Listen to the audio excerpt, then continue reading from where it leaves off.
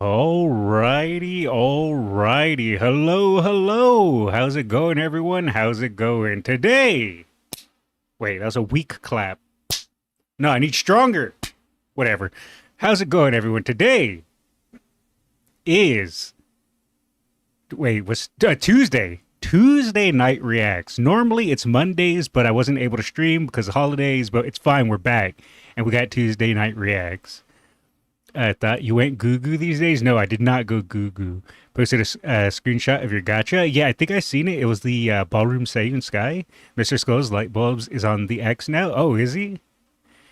But anyhow, normally how we do it is Monday/Tuesday night reacts or long-form content, 15 minutes and above. And the end of the week is Friday reacts, and that's usually 10 minutes and under. That's normally how I do it. But yeah, hopefully everyone had a good weekend. Skullz, I know you watched those ASMR videos I sent. That is a lie, good sir. He hasn't risen up since it's Easter now. True, actually. Ballroom Fujikiseki and Ballroom Seiyun Sky. Ah, okay. Yeah, I did see those. But yeah, hopefully everyone had a good weekend. And hopefully, if you celebrate Easter, you guys had a good Easter. He didn't watch them. He slept to them. All right, someone ban nays. I haven't even been back 5 minutes yet. And I'm already getting called out. 24 pools. Skullz, I have 3 vids uploaded by the same GPU editor and its HQ for editing. Somehow want you to react to those today, but quite long, total being 1 hour. I doubt I'll be able to get through that, but you can post them. I can pull them up, but I don't know if I'll be able to get through all of that. By the way, I'm gonna gather around, youngins. Old man is about to go on a rant, okay? So everyone, get ready. Old man is about to ramble on a rant. VOD watchers, you already know how it is. If you are watching my stream and you're a VOD watcher, you know yapping is happening, all right? It's bound to happen. There's no getting over it. Side Game said we suck when we lower the requirements. Guys, I have a confession to make. I have not been putting in my part in doing the fans. I haven't at all. I've done like one run. And I haven't even earned the personal rewards yet. I've been slacking. I'm sorry. All right? I'm sorry. I'm lazy. What do you want me to do? I'm lazy. It's not my fault. I'm lazy. I was born this way, okay? Look at my top hat. Just be distracted by that.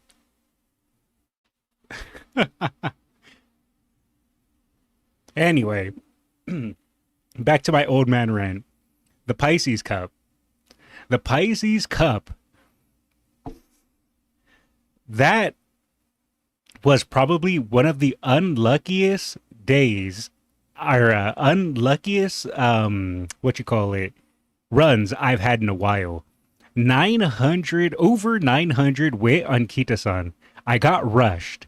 I did not activate Maestro. I had a 90% chance to activate Maestro. It did not happen. According to racing simulators, I had a 10% chance to get rushed with my wit being at 900. That hit too. I got double 10%ed. You know how they say streamer luck? I think I need some of that streamer luck. I'm never not streaming ever again. I've learned my lesson.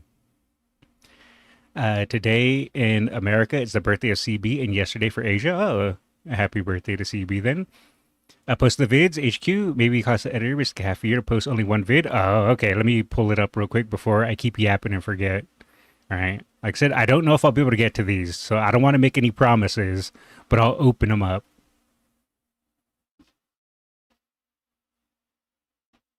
All right. There we go. And hello, hello. Fish and mail, true. The second thing I wanted to go on a rant about. Why is it we starting with CB? I want to vote for my light bulb fix. We can do light bulb since it's a bit shorter, and then because I said I'll do CB today, so we're for sure doing CB today. It doesn't have to be at the start, but we're gonna for sure get CB in today. I feel you. Mikey the Sun Bourbon had 1K wit, and they late started. And Mr. Hills, I do think wit doesn't affect late start, only rushed. Late start is pure RNG unless you have like focus and concentration to reduce it. Bro got rushed with 900 wit and complained, well, I got rushed with 1400 wit. Currently, we have now more than 400 billion fans. Yeah, I haven't even put in any help. I've been slacking. You guys have to carry me, okay? I'm lazy.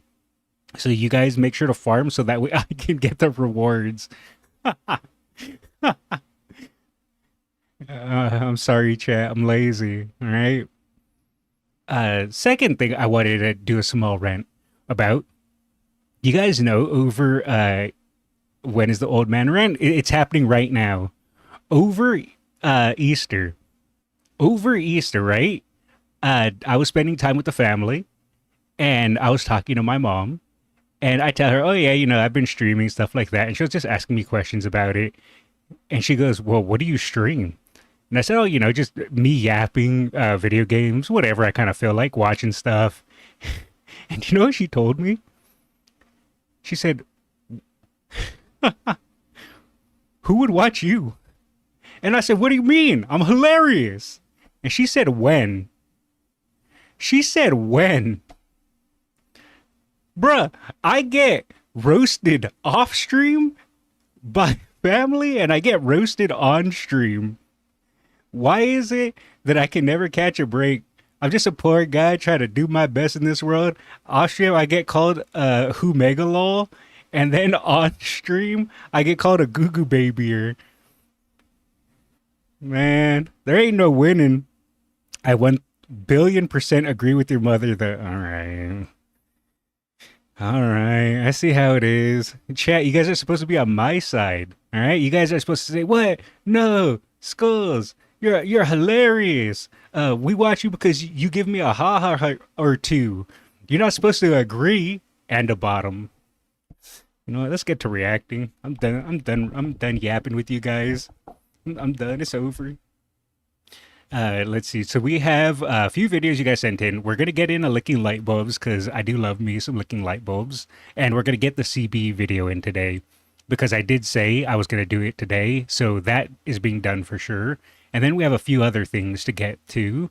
Oh, right. Kel sent in his Pisces Cup. We'll probably check that out. It's only 5 minutes. Why not? We'll squeeze it in. And maybe we'll see if we can get a couple of these in. I don't know if I'll be able to do them all, though. But for sure, light bulbs and CB is locked in. Damn, Skullz, you're hilarious, cool. How I aspire to be like you. 1 second. 1 second. Oh, no, I forgot to fix my tabs. You guys see that? You guys see that message? You guys totally see how I'm hilarious and cool and people aspire to be like me? You will never be over us. We are here to not laugh at you. All right. Well, there went my inflated ego, just instantly crushed. Also, thank you for the super chat, Divas. Appreciate it as always. I blame you for getting me into light bulbs. I mean, he does make good content. I remember Joe Coy, the stand-up comedian, once said he told his mother he wanted to be a comedian. His mom told him, who said, "You're funny. Do you see any clown in our family?" That's pretty much how it happened. How he wrote so that I got to know her line. I chat with her. Man, it's not my fault. I'm telling you, I'm totally hilarious. Just people don't understand my genius. Go back in your corner. All right, I did. I went back in my corner. I'll never, I'll never do it again. And thank you for the super chat again, Difus. I super appreciate it.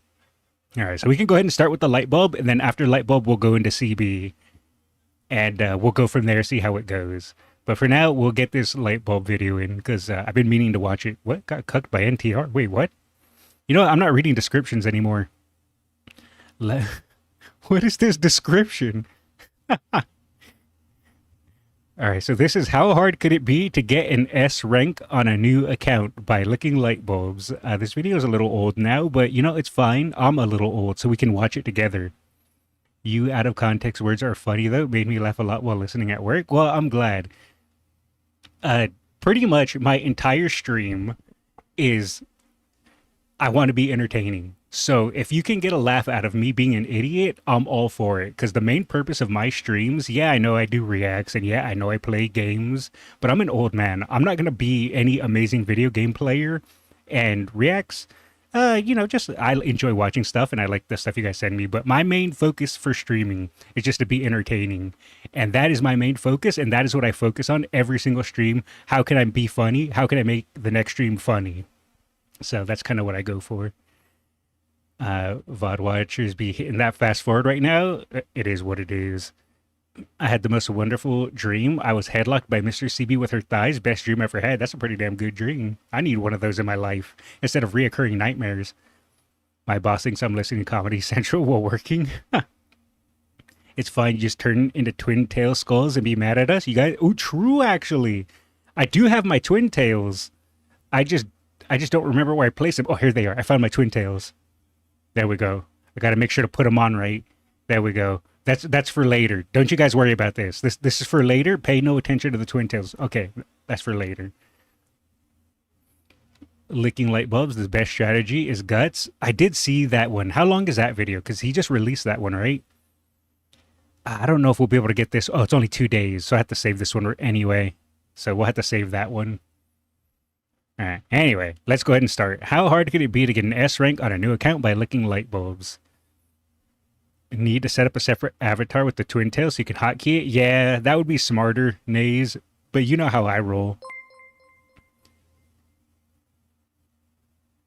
If you want dry humor, dry wit, True. dry life, True. dry wine, True. or dry, come to Skellington Stream. You know what? I do think I have a bit of dry humor, but it's nowhere near as dry as my brother's. So he has me beat in that department, but I'll take everything else.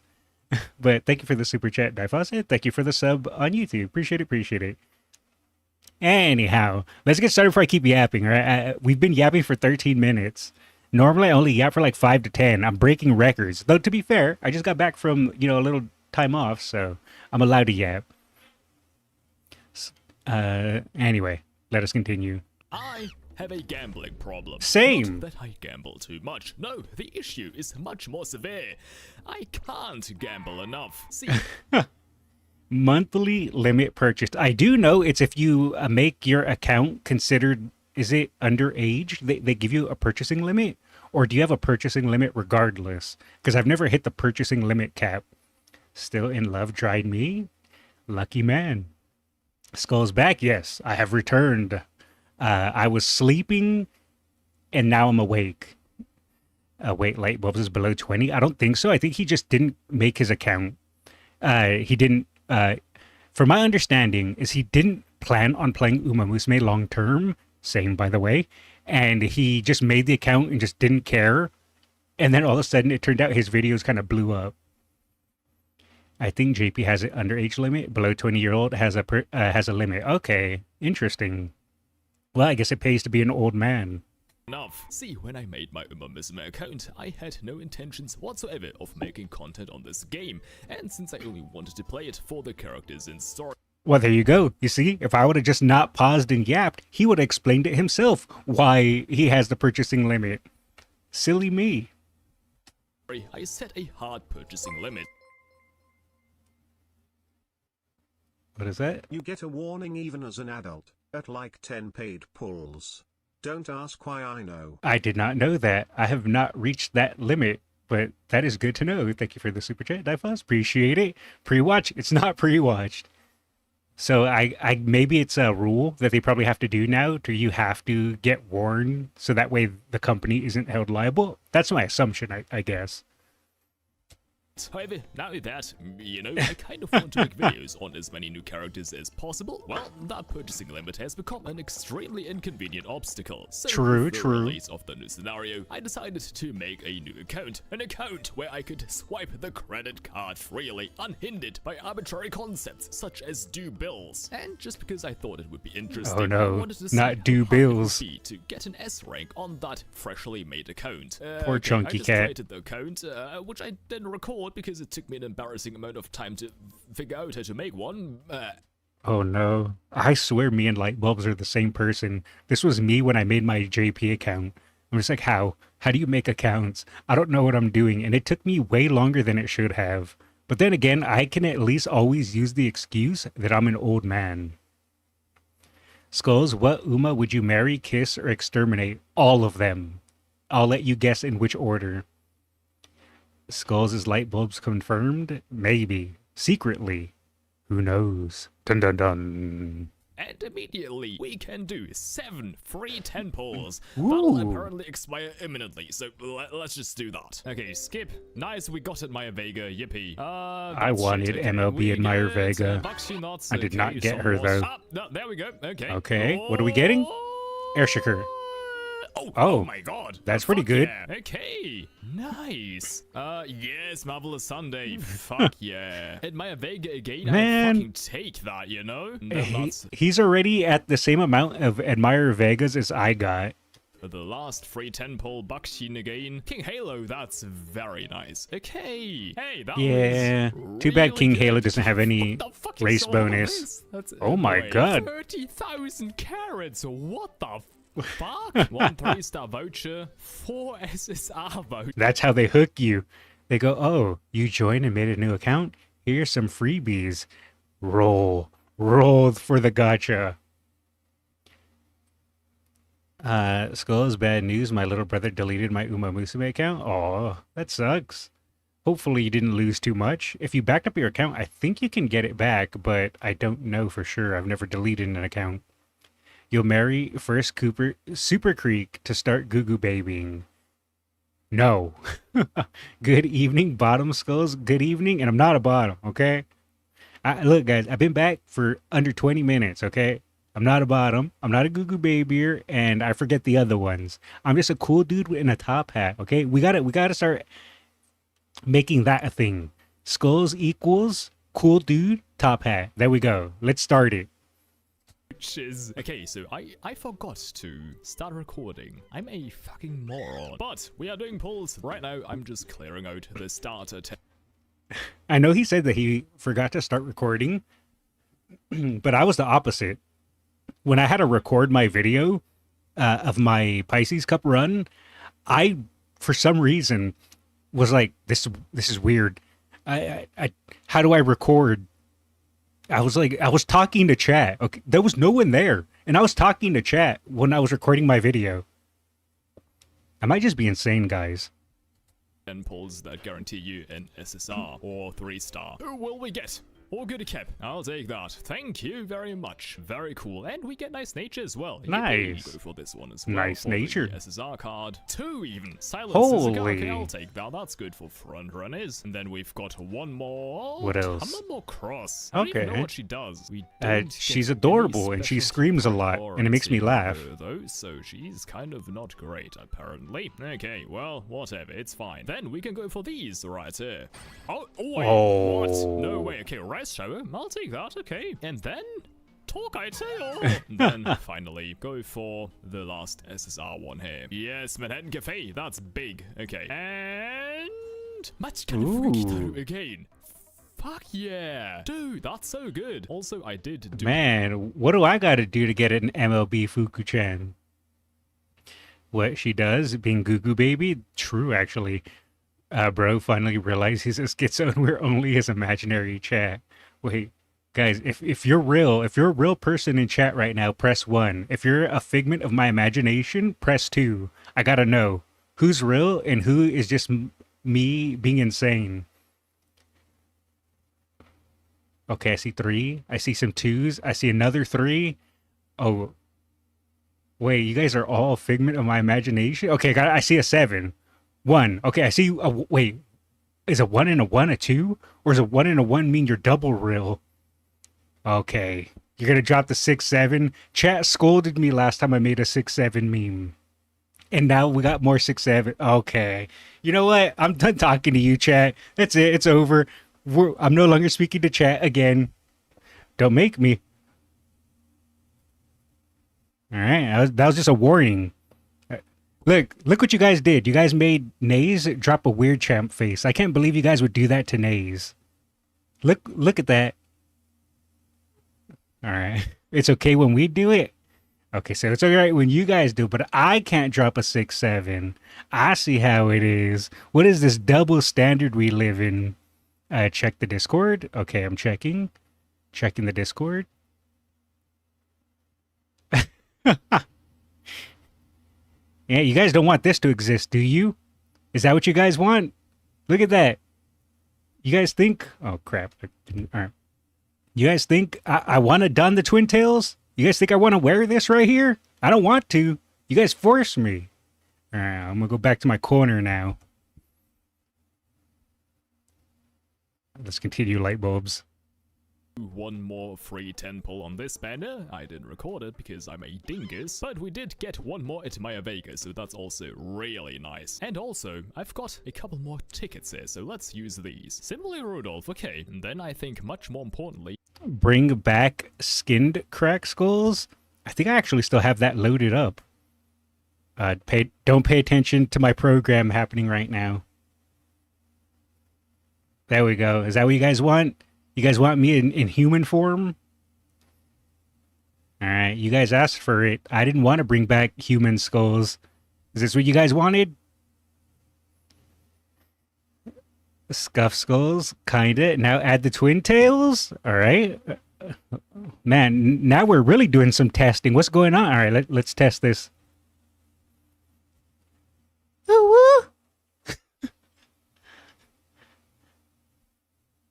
That was my best ooh-woo. You guys like that? All right. All right, I'm done. I'm done. We're going back. Never do that again. All right. Okay. Let's continue. Oh God, that was too funny. Oh, all right, I'm good. I'm good. Oh, all right. I can laugh again. Skullz, your lucky auto thumbnail didn't see it? Oh, true, actually. Wait, we have another? Oh, no, not another one. Wait a second, I actually look kind of hot. You know what? Let's go back to the video. We've got 5 SSR tickets. Come on, hand it over. Fine motion. Okay. No way he got fine motion that easily. Hold on. Tickets. It was with the free ticket. I think much more it was with the free ticket. I'm not mad. I'm not upset. I'm not about... I'm not... All right. There we go. 5 SSR tickets. Come on, hand it over.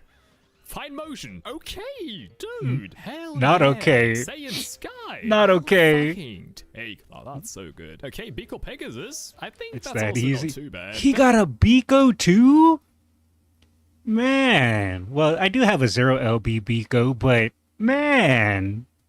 Worse options. No, fuck. That's not great. Not great at all. Go. Poor One special last week. one, please. Biko Pegasus, okay. A double now, Biko. We have 30,000 carats. The question is, what do I remember getting Still in Love in a free pool. Oh, I'm jealous. I wish I had Still in Love on my JP account. Skullz, you jealous? Yes. Very jealous. pull on? I think I will first go for the support card banner and see if I can at least get some more Admire Vega copies. Okay, no, that's fine. Yes, okay. I needed more. Nishino Not a Furo Nishino. and Rob Roy, both of these are really nice. Okay. Machikana Fukukitaru, lovely. Another Fukuchan. And Admire Vega, yes, yes. Aishin Flash, Zeno Rob Roy, and Admire Vega, fucking lovely. That's I've been thinking about using my SR crystal for Admire Vega, but I don't know if it's worth or not. really good. Ah, Shinko Wendy, more Admire Vegas. Fuck yeah. Ah, SSR. That's not great, is it? Oh, poor winning ticket. It's totally a scam. Side Games gives me 2 copies from Free Scout and tries me about 30k carats. It's so they can give you a false sense of security. I got LB2 Biko, but she'll be dropped in performance so hard in GL scenario. Pretty much, from my understanding, is Biko is just a good stat stick card. Outside of that, she doesn't do too well, but she's an amazing stat stick. Oh, SSR. Oh, vodka. Okay. We'll Another take vodka. good That's card. He's getting so many good cards. Where are my good cards? All I get is depression. And Speed has our vodka. I'll fucking take that too. That's good. Nothing. Ah, one more what? Okay, nice. Meijiro Ryan. I don't know if that actually Meijiro know Ryan she's card is a good. lot. She does have race bonus. 1, me and Lightbulb said the same thing. 2, why did he hesitate his edit there on a creek spot? You guys saw that, right? No Kita-san yet, though. I have MLB, Fine Motion, Fukuchan, Kita-san. Now I want Sirius Symboli, but I currently borrow it as a late surger enjoyer. Ah, okay. I have those MLB'd as well, except for Symboli. Skullz, if the TikTok vid appears, viewer discretion is advised. Wait, there's a TikTok vid? If we get SSR on Umado event, I could get LB3 Creek. Ooh. Hopefully Global's able to hit it. I do know that Side Games put out a statement that they had it set on, I think, the Asian server standards, so they're going to reduce it for Global. I don't know if that means we're just bad or if there was more players on the Asian side, but either way, words. Come on, brain. You can say words. We should hopefully be able to have extended time, or maybe they'll reduce it. They got the event during lockdown, and on a weekend, we get it on a Monday. Ah, that actually makes more sense. The JP server standards, they have the pandemic and weekend buff. It was, oh, okay, I did not realize that. That makes so much more sense. Okay, so in short, what you guys are telling me is you guys need to put in more effort so that way I can claim the rewards. Well, I put in little effort because I'm lazy. You guys will do that for me, right? I believe in you, chat. You guys got this. Go farm.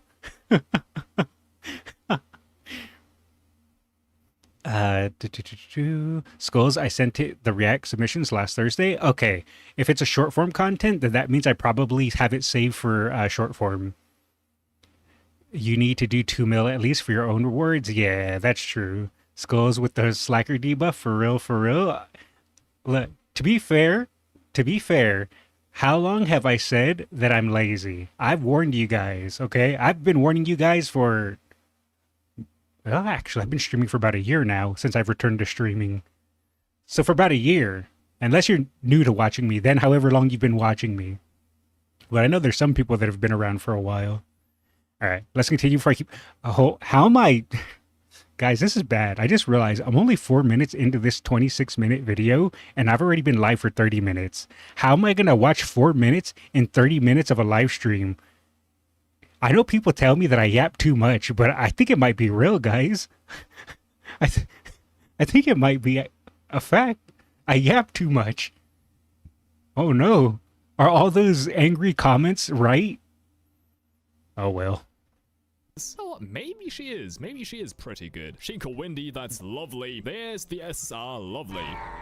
Oh my fucking god. I Then know we've that got pain. enough for I the got that spot card. exchange point thing. So, exchange lineup and get NTR here. Very cool. Yippee. I did think we not get a should single first copy of all take NTR. stock of what Kinda we've sad got. about We it, limit but- break 1 B Corp Pegasus. Limit break 1 Machikanda Fukukitaru. That's good. Very nice. My own Top Gun stamina card is pretty good. We Eh, can level that she doesn't up, have and specialty it is, priority. Of course, very good. In my Vega, we can max level. Oh, I'm so jealous of that, man. I wish I was able to get her to MLB. If I would have got Admire Vega MLB, I probably would have ran Taishin in the Pisces Cup, and I would have done a Guts Taishin build. But I only have one LB Admire Vega. Limit break. Hell yeah. That's really nice. Shinko Windy, we can limit break once. That's cool. We get Marvelous Sunday once. Nishino Flower, we can limit break once as well. And that's about all of the cards that I want to limit break for now that are actually useful. Then also, True. we've got 3 vouchers as well. So we can go for some characters here. These are only the Let's launch see. 3 stars, out of which I honestly, Maru, I don't know. You know what? Go for the McQueen. fat ass. I don't have it on my main account, so why not? Then we've got another SSR Ooh, voucher. okay. This time it Oh, includes there's a lot of good ones everyone. here. And considering that I could not, for the life of me, get No, don't get her. Please, anyone but her. to on You wouldn't my do that to main me, account, I Lightbulb. think it's pretty Okay, good, he clear went past. that Ooh, we're I safe. will go for No. Ashen Miracle. Okay. Cap. Yes. My belly's so full. That's actually a really good pick. He's also going to get a bunch more from carrots from the cards. Also true. Guts build next for licking light bulbs. Yeah, I did see that. I hate my hearing. I can't understand the person saying to me without hearing a random person saying something to another random person. I have no idea what you mean, but I'm going to agree and say true. True, brother. All right, let's continue. Then we get one SSR selector. I think the 2 prime options that I'm gonna be looking at are either Fine Motion or I think most likely Machikanda Fukukitaru, because that would put us at limit break 2 He's going already, for the and, Fuku-chan? you know, I can that's respect very it. good. My own Top Gun speed card, I don't know if It's not she's bad. good enough as I use Zero. Mayano Top Gun for the power bonus and for my front runners. She was a staple card I used in my Kita-san build for the Pisces Cup. Not that did me any well, but outside of that, she's meh. Limit break to justify going for her. Same goes for Super Freak. I honestly think I might have had a better chance had I run Bourbon, but I committed to Kita-san, but I should have ran Valentine Bourbon for the Pisces Cup. Kind of regret it, but it is what it is. At least the next Champions meeting is a medium. We don't have to worry about long, rainy, and whatever else horrible conditions. It's spring, firm, sunny, medium 2000. Easy. I use Maya card to gamble head on. Oh, that's also true too. I almost missed doing the Umado event because my laptop charger broke, but lucky I have my phone. Oh, nice. I haven't even got the personal rewards yet. I need to do that. I'll probably do a run or 2 off stream later and try to squeeze in the personal rewards. Either that or maybe I'll force my brother to play. Joking, as a joke. Krakskullz does not share accounts, nor does he condone it. Same goes for Rice Shower, same goes for Kita-san Black. I just don't think they're good enough at 0 limit break to warrant going for them. I think I'm just gonna go for Machikanda Fukukitaru and get her 1 step closer to max limit break. Very cool. You know what, I'm gonna try to go for 1 3-star on this banner, see whether that's gonna be Kita-san Black, and if it's not, then I will wait and reconsider my options. Okay, Unlucky. we get nothing here, we get... Holy Harus! Then How many I will Harus did he wait get? And reconsider my options. Okay. 4 Harus? Damn. Oh, he got 2 winning tickets too. But look at that. This man's Haru maxing over here. We get nothing here. We get nothing here. We do get Mumbo here, but I will not do a run with her. Alright. Okay, we already disliked the video. Good. I was about to dislike it again for the Mambo slander. But we've already hit it dislike once. We can't hit it again, sadly. Fuck you, Mumbo. Hey, we get Torsen Jordan. Jeez. There's just nothing in I her want- head. Yes, I want like Tosin whatever. Jordan. Actually, that's nice though, because I also don't have her on my main account. Getting her here is After nice. seeing Yes, her we can run immediately go from for Lightbulb's Trailblazer. other video. Okay, my first run will of course be with Christmas Augury. And then, oh, Haru maxing sounds sus. Haru maxing relevant in spring. Also true, actually. The tickets are still on sale for like 7 more days. Yes, the tickets were... I already used the paid voucher to get my Fine Motion to MLB, but I'm probably going to buy the Scout ticket and probably get Festival Opera O, because she's going to be very useful in the future as an inherit. He says F you to Mambo for no reason. I know. That's why we downvoted the video. But you can click it thrice. Let's test that theory. All right. Dislike, dislike, dislike. We clicked it thrice. You already watched Lightbulb's Toast and Jordan video? Yes, I have. I think I watched it on Friday night, or well, it was Thursday night reacts last week. But yeah. God, inspiration. Yeah. You know what? I'm just gonna follow my own account. Go for this. Right. So Wait, how I do don't you wanna follow your dick own around account? with Oh, right. He just would have got his own ID and copied it. Yeah, okay. I'm not dumb. Trying to find someone to follow for now for the first run. I'm gonna do it eventually. Just I don't feel like doing it right now. Just go for my Motozenski Spark here. Dumb. Okay, to be fair, I've never followed myself before, so I didn't really think about how it would work. So it's not my fault. I got TM Opera O Festival version just because good late surger parents. Yes, she's amazing for pretty much all running styles, and she's gonna be an amazing parent. The only downside is getting the right sparks on her. That's gonna be the rough part. Of course, you never, since you only have one account. I mean, I do have my JP account, but yeah, I can't follow both. There is nothing fair. I've thought about making a second global account for the memes, but I haven't done it. But I've considered it. Yeah, I mean, it's pretty fucking good, I'd say. It's for front runners mostly, but it's still good. I think this deck should be pretty alright for the beginning. Okay, that's the entire deck maxed out. We only get 26%. Yeah, these don't have their race bonus unlocked yet. That's sad. So you know what? Yeah, you know what? Before I'm gonna do more pulls on this, but I'm gonna do more pulls. Yeah, there we go. We get an SSR. More Yippee, gambling. That's not NTR. You could say I'm getting cucked here. Haha. Wait, what? Why? But we do get Sweep Torture. Did he get another Biko? Oh, and a Sweepy. Take that. More SSRs. That's King Halo. I mean, that's okay, I guess. Yeah. Oh, 2 SSRs. Okay, King And Halo. another King First of all, Halo. That's good. NTR. No. What? No. Young lady, you keep that tongue in your mouth. We've seen what you do.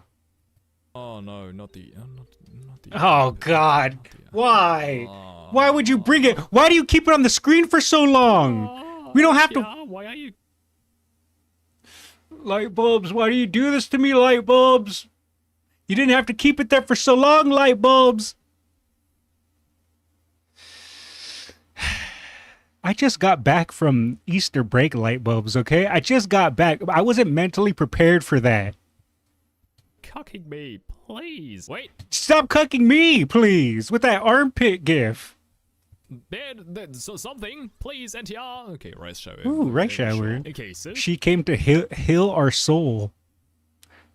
Zoom it. Lick, that's your father, Gio. there's a couple of things that I took a look at, and for one thing, the Major Ryan Guts card isn't that bad. I do get 6% race bonus. Can't quite level her up to level 35 because I'm broke now. Also, SR Smart Falcon has armpit, feet, and bag. Wait, does she? There's no way, right? I haven't looked at the card art. Are we gonna have to investigate? All right, we're doing some investigative journalism right now. We'll just go to the event helper, and we'll pull up the card. We'll just pull it up down here. All right, this is investigative journalism, guys. Okay, what is it? Is it a power card? I don't know what it is. I don't see it here. I'll just type it in, right? I'll do it. Smart. Okay, it's a guts card. Oh my god. Well, can we open in a new tab? Well, you weren't wrong. You definitely were not wrong. Enhance?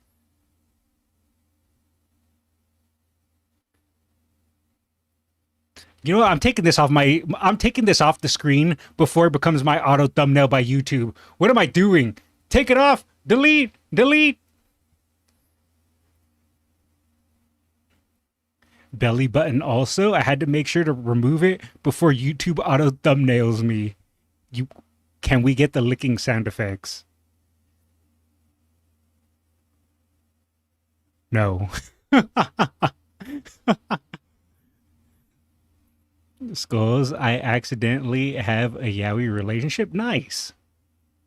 I realized that the Miko Pegasus card, at level 40, which I could level her up to, she does have a good amount of specialty priority, more specialty priority from her unique perk, and she does also have 7% race bonus, which is quite nice, so she's also definitely worth leveling up. So if I had more monies left to level up some more support cards, I might actually be able to get to 50% race bonus already, but as it stands, I'm not quite there. But yeah, let's just try this out for now. I believe. Am I in the Euro finale? Yeah. Fuck. I'm stupid. I want this. Me too. I'm a fucking moron. There we go. Fortune. Yes. Come on. Why hesitate for a moment to answer yes? Hello? Wait, what happened? I got distracted. Give me charming. Charming! Ah, yes. Now we can rest here. That's okay. Fucking elf. An early night. Oh. Fortune, please. Nope. Failed it. Hell no. Ah, come on. I'm glad JP cards don't need to upgrade like that. I know. That is something I wish Global gets early, like some of the other quality of life fix stuff we've got on Global. I'm hoping we get that soon as well. Because I don't know how nice it is on JP just to get the cards and they instantly merge and you don't have to spend or upgrade them at all. It's so great. I'll just go for infirmary here. Just get rid of Night Owl, please. It didn't even go. Okay, well, what? Rest here. Come on, please. Well rested. Fuck off. Carrots! No. I had a loss streak on Fuku-chan's event, the first stage. Fuku-chan is so weird with me. I'll do runs and I'll just get her whole event all the way through, every single run, or I'll go on a run and I'll fail it nonstop for like 10 runs in a row. And and then it'll be like a flip switches and then I'll start succeeding them again. It's never like I get one right, then I lose the next, or I get two right and then I lose the last. It's always all or nothing every time, which is very fitting for Fuku-chan. Carrots. Hello? Hello? Hello? Hello? Hello? Hello? No! Oh my god. Okay, we are fucked. It's over. JP players deserved after here so many years. Yeah, that's fair. And now us global players want to steal it early. Maybe we shouldn't run as a late surger this early on into the run. I'll get out of here. Just run as a pace chaser. Go. Don't lose. Nice. Okay, nice. Uh-oh. Are you about to get Nishino? No, you're getting Seeking the Pearl. There we go. That's looking much better. Why is Nishino there? Please. Hello. Uh-oh. Uh-oh. Oh, no. Okay, he got that it. was closer than I thought it would be, but... Why is Seeking the Pearl so strong? When you get her in the first mile race, first G3 mile race in junior year, for some reason, she's super tough to beat. Yeah, sure. We do still win. Yippee, yay. Go for the infirmary here. Please get rid of Night Owl. Are you fucking kidding me? You are the biggest fat ass. Come on, prove it. You can consume more calories. Go, yes. The power of chicken. So big.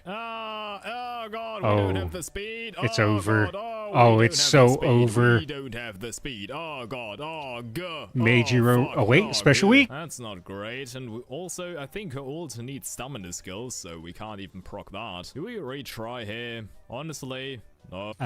For real, Seeking the Pearl is so annoying. In junior year, she is. Pearl being mainly Champion's meeting character after coming up by the time. Oh, really? She's strong. And hello, Stevie. You know what Seeking the Pearl is the legend changer? I do know that she has the lightning road in Legend Changer, which is diabolical. I know that much. To be fair, though, chat pointed that out to me a while ago. Oh, we don't have the stats. It's not even worth considering it. Then come on, hand me the garbage inspiration. It's fine. Maybe it won't be garbage. Maybe it'll be amazing. Just hand me garbage. There we go. Okay, yeah, that was God, garbage. that was so bad. We have to run in the Satsuki show with this. Oh, she's just not fast enough, is she? Oh, God. Okay. Yeah, Christmas Oguri is very hard. I wouldn't say very hard, but she's definitely one of the more difficult career runs because she doesn't have any ultimate or unique to help out. You have to kind of grab an early acceleration skill because she struggles because you essentially are just going off of raw stats. Well, I'm not even gonna retry. You know what? Give up. I can't do this right now. Just a quick low cortisol 10 pull on the support card banner here. Nothing. Okay. Wait, it's not nothing. Okay, Ooh, that's fine. that's I actually guess. really good. That's not too bad. Before we do another run, I might have acquired a couple more carrots. First of all, free 10 pull. Yeah. Wow, where did he find all those extra carrots, guys? I wonder where they were hidden. First JP trained horse winning graded race abroad. Oh, I did not know that. Yeah, that's not that great. More importantly, these right here. Okay, what is it? Well, that's shit. You know, that's completely fucking useless. Sure, I guess. New Year's Haru, I mean, wasn't exactly on my radar for, you know, characters I wanted, but that's fine. That's right, you appreciate the Haru. Let's do some more 10 pulls on the character banner because I want to see if I can still get Kita-san black. Oh, something. Was that Saiyan Sky? Saiyan Sky, I think. I'm cool with that. I'm chill with that. I did not have her on my... I did not have her either, even though I wanted her, but I did not have enough carrots to pull for her, so she slipped on by. Unlike my mods, who were lucky and got her with free tickets, which I still haven't forgotten nays. We'll continue.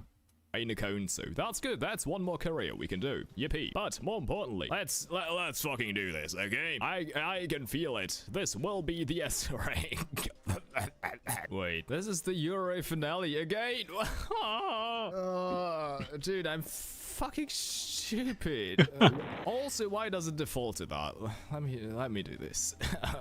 Wait a second. Why is it defaulting to URA? It doesn't default normally, unless he was running URA runs before and forgot to swap it back. You got her on free pools. You have OG and Ballroom. Saiyan Sky made me a front runner. She is cute. By the way, Saiyan Sky once created world record. You will see that while reacting to the video I posted. Oh, okay. Pearl under 280 speed equals redo the run. I've barely seen that guy. But yes, pretty much. It's defaulted after you finish a career. Really? I've never noticed that. Huh. Fucking hell. Oh, please, come on, go. Come on, go! Pass the clanker, the very fucking least. Is he about to lose please. to the clanker? Please, lose to the clanker. Go. Lose to the clanker. Oh, yeah, he lost to Maru. She doesn't even win against the clanker. Okay. She does. Okay, well... yeah, not having an ult is like... Hi, Skull. Glad able to catch your stream. I usually am a VOD watcher. First time chatter here. Hello. How's it going? And hopefully, as a VOD watcher, you get to skip the yaps. Because I do know I yap a lot. But welcome. When you do catch the live, sadly, you're forced to listen to the yaps. Did you watch Maybe's a favorite video, or did I miss it when I skimmed through your VODs? No, not yet. I have it, but not yet. Also a VOD watcher? Oh, nice. Glad to have you guys here. First time, he's Gugu Nishino. Guys, I just said that we have to change it to Top Hat, Cool Dude, Skullz.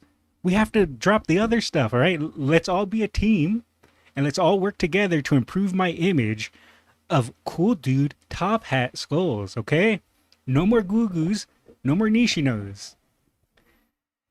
Now we have a new goal. Let's do it, chat. I believe in you. Nah, yap all you want. I don't care. Oh, thank you. I appreciate it. Let's be real. Digiton is our spirit, Uma. That's also true. Top Hat, Gugu, Skullz. Unfortunately, Nishino is already taken by Satan Sky. Okay, old man, hit the play button. All right.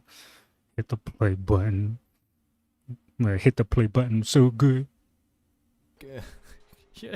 Oh god. You know what? No, I can't do this with her. You lost the Chio. It all doesn't fucking work. Control breathing and kick forward hard towards victory in the second half of the race after recovering endurance with skills at least 3 times. I don't have 3 fucking recovery skills, and I pretty much won't till the very end of the career. Like, she doesn't functionally have an ult in career. I'm not. Yep. No. That's what makes her difficult. No, he just clicked the URA again. No, he's in the URA. Oh boy. Why the fuck are we in the URA finale again? No! Oh my god! Why do you default to this? Go. What? Oh, nice. Then debut. Go for Pace Chaser and skip. Easily. Yes, thank you. Carrots! No. Ah, come on. Come on! Mood back up, thank you. Very cool. Ah, come on! You see, at least I have the excuse when I make dumb mistakes like that. I can say, oh, well, you see, guys, I was distracted by chat. I didn't mean to click the URA. Chat, how could you do this to me? Lightbulbs is recording, so he can't blame chat. So I've recommended it to Lightbulbs before. Start streaming Lightbulbs. That way you can blame your chat for your mistakes. It's amazing. It works so well. Dude, like, was that really necessary? Fortune! Yes! Just keep going, don't let vodka pass you, please. Come on! Oh. Wait, do we win? Oh my fucking god, nope. I got passed by vodka. Are you fucking kidding me? Oh, look at that by a nose. I have a fucking F in speed. That's alright, that's all she needs. The F stands for fast. Starting to think if Lightbulbs is Skullz after all these dumb moves. If there's one thing that is known about me, is that there is no brains under this top hat. And that is a well-known fact. Oh my god. Yes, okay, nice. Then the hopeful stakes. F is for fat, F for fatty. That's only if they're an American horse. For vodka, F is for fast. I think we can just skip here, right? Yes, easily. Thank you. Fortune! Nope, failed it. No. Oh, fucking hell. Can you guys tell I use Fuku-chan's card a lot? I can tell when she fails her event. I'll show you guys the secret. Fortune! You see, when she's in this pose and then throws her hands back like that. Let me go back a bit. You failed the event. When she puts her hands in this pose, you failed it. If she puts her hands forward, kind of like how Dodo's doing, where she balls her fists and put it in front of her, that means she succeeded this event. And that's how you can tell if you got it right or wrong. So when she takes this pose, you fail. When she takes Dodo's pose, you win. Oh no! Oh, fucking hell. Well, then we can do the tulip shore here. There we go, we win, of course we do. Yippee. Yes, okay, nice. I will go for a megaphone here. We need that. Okay, yeah, just... It's so frustrating when no megaphones appear and you have a summer break. She's stimming. Stop her. Come on, Orfvre. What the fuck is up with this gap? Oh god. Come on. What the fuck? They stim to me, Pucky. Why? What? Why? Why is one always so far out in front? Like, she's gotta have an E in speed too. Like, fuck off. Straight away adapt. Okay, ult. Go, please. Oh, nope, it's not enough. Why? That's change to opera if you got succeeded, Fuku. That means you need to log off Uma and go outside. Ew, touching grass could never be me. They goon to your father, Scarlet. That's a really good meme. I watched that meme like a month ago, and I remember it. I had a terrible one where only 3 hatters spawn. Yeah, the megaphones are super unlucky for me. If I don't get a 60% megaphone before summer break, I usually just will restart the run, or if I have a 40% one, I'll use that one. But oh, hammers, gotcha. That's just rigged. There is no way that is out in front by that far. And like, she's a pace chaser too. It's not like she's a front runner. And that's just bullshit. The game is spreading misinformation on the internet. Like, that should not be happening. Okay, she did have beeline burst though. Front by that margin. Thank you. Now please keep going. Yeah, okay, we win here this time. Don't know why this took 3 attempts. We clearly have the best stats, but hey, that's fine. I just learned from other Uma players they use front runner as a debuff. Yeah, front runner has unique ways that can kind of mess with the other runners that I don't think other runners can do as easily, which is why Runaway Suzuka works, because she changes the entire field of how other Umas run just based on her being so far ahead. So it's a really interesting strat. It's a bit complicated. The times I've tried to make it work, I failed. So I don't think I'm going to try it much more in the future because I'm not good enough to make it work. But it is definitely an interesting strat. Ah, come on. I can throw the kitchen sink at the wall. Come on.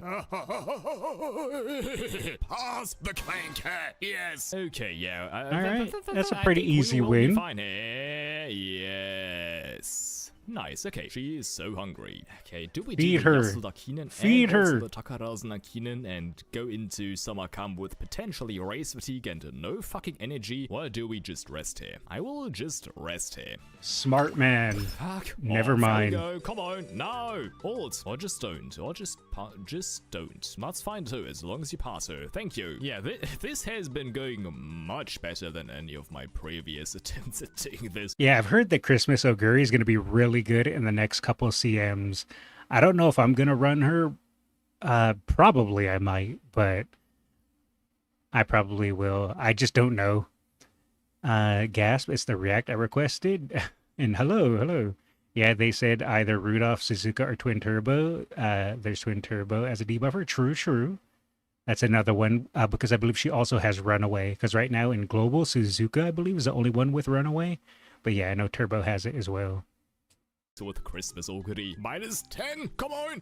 Oh, fuck. Then go for that. Nice. Nice. Go for this. Go for the good luck charm. And then Double go nice. for Gutsy. We will need to use the kale juice, which will put our mood down, which isn't ideal because we don't have anything for mood back Unfortunate, up. but I am guess going to that's say fine. worth. I guess I can live with that. Go for the 40% megaphone and 4 speed ankle weights. Nice. Then speed, yes.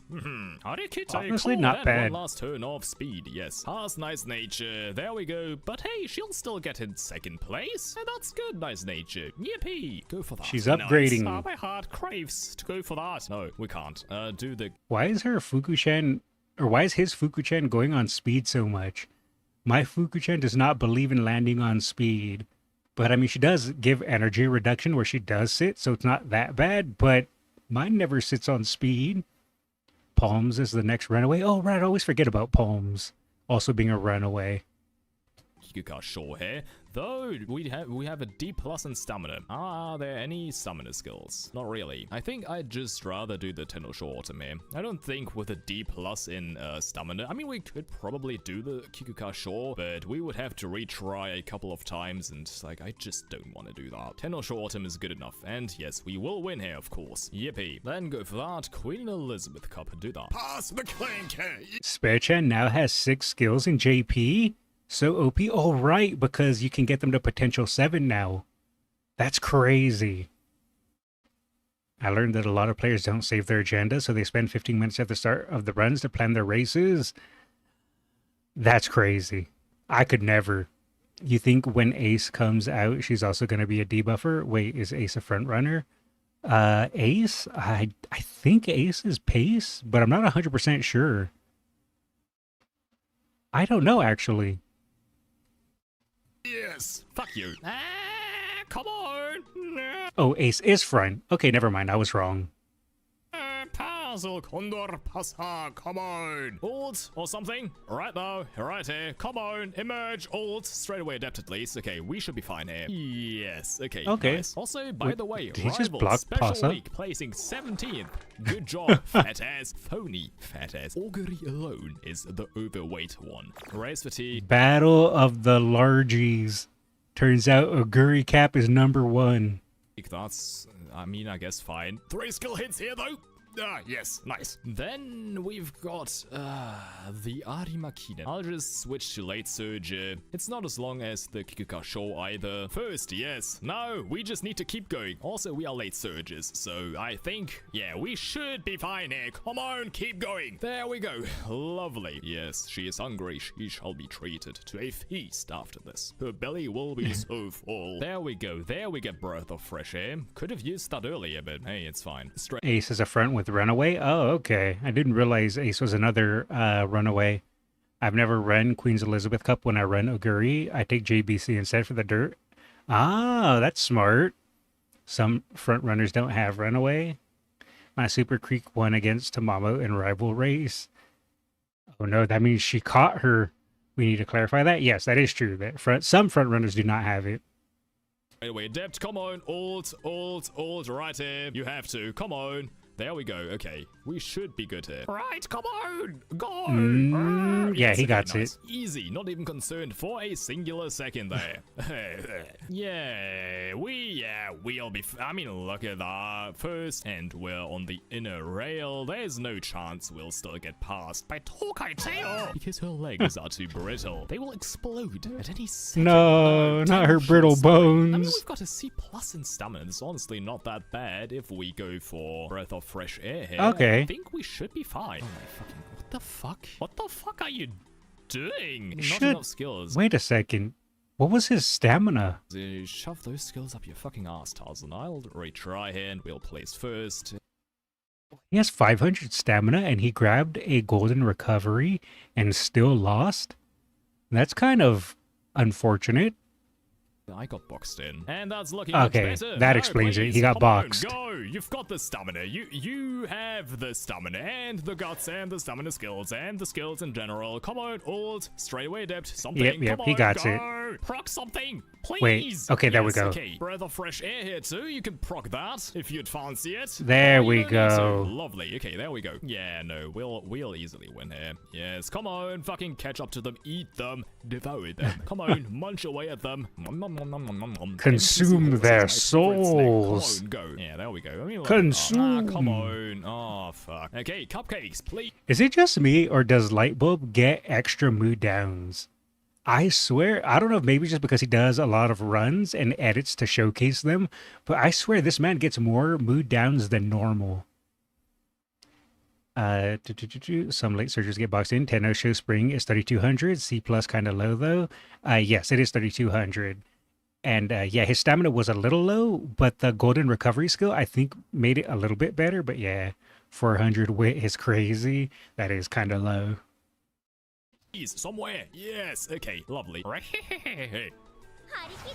Nothing. Fuck. I don't have any whistles either. I'll go for power, I guess. Get Nishino flow levels up.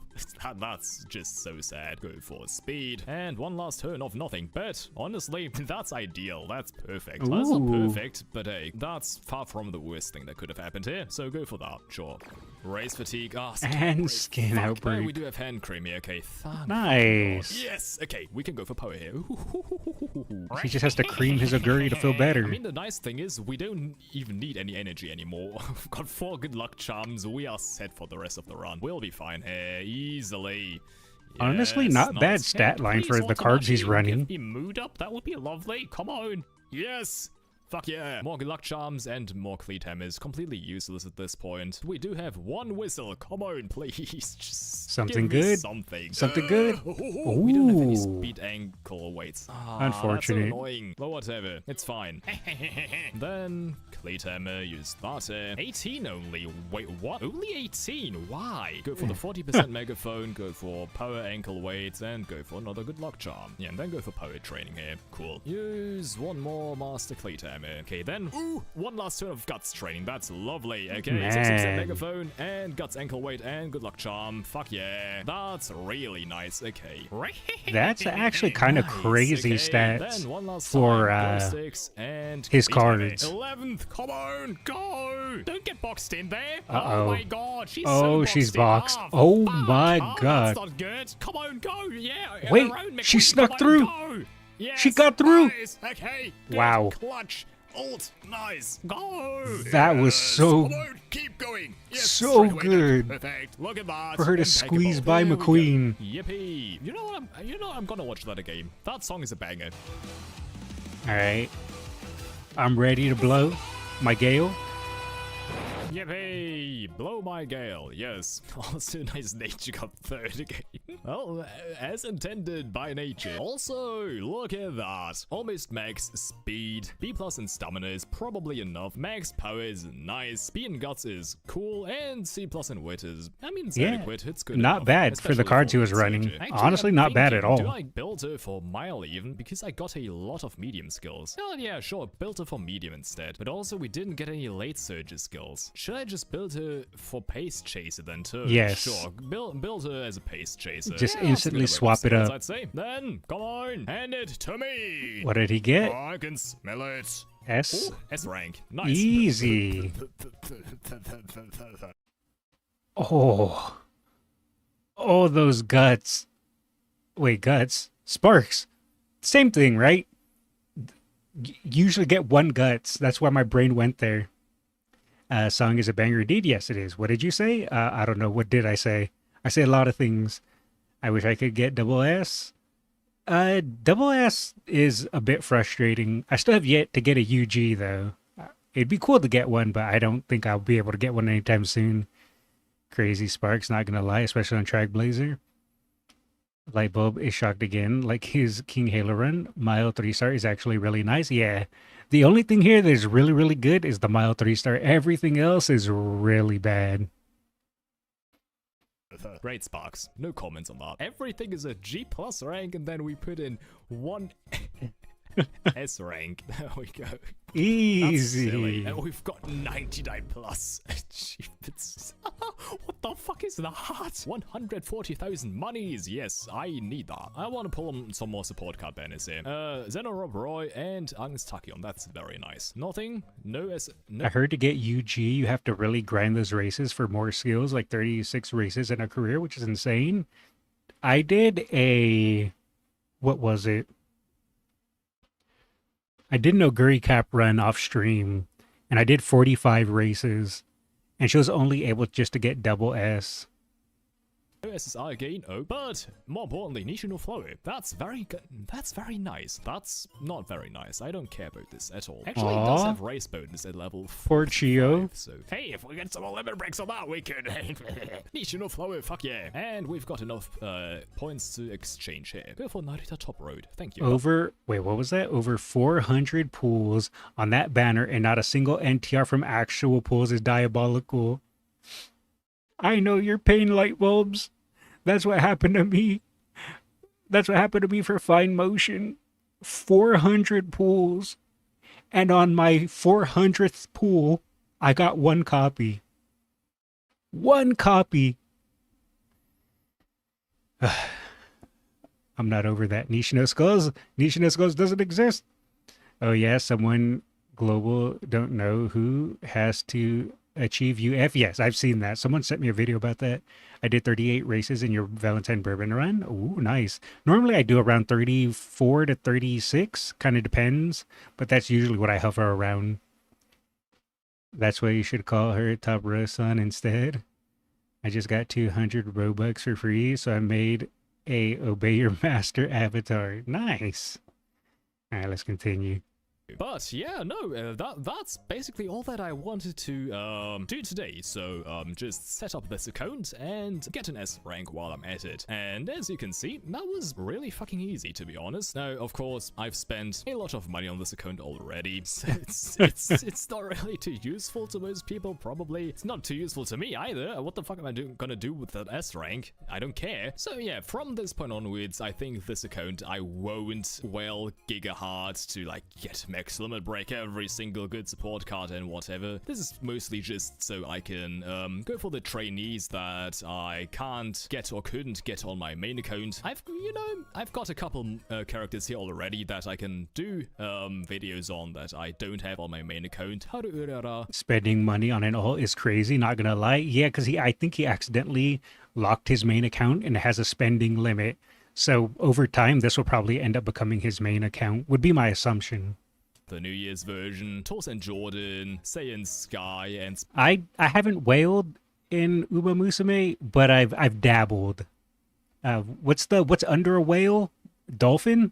I think it's called dolphin. I guess I somewhat dolphined. Special week. I don't have any of those on my main account, so yeah, that's basically the entire point of this account. It's just something that I can spend as much money on as I need to get a character to make a video on. And especially now that on my main account, get the fuck out of here, like there we go. Change the... Why is it that Mihono Bourbon always sneaks into his video at the end when he's doing his outro? I wouldn't even call you a dolphin yet. All right, look at that. Nay says I'm not a dolphin, guys. I'm still what's under a dolphin then? A minnow? I'm a minnow. Believe me, the second account always has better luck than the main account. I also created sub account before. Somehow my sub account had nice pools, so my main account is now abandoned. That's weird how that works. I got Tosin, Jordan, during Kita-san. Whale maxes everything. Dolphin is someone that maxes what they want. Light spender's probably what you are. You just dabble a bit. I guess I fall into there then. A guppy, tuna, krill, a porpoise. Sure, we'll go with that. I'm a beta? No, I'm not a beta. I'll take a guppy, okay? You just call me Lil Gup. To be honest, when we were given those daily 10 pools, I got Kita-san, Mamba, and Top Road. Ooh, nice. Unless those trainings are like juicer bond increases or at least 40 stats baseline for G2, G3, the spending in Uma has diminishing returns. Time whales are the real power. That's true too, actually. Yamcha. Actually, Krillin is cooler than Yamcha. A little koi. A clownfish? Okay, you know what? That one I'll accept. I'll be a clownfish. Did you end up watching Mr. CB? No, actually, I'm going to finish this video, which I'm going to do now because it only has a minute left, and I paused to start yapping. We're going to finish this, and after this will be CB. That's how the clanker disappears. Okay, and nice nature's here. That makes me happy. Okay, what I was saying is that on my main account, I got incredibly lucky on a free 10 pull. I did that free 10 pull on my main account, and I got max limit break Kita-san Black and max limit break Shinko Windy. So at this point, I think my main account is honestly starting to take shape in a way where it's not completely scuffed anymore, and it's not completely noticeable that I basically only went for character banners. Yeah, that's nice. Also, I think I might still try to go for Kita-san Black. I mean, we are so close to the exchange thing that, like, the game's got me by my balls. They've activated their fucking trap card. I now kind of have to do those extra 40 pulls. He forgot to do the extra pulls and lost it. Oh, there's a whole bunch of things I can do now. Oh, that's so cool. Sad. Yeah, I've done that before too. Like hype the video and stuff. On the NTR banner, I think I was about 40 pulls away from going to pity, and I said, "Oh, I'll go to pity, and maybe I'll just get one copy of NTR," and then I forgot and lost all the build up. And now Lightbulb just reminded me that happened, and now I'm mad again. Yeah. How could you do this to me, Lightbulbs?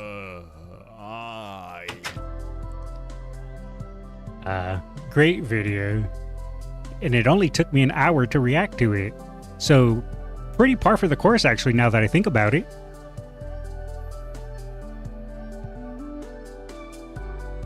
Wish pity would carry over. That would be nice. Sadly, that's not the case. But it would be nice. Sub to him to get 50% race bonus. What a steal. I know. That's why I'm already subbed. That's how I get double S ranks easy. But I'm just going to say, if you sub to Skullz, you get 51% race bonus. Look, I'm not trying to make it a contest. I'm just saying reality exists.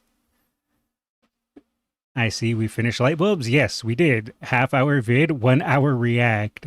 What can I say? I was born to yap.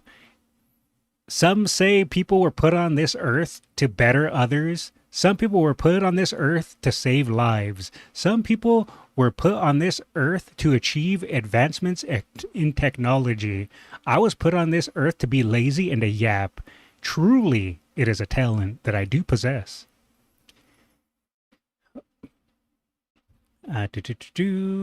Does anyone here gonna watch Satsuki show on April 19th? Depends on what time it is for me. I might check it out. Oh my, then the 1 hour Oru vid will probably take 2 hours. I'm going to try my best to not yap as much, but I want to see if I can get through both of these tonight. I'm going to try. And then I have a couple other stuff to get through. Again, I'm going to try. No promises though. I subbed to Skullz and got UG1. Look, there it is. Our first testimony. It works, guys. I only get SS or SS plus runs when I do random parent runs. All my ace runs are bad. Yep. Same here. A professional React Andy. The CB vid will cost him 2.5 hours. It won't. I swear it won't. Daylight saving times affect me to the point I thought stream was starting now and not an hour ago. Oh, it's fine. I've been starting my streams a little later just because I was busy. And then today I just fell behind schedule. But I'm going to try to pull it back and start a little sooner again. Yep, about CB, please. She needs more glazing, as in, and gold adjacent. This small move will cost us 50 years. Skullz watching a 1 hour video. I sub to Skullz and Super Creek haunts me when I pull for Umas. That is also a side effect. You will achieve better ranks and have better luck and have good runs if you sub to Skullz. But you might also be haunted forever by Super Creek and she'll follow you and chase you wherever you go. Small side effect. But, you know, sometimes you got to just make trades. Whenever I see smug Nishino Flowers arrival, all I can see is Nishino Skullz in my head. Newbie, no. Don't do it to me, newbie, no. Yo, Skullz, I have to chat with my Yaoi. Bye. All right. See you. Blast One Piece. My Creek runs don't go as well. At least it's not as bad when I nearly causing someone to yap about Lego models before reacting to Singray episode. This happened on someone's stream.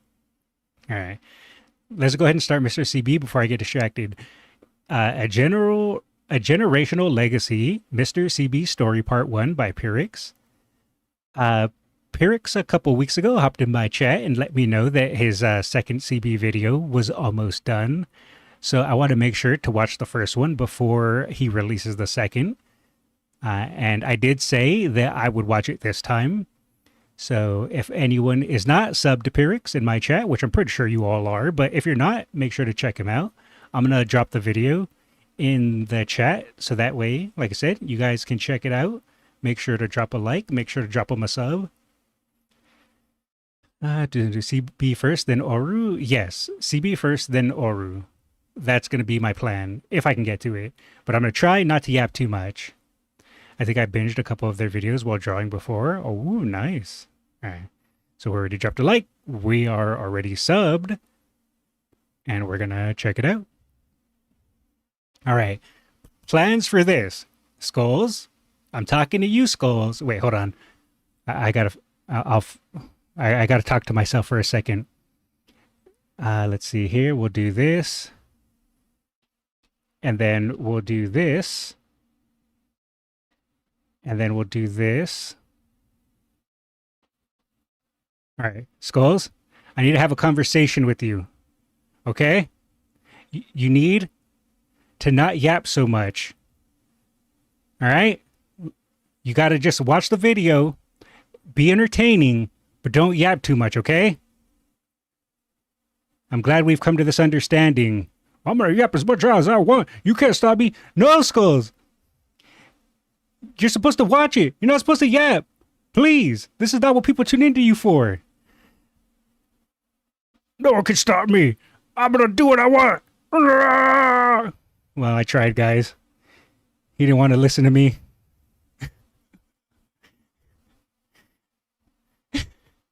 Let's start the video. This is getting out of hand. Now there's two of them. Schizo Skullz is at it again. He lost it. Call the Cuckoo Baby Services. We need a creek cutout to keep him in check. Is that what happens? I need Creek? All right, let's go ahead and watch now. Last year, I decided to dive into the world of Umamusume. Okay, I know I barely watched for 3 seconds and I paused. Okay, quick thing before I start. Okay, look, I'll even reset the video. I thought one of these days just doing a yap stream, not doing a react stream, just a yap stream. So that way I can get all my yaps out for the reacts. We need Nishino Skullz back? What? Nishino Skullz doesn't exist, guys. So maybe one of these days I'll just do a yap stream and we just chill and yap. So that way I can get all my yaps out. Maybe that's what we'll do one day. Do it tomorrow? Maybe. Maybe that's what we'll do. All right. Anyway, let's watch. Generational Legacy, Mr. CB Story Part 1 by Pyrrhix. Let's check it out. Nishino Skullz makes me tamer? All right. Let's watch. Last year, I decided to dive into the world of Umamusume Pretty Derby. In doing so, I not only uncovered my love for the franchise, but also began to grow an attachment Ew. to the real history behind some of my favorite characters. She's so adorable. Stories of determination, perseverance, and passion quickly swept me off my feet, Aww. plunging me down a rabbit hole which seemed to grow more and more interesting the further back I traveled. Every Uma is modeled after the rich history of their real-life counterparts, riveting tales which naturally unfold over the span of their careers. This specific Uma is one such story, one which took me down a rabbit hole to the first racing boom in Japan. A racehorse who in Umamusume stands beside Rudolph as a legendary racer from Tracen Academy, an Uma who appears unbound and carefree, with a deep love for racing. And a top hat, which is probably the best part about her, is that her top hat is absolutely 10 out of 10. And no one can say otherwise. And trust me, I know a thing or two about top hats. The cripple crown. You can't do Teo dirty like that. This is the story of Mr. CB, the director of the turf. Before we can fully dive into Mr. CB's racing career and history, we first have to establish the lineage that he came from. Mr. CB's sire was Tosho Boy, and his dam CB Queen. Originally, Mr. CB was a horse that was never supposed to be born. I remember learning about Tosho Boy from the old man that would guess the Umas. He was the one that talked about Tosho Boy quite a bit. So that was my first time I had heard about Tosho Boy. But as always, fate would intervene. CB Queen at the time was a broodmare with an impressive bloodline of her own. CB Queen was the daughter of Topio, a French colt who would claim victory at the 1967 Prix de l'Arc de Triomphe. Oh, we gotta read this. Racing career. Central JRA 22 starts 5 wins. 1977 Shoshu Stakes. 1978 KO High Spring Handicap. Oh, thank you for the sub. Appreciate it. Born in February 1973 at the San Rizuka branch of the Chigira Bokujo in Narita, Chiba. She was out of Meido, a niece of the 1963 Classic double winner Meizui. Her sire Tapio won the 1967 ARC and was the first ARC winner. Oh, thank you for the sub on Twitch, newbie. Appreciate it. Was the first ARC winner to stand at a stud in Japan, though he had no notable offspring at the time. In July of the same year, she moved to the main Chigira Bokujo in Gunma. After developing well enough training, she entered Yoshisabura Matsuyama stable at Tokyo Racecourse in 1975 at age 3. She was named CB Queen, combining the ranch CB prefix with Queen. And then in Umamusume, she debuted in the same race as the Tenma celestial horse Tosho Boy and later gave birth to Mr. CB. Sired by him, this history led their union to be called a marriage of childhood friends. However, from that point on, she never conceived another foal after Mr. CB, known as the horse who remained faithful to her first love. She spent final years alongside her son at their birthplace, Chigira Bokujo, after his retirement. My parents are still totally head over heels for each other. Did I mention that they used to be a trainer and his Umamusume? There we go. We read it. Wait, Pyrrhix will tell you that? Wait, Pyrrhix is going to read all this? Oh, no. So I just read it for nothing? Uh, By the way, since I'm now in the Discord, will I share videos there? Yes, you can put it there, except the React submissions are closed, but you could just put it in Uma videos. I'll still grab from there. Coming from such a strong lineage, CB Queen would achieve victories of her own during her racing career, which lasted from 1975 to 1978. One of CB Queen's most notable races being her victory at the 1977 Mainichi Okan.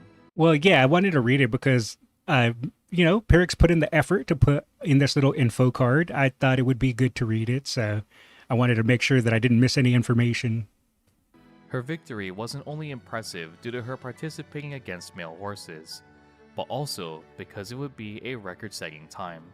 CB Queen displayed the ability to not only race against horses thought to be outside of her reach, but also shatter course records in the process. After her retirement, CB Queen was sent from her birthplace of the Chigira Farm to the Okamoto Ranch. Chigira Farm was located in the Gunma Prefecture, while Okamoto Ranch was located in Hidaka, Hokkaido. Though Mr. Seaver... Okay, I was waiting to see if he read that, but he did not, so I'm going to read this one as well. So this isn't me pausing the app, this is me pausing to digest the information, so I can't be blamed this time.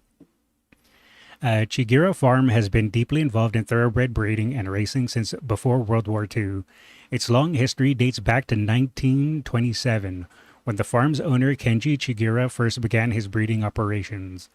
The farm produced numerous elite horses in its early years. In 1936, Maru Numa, born 1933, won the Teishitsu Go Shoten, the predecessor to the modern Tenno Sho. In 1938, Sugunuma, born 1935, registered by the breeding as Current CB, claimed victory in the Tokyo Yushin. Despite this prestigious achievements, okay, so now favorite video today. Methinks, yep, that's a lot. Okay, I'll read fast. I'll read fast. And thank you for the follow on Twitch. I'll read fast. Despite these prestigious achievements, Chigira Farm faced a severe crisis with the outbreak of World War II in 1941. The dire shortage of resources led the extreme financial hardship. In 1943, the farm was forced to suspend its breeding operations entirely. It is an era where even human food was scarce. Providing fodder for horses was an impossible luxury. The vast pastures of Chigira Farm were plowed under the converted into potato fields. Ooh, potatoes. After the war ended in 1945, the prospect of resuming breeding emerged, but the farm could not immediately reclaim its former glory. The broodmares they had spent years collecting were scattered, and the family had no choice but to start from scratch as a small-scale training farm. However, the family devoted themselves to intensive research on horse training. Their perseverance bore fruit in 1963 with Mizui. Both won the Sasuke Show and the Tokyo Yushin, achieving the first two legs of the Triple Crown. With this, the Chigira celebrated a historic father-son derby dynasty. Sugu Numa, bred by the founder Kenji and Mizui, raised by his son Hisashi. By the time the third generation Daisaku took over Chigira Farm, the farm had entered a dry spell following the retirement of their experienced farm manager, yet Daisaku possessed a passion for racing that rivaled his grandfather. He spent the days and nights studying pedigrees and striving to forge a new era. In 1973, his efforts were rewarded with the birth of CB Queen. She performed beyond expectations on the track and returned to the farm as a broodmare after retirement. Daisaku entrusted her to Okamoto Farm in Hokkaido and personally obsessed over finding her first mating partner. He refused to leave this crucial decision to anyone else. The choice became clear when a vivid memory flashed through Daisaku's mind, the image of a rival horse galloping far ahead during CB Queen's debut race. The rival was a colt from Tosho Farm, a fellow owner breeder, and rumors had circulated from the start that he was something special. Though CB Queen had been utterly defeated by more than 10 lengths in that race, Daisaku had been captivated by the winner's breathtaking stride. This horse will surely become a legend. He will be a magnificent sire. One day I want to see a foal born from him and my queen. That horse was Tosho Boy, the victor of what would later be known as the legendary maiden race. There we go. I did it. I read it. While Okamoto Ranch was located in Hidaka, Hokkaido, though Mr. CB's dam was already impressive for her time, his sire would be one of the most influential horses of the 1970s. Tosho Boy was one of 3 horses who'd go head-to-head in various races in 1976. This period of fierce competition would be known as the TTG era, signifying the feud between Tosho Boy, 10 Point, and Green Grass. The TTG era was a period that showed a deep adoration for the latter half of the first racing boom, a nationwide craze in Japanese horse racing, which was ignited by the rise of the first idle horse, Heisei. All right, I'm just going to ask you guys, do you guys want me to read or do you just want me to let it play? Because I'm fine to do both, but if it's boring to sit there and hear me read, I can just hit play, and if I want, I can go back on my own time. Just let it play? Okay. Seiko in 1973. During this period, the current grading system we're all too familiar with had yet to be introduced. The modern-day grading system of I don't mind you reading. Okay, well, just for your guys' better viewing experience, I'll just let it play, but I'll go back on my own time and reread everything so that way I can learn on my own. But for a better viewing experience, we'll just watch. G3, G2, and G1 races. Instead, Japan had what was known as the 8 major races, or the Hachidaikyoso. Races which made up the Hachidaikyoso were defined as the most prestigious races of that period. These races would include the Oka-sho, Satsuki-sho, Yushun Himba, Tokyo Yushun, Kikka-sho, Spring and Autumn Tenno-sho, and the Arima Kinen. I recognize these Even with races. the absence of the grading system, the concept of the Triple Crown was a well-established title. Saint Light had first claimed this title in 1941, followed by Shinzan in Saint Light. 1964. Tosho Boy would gain attention from various Japanese horse racing fans for his speed and grace on the racecourse. This would earn him the nickname of Tenma, or Pegasus.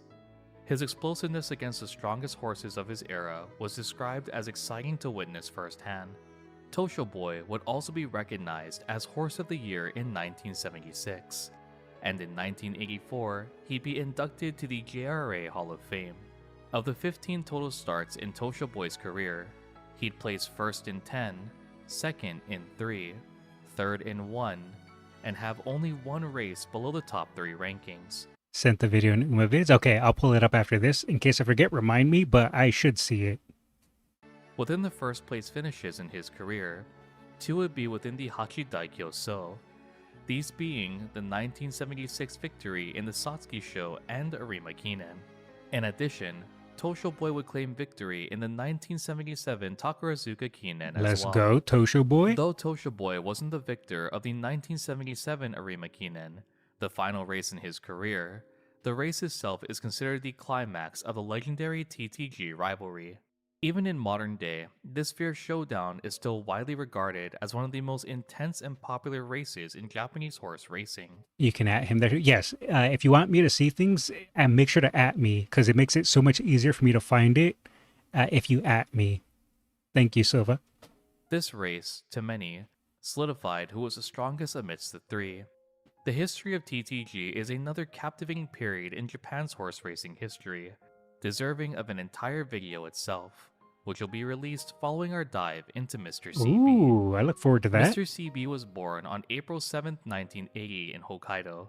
Interestingly, when observing birth records for Mr. CB, unlike the other horses we've covered before, an entirely fictitious location is listed, Urakawa Chigira Farm.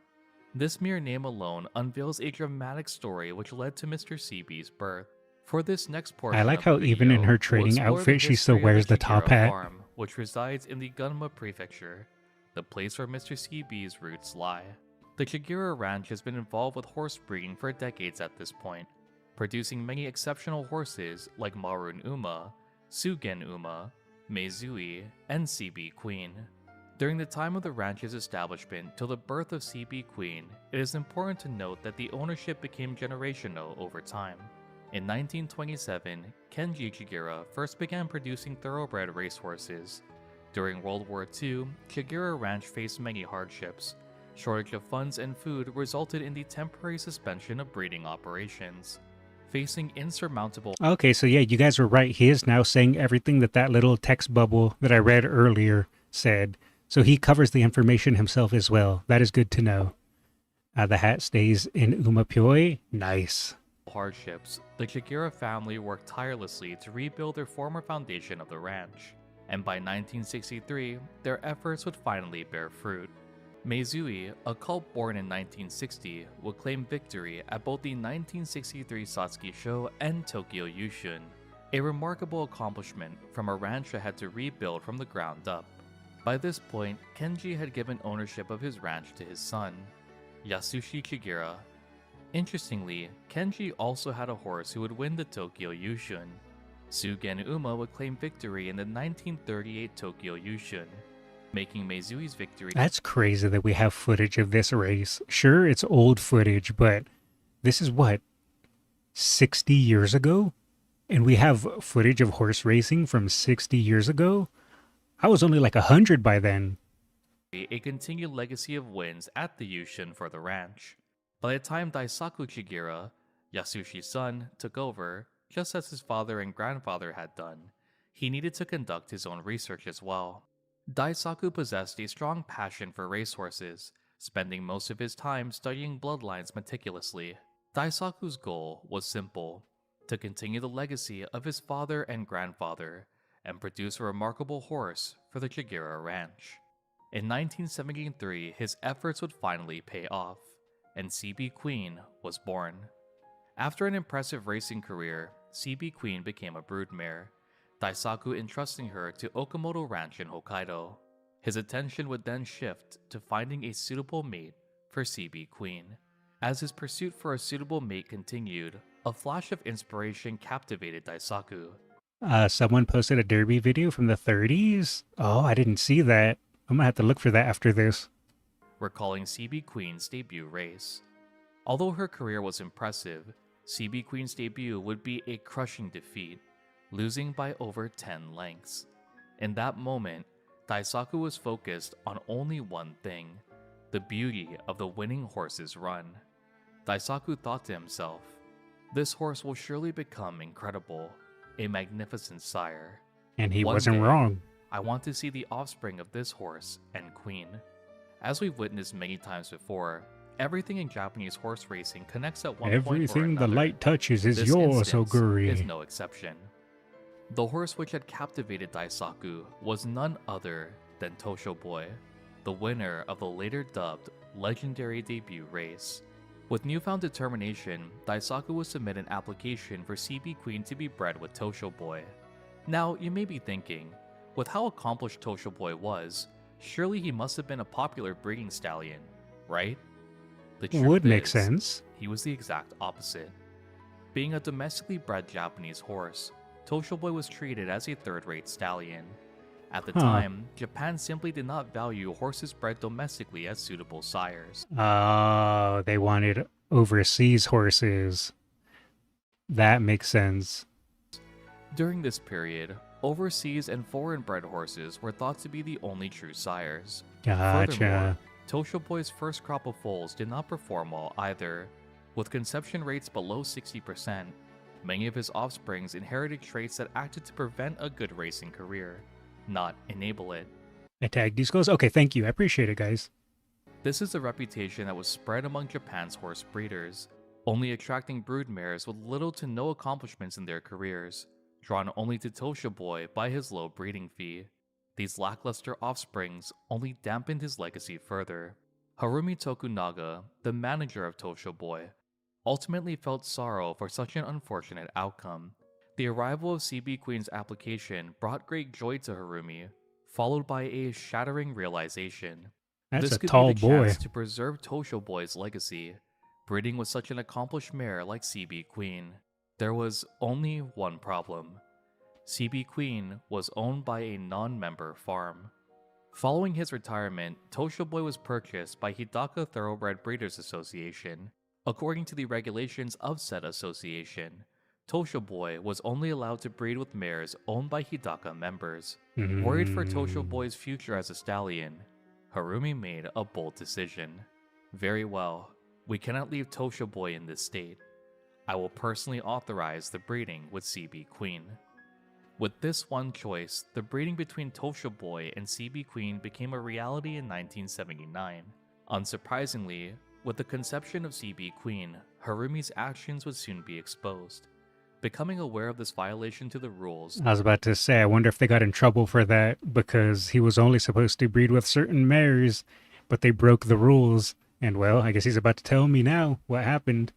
I would assume it's probably just a fine or something, right? There's no way they lose their license. nothing could be done at this point. Once life has been conceived, it would not be erased under the excuse of a regulation violation. This calls back to the original mention of Mr. CB's completely fictitious place of birth, Urakawa Chigira Farm. Although the real farm is located in Gunma Prefecture, this name, placing the farm in Hidaka, Hokkaido, was simply the fabrication Tokunaga had created to deceive the organization. In the spring of the following year, 1980, CB Queen would give birth to CB Queen. Look at that. What a royal horse holding his head up high while trotting forward. You can just sense the royalty. 1, who would later be known as Mr. CB. The meaning of CB is simple yet profound, standing for Chigira Bokujo, for the Chigira Oh, that's what CB stood for. You see, I'm brain rotted by the internet where I thought CB meant something else entirely. family. This wasn't just a simple name, but instead a title reserved for only the horses they believed would be the absolute masterpieces of the farm. By making the decision to name this horse Mr. CB, they were staking the entire reputation of their farm on this horse's success. The previously mentioned fictitious place of birth remains a marker of Harumi's violation. Following Mr. CB's birth, Harumi was severely reprimanded by his superior. I thought it was cheeseburger, don't you? I know the dragon was closer to what I thought, but let's just play the video. And for some time will receive scrutiny in the workplace. Though CB Queen attempted to breed a few more times with different stallions, she'd ultimately failed to conceive following Mr. CB's birth. It is said that CB Queen had poured all of her life into bringing Mr. CB into this world. Funnily enough, due to CB Queen and Tosha Boy's participation in their maiden race together, many regarded this event as a childhood friend's marriage. In Umamusume, there's an event where Mr. CB recalls her parents, explaining the following. My parents were a trainer and their pupil, but they'd eloped and married against everyone's strong opposition. As Umamusume does, a subtle nod is given through the simple retelling of Mr. CB's unconventional birth. I must say, that was quite a dense segment just to cover one portion of Mr. CB's rich history. And If I you see read the it. remaining runtime, I'd suggest grabbing some snacks. Okay, 13 minutes in, and I've only yapped for like 20. Look at that, guys. Progress. Are you proud of me? Also, look at them Oguri snacks. Jeez. I could eat all that. It's in my American DNA. And your favorite beverage to enjoy the rest of this video.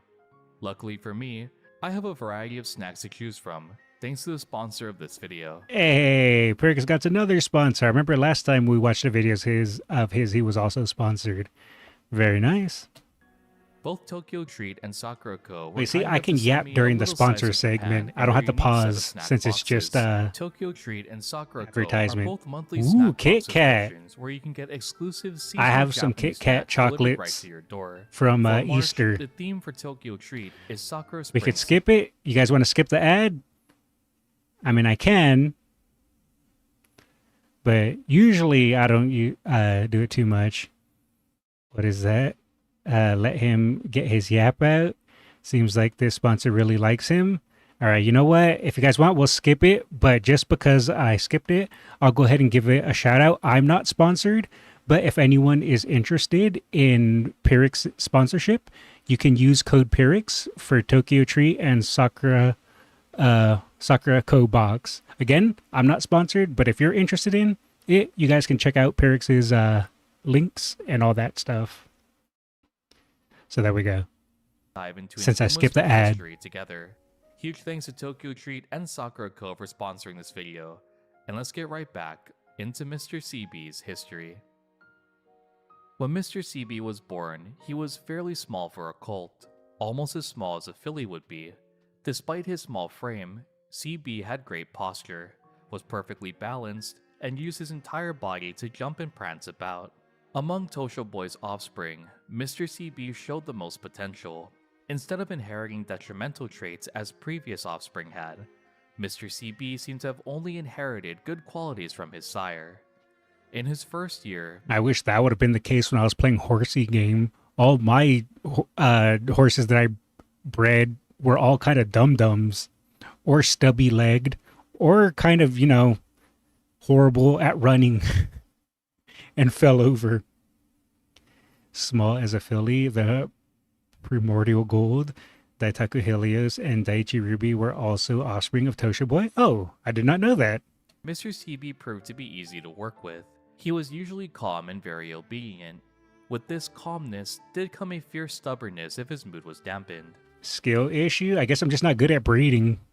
Mr. CB, just like his mother, will refuse to obey any commands or listen if he were upset. In 1982, Mr. CB entered the Matsuyama stable. Seeing his exceptional development, the staff of the stable were eager to work with him, holding high expectations. Yasuhisa Matsuyama would be appointed as CB's trainer, and eventually, Matsuyama will reach out to Masato Yoshinaga to jockey Mr. CB in future races to come. Okay, I'm sorry. What? Yeah, it was a game, guys. It's called Horsey Game. You have to breed horses, but all my horses that I bred were awful. It was last week's stream. Yoshinaga would serve as Mr. CB's primary jockey, riding him in every race from his debut to retirement. This inquiry to ride the first foal of CB Queen was due to the fact that Yoshinaga was her regular jockey throughout her career. He had chosen to ride CB Queen over other highly evaluated horses at the time.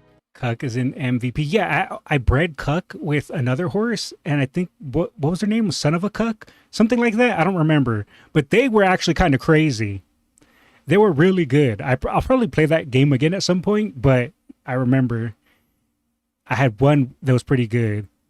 Was Cuck's name a reference to Narita Top Road? No. The reason why that one was named is because you can do weird breeding. I bred a car with a duck. So obviously, if you breed a car with a duck, it has to be a Cuck. But anyways, I'm going to get distracted talking about Horsey Game. Let's go back to the CB video before I get too distracted. Look at that, guys. I did good. I remembered and didn't go on a side tangent. You guys are proud of me, right? Now, being asked to jockey CB Queen's memorable firstborn, it was an offer that he simply couldn't refuse. Just as he'd done with CB Queen, Yoshinaga would be by Mr. CB as they ran each race. I saw you did Dream Journey as a name. Yes, it was for an alligator. It was, I named it Journey Skulls because it had sharp teeth and it was tiny. And, well, Journey liked to bite, so I thought it was very fitting. A legacy bond that would prove inseparable. Yoshinaga himself was not a highly acclaimed jockey. If anything, he was evaluated as a second-tier rider at best. He wasn't incapable, but instead possessed a relatively unique riding style. Yoshinaga would either break away from the pack at the start of the race, or linger in the very back, only to launch a furious final stretch near the end of the race. Understandably, these were considered rough tactics, and with it came enormous risks. Although his methods were unorthodox, Yoshinaga still garnered his own set of fans who were mesmerized by his unique racing style. Seeing him surge from last to first place was something truly uncommon to witness during a race. Among these fans was a poet named Shuji Terada. Wait a second, why does that guy got such good hair? Man, why did I have to be cursed with horrible hair? Man, that guy got some good hair. He admired Yoshinaga, who continued to race despite losing his wife early on in his life and leaving his children in his hometown. Even with these unfortunate circumstances, Yoshinaga continued to live By the way, not naturally bald. I'm not naturally bald. I shave my head just because I don't like the way my hair looks. I am not naturally bald. I'm shaved bald. There's a difference. The Horsey Game stream felt like a fever dream. It was fun, though. his own convictions, steadfastly following his own path paved through grief and hardship. The partnership between Mr. CB and But still bald, yes. Technically still bald, just not naturally bald. I can grow my hair out. this jockey of solitude would unveil a story truly unique to the world of Japanese horse racing. As Mr. CB's career began, no one could have predicted the future which awaited him. Conditioning would continue into Mr. CB's 2-year-old year. On November 6, 1982, Mr. CB would enter the Tokyo racecourse for his debut. With no major setbacks during training, hopes were high for a victory. Being the first offspring of CB Queen alongside Tosho Boy, Mr. CB generated a considerable amount of anticipation from eager onlookers. Mr. CB would be ranked first in the popularity poll to win. Let's With these high go. expectations, came a dramatic start. Mr. CB would have a late start to the race itself, and for a brief moment, would generate a sudden sense of fear for That's a loss right. at his debut. He's an end closer. Even with this late start, Mr. CB would crush his competition, pulling ahead, securing a victory by a staggering 5 lengths. There we go. Mr. CB had not only won his debut, but showcased a dominant presence to those who witnessed the race. A month later, Okay, I'm dumb, so you guys are going to have to excuse this question. But Mr. CB isn't out yet in Global, right? At least off of memory? Not yet? on December 4th, 1982, Mr. CB will participate in the Kuromatsu show. Not yet? Okay. I wasn't sure. I was like 90% sure, but I wasn't 100% sure because I want to get Mr. CB because of the top hat. But sadly, right now, I'm saving my carrots for Nishino because chat wants me to get her, and I swear I'm going to have to go to pity for her. And I have enough carrots now to go to pity. So it's your fault, chat. I wanted to save my carrots for something great, but you guys are like, no, Skullz, get Nishino, Skullz. So now I have to. Just like his debut, Mr. CB was once more the fan favorite to win. This race also was... That's right, that was your guys' voice. CB has encroaching and Umastan built in. Ooh, nice. Nishino is a good parent. We're looking out for your best interests. All right, Nays, don't you bring logic into this. I'm saving my carrots for gold family members. I know, me too. CB's a long way end of the year or start of the year. Oh, okay then. I'll be able to save up more carrots by then. That's good at least. We could call you Still in Bald because since you love Still. All right. All right. I'm already called Nishino. I'm already called a Goo Goo Baby. I'm already called a bottom. I'm already called an armpit and a feet enjoyer. I cannot be called bald now too. Just to add to the list. What am I?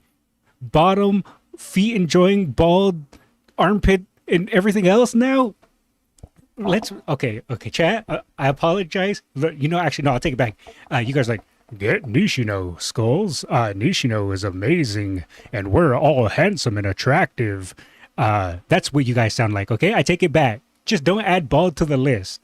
That's all I ask. Signify an unexpected weakness that Mr. CB's team hadn't witnessed before. As the gates opened, just like in his debut a month prior, Mr. CB would find difficulty exiting the gate. It was... Look at Mr. Title Collector over here. All right, someone ban nays. CB will come out November or December of 2026. Okay, so there's still a while. Where's your Dr. Feet? I already drank it. Isn't Bald Skullz better than the others, though? You know what, Silva? Actually, that's a good point. Yeah. Wait, why am I complaining? I'd rather be called bald than bottom. Why was I complaining? You know what? Never mind. I take it all back. We're still in bald goes the chat follows. CB is supercharged Golshi. Her unique is stronger Golshi unique. She has Umastan. She has encroaching shadow, and she has a gold skill that increases velocity in medium and long. Ooh, I look forward to her. Most skulls are bald anyways. You won't stand out. Now I'm trying to think of a skeleton with a full head of hair. Yeah, that's probably weird. CB is releasing with Ramonu Wit. Yeah, that's another good card that's coming out. It wasn't a mere misstart, but instead a complete failure to exit the gate properly. This resulted in an undesirable position for Yoshinaga, who urged Mr. CB forward, attempting to position themselves in the middle of the pack. Instead of simply obeying his jockey's command, Mr. CB would begin a monstrous spurt forward. This Let's sudden go. surge replaced Mr. CB Come at the on, front of the pack, go. and even then, his explosive pace did not stop.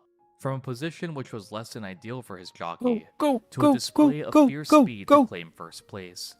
Even though Mr. CB had won his second race in a row, his team remained uneasy. It was clear that this horse possessed an innate talent, gifted with speed and the ability to surge forward. This victory was bittersweet, and only in time could these obstacles properly be addressed. Yeah, I heard that Ramonu Wit is essentially going to be so insanely worth that it's probably worth holding all your carrots just for Wit Ramonu. I don't know how true that is, but that's what I've heard. Skullz is going to be Goo Goo babied by another mommy. No, no more Goo Goo babies. CB's like Rudolph. Ah, that makes sense. Right. Considering, they're both in the same generation and whatnot. All right, let's continue. I'm not gonna pause and yap for 15 minutes. I've improved. I'm reformed, chat. I'm a new man. On December 25th, 1982, Mr. CB will participate in the final race of his 2-year-old year. The Hiragi show would act as a testing ground for the team to confirm their suspicion of CB's previous win. Just like the Kuromatsu show, Mr. CB would experience yet another late start at the gate, leaving him far behind the rest of his competition. The Nakayama racecourse is infamously known for its short homestretch, and with this severe starting issue, many fans lost hope the instant Mr. CB exited the gate. From that position, over such a short stretch, there's no way he makes it. What a bunch of doubters. How dare they? Even if the odds are low, a small chance always exists. This would be Mr. CB's third consecutive late start. Yoshinaga, a jockey who raced just That's right. CB just thrives in the late start. as unconventionally as the horse he rode now, had already braced himself for such an event to occur. As the two continued to ride, a sudden thought crossed his mind. This is simply the kind of horse he is. This is his innate nature, his way of running. Since the start would always be lost, And I think I remember in the past that they said that back then, during this time, end closers weren't really a popular running style or was considered a bad running style. And I believe it was Mr. CB that changed that. I'm not sure if Pyrrhus is going to go into that, but I remember hearing that in another video that I've reacted to in the past. Yoshinaga came to one conclusion. They would race only the final stretch. This sudden decision ignited a new desire for the Hiragi show, to test how powerful Mr. CB's final spurt truly was. A choice birthed from the desperation of their hopeless position, a desperation that Mr. CB would answer. As they reached the final homestretch, Mr. CB would display a level of acceleration far beyond the common expectations in the racing world at the time. Unlike Mr. CB's debut race, the competitors at the Hiragi show were no longer inexperienced colts. They were formidable adversaries, each having claimed at least one victory in their careers. Oh, okay. So CB essentially invented it, but Tamamo popularized it. That makes sense. Well, not invented it, but brought it, I guess, to the forefront, showed that it was possible. This roster of talented horses and seasoned jockeys made one thing painfully clear. In this race, there wasn't a single opponent who'd easily yield. Even so, Mr. CB would break through to the front of the pack. Come on, Mr. engaging in a CB. head-to-head Holy, clash with look at that Umeno spurt. Shin-O. Crossing the finish line, Mr. CB and Shin-O would finish head-to-head. That This is would also mark the insane first loss spurt. in Mr. CB's career, Only lost by a neck, though. losing to Umeno Shin-O by a neck. Despite the loss, Yoshinaga felt a strong feeling that quickly overwhelmed him. Mr. CB had displayed an explosive power unparalleled by any other competitors at the time.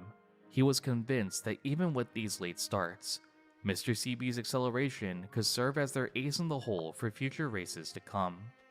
An ordinary jockey would likely think that these late starts should immediately be corrected. However, Yoshinaga was anything but ordinary. If he's going to be late anyway, then we let him settle at the back through the middle stage of the race. That's really smart of the jockey. I wonder, would that be what people do in today's age? If they had a horse and it seemed to just start late, do you guys think they would correct it or just kind of let it be? I feel like back then you could kind of experiment more because things weren't so fine-tuned. I don't think that would be as possible today, so it's interesting to see. Just imagine running a marathon, starting last place and cross others in the last corner. Maitama doesn't like end though. She prefers pace for some reason. I guess she just wants to escape from Creek even faster, would be my assumption, Silva. Conserving as much energy as possible. Then we strike in the final stretch. This tactic, dubbed as the hold-up tactic, was Yoshinaga's specialty. Seeing Mr. CB's current dilemma of late starts, he saw no reason to not apply his strongest tactic to Mr. CB as well. Solidifying this choice, the strategy was born to make Mr. CB a legend. the devastating last to first assault. With this, Mr. CB would end his 2-year-old year of racing, participating in 3 total races, placing first in 2 and second in 1. Though Mr. CB's team felt these late starts were a great weakness, Yoshinaga had transformed it into their greatest weapon. That's Entering his crazy. 3-year-old year, Mr. CB's team planned to have him participate in the classic races. Of the 3 races, That shows, though, how impressive of a jockey he was as well, though. To say, you know what, that's just how he rolls. We can't really fix that, so instead, let's make it work for us instead. Really, really intelligent by the jockey. Huge props. You cannot fix Orfvre Goshi. Well, Tama was originally a pace until some accident happened and make him scared of the pack. Oh, I wasn't aware of that fact either. races which make up the classics, the Tokyo Yushun was the one that his trainer paid the most attention to. In order to give Mr. CB experience on Tokyo racecourses, his team would enter him in the Kyoto Sushin High on February 13th, Why does that almost look like dirt? A dirt track. Oh wait, it is. 1983. The Kyoto Sushin High is widely considered a gateway race to the Yushun, drawing strong See, my brain heard Tokyo Yushun, and I was like, wait, that's not a turf track, that's dirt. So it took me a second to realize that wasn't the Japanese derby. competitors, one of which being Umamusume. Surprisingly, Mr. CB would exit the gate smoothly for this race. Even with this surprising development, Yoshinaga was still fully committed to utilizing Mr. CB's monstrous acceleration. He deliberately eased his position to last place. This time, it wasn't an unfortunate late start that would push Mr. CB to last place, but instead, an intentional move by Yoshinaga. Almost as if they were perfectly synergized, Mr. CB would answer Yoshinaga's wishes. After the third corner, Mr. CB began rapidly closing the gap to the Interesting. leading positions. As they approached the final So even without a late start, he could control him, and Mr. CB just followed naturally of how he wanted him to run. That's so fascinating, man. home stretch, Mr. CB engaged in a fierce Let's head-to-head go. duel with Let's go. Umamusume. Let's go. Unlike his Mr. previous CB. race, this time, Mr. CB prevailed, beating Nice. Shin-O by a head. Just as Yoshinaga thought, this style of racing suited Mr. CB perfectly. A month later, Mr. CB would enter the Yayoi show on March 6, 1983. Just like the Kyoto Sushin High, Yoshinaga will once more deliberately place Mr. CB at the very back The of the Yayoi pack. show. It is important to note that Mr. CB's natural abilities made him capable of maintaining his position mid-pack. Even so, Yoshinaga would opt to follow the tactics developed from Mr. CB's shortcomings. The results spoke for themselves. Just like his previous race, Mr. The Yaoi show. No, guys, Yayoi show. There's a look. See, there's another Y in there. Well, it's covering it, but you can see there's another Y. You guys are missing it. CB would accelerate near the final homestretch. Utilizing pure strength, Mr. CB would rapidly pull ahead, securing a victory by 1.5 lengths.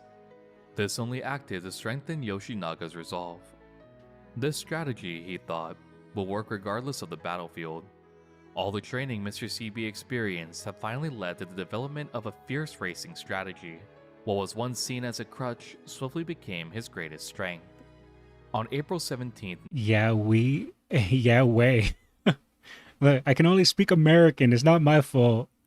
All I can say is burger and guns and freedom. That's all I can speak. 1983, the time would come for Mr. CB to participate in his first major race of the classic season, the Satsuki Show. Mr. CB, at this time, stood as the overwhelming favorite to win. But you know Spanish, right? I can understand some Spanish, but I can't speak it. I can only understand like very, very basic things. It had been 7 years since his sire, Tosho Boy, claimed victory at the Satsuki Show undefeated. This very same race would be what led to Tosho Boy's nickname of Pegasus being created. Though not undefeated, Mr. CB had to continue the Ooh, the legacy head of shake. his sire. a dream passed from father to son, a story written in their bloodline. The Sasuke show, Naruto's favorite. No, I think that was the Yaoi show.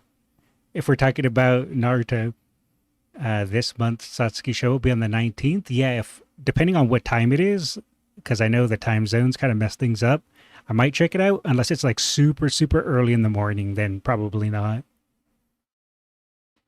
Upon entering the gate, a total of 20 participants were present to face off against Mr. CB.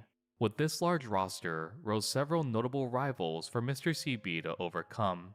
Second favorite, Umamusume, was at the heels of an impressive performance in their racing career, having placed first in 3 consecutive victories before placing second at the Mainichi High a month prior to the Satsuki show.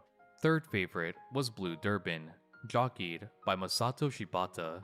Shibata was a well-experienced jockey who'd ridden Bolts and Bali during the TTG era, and would later ride the infamous climax. Fifth favorite was Mejiro Monzane.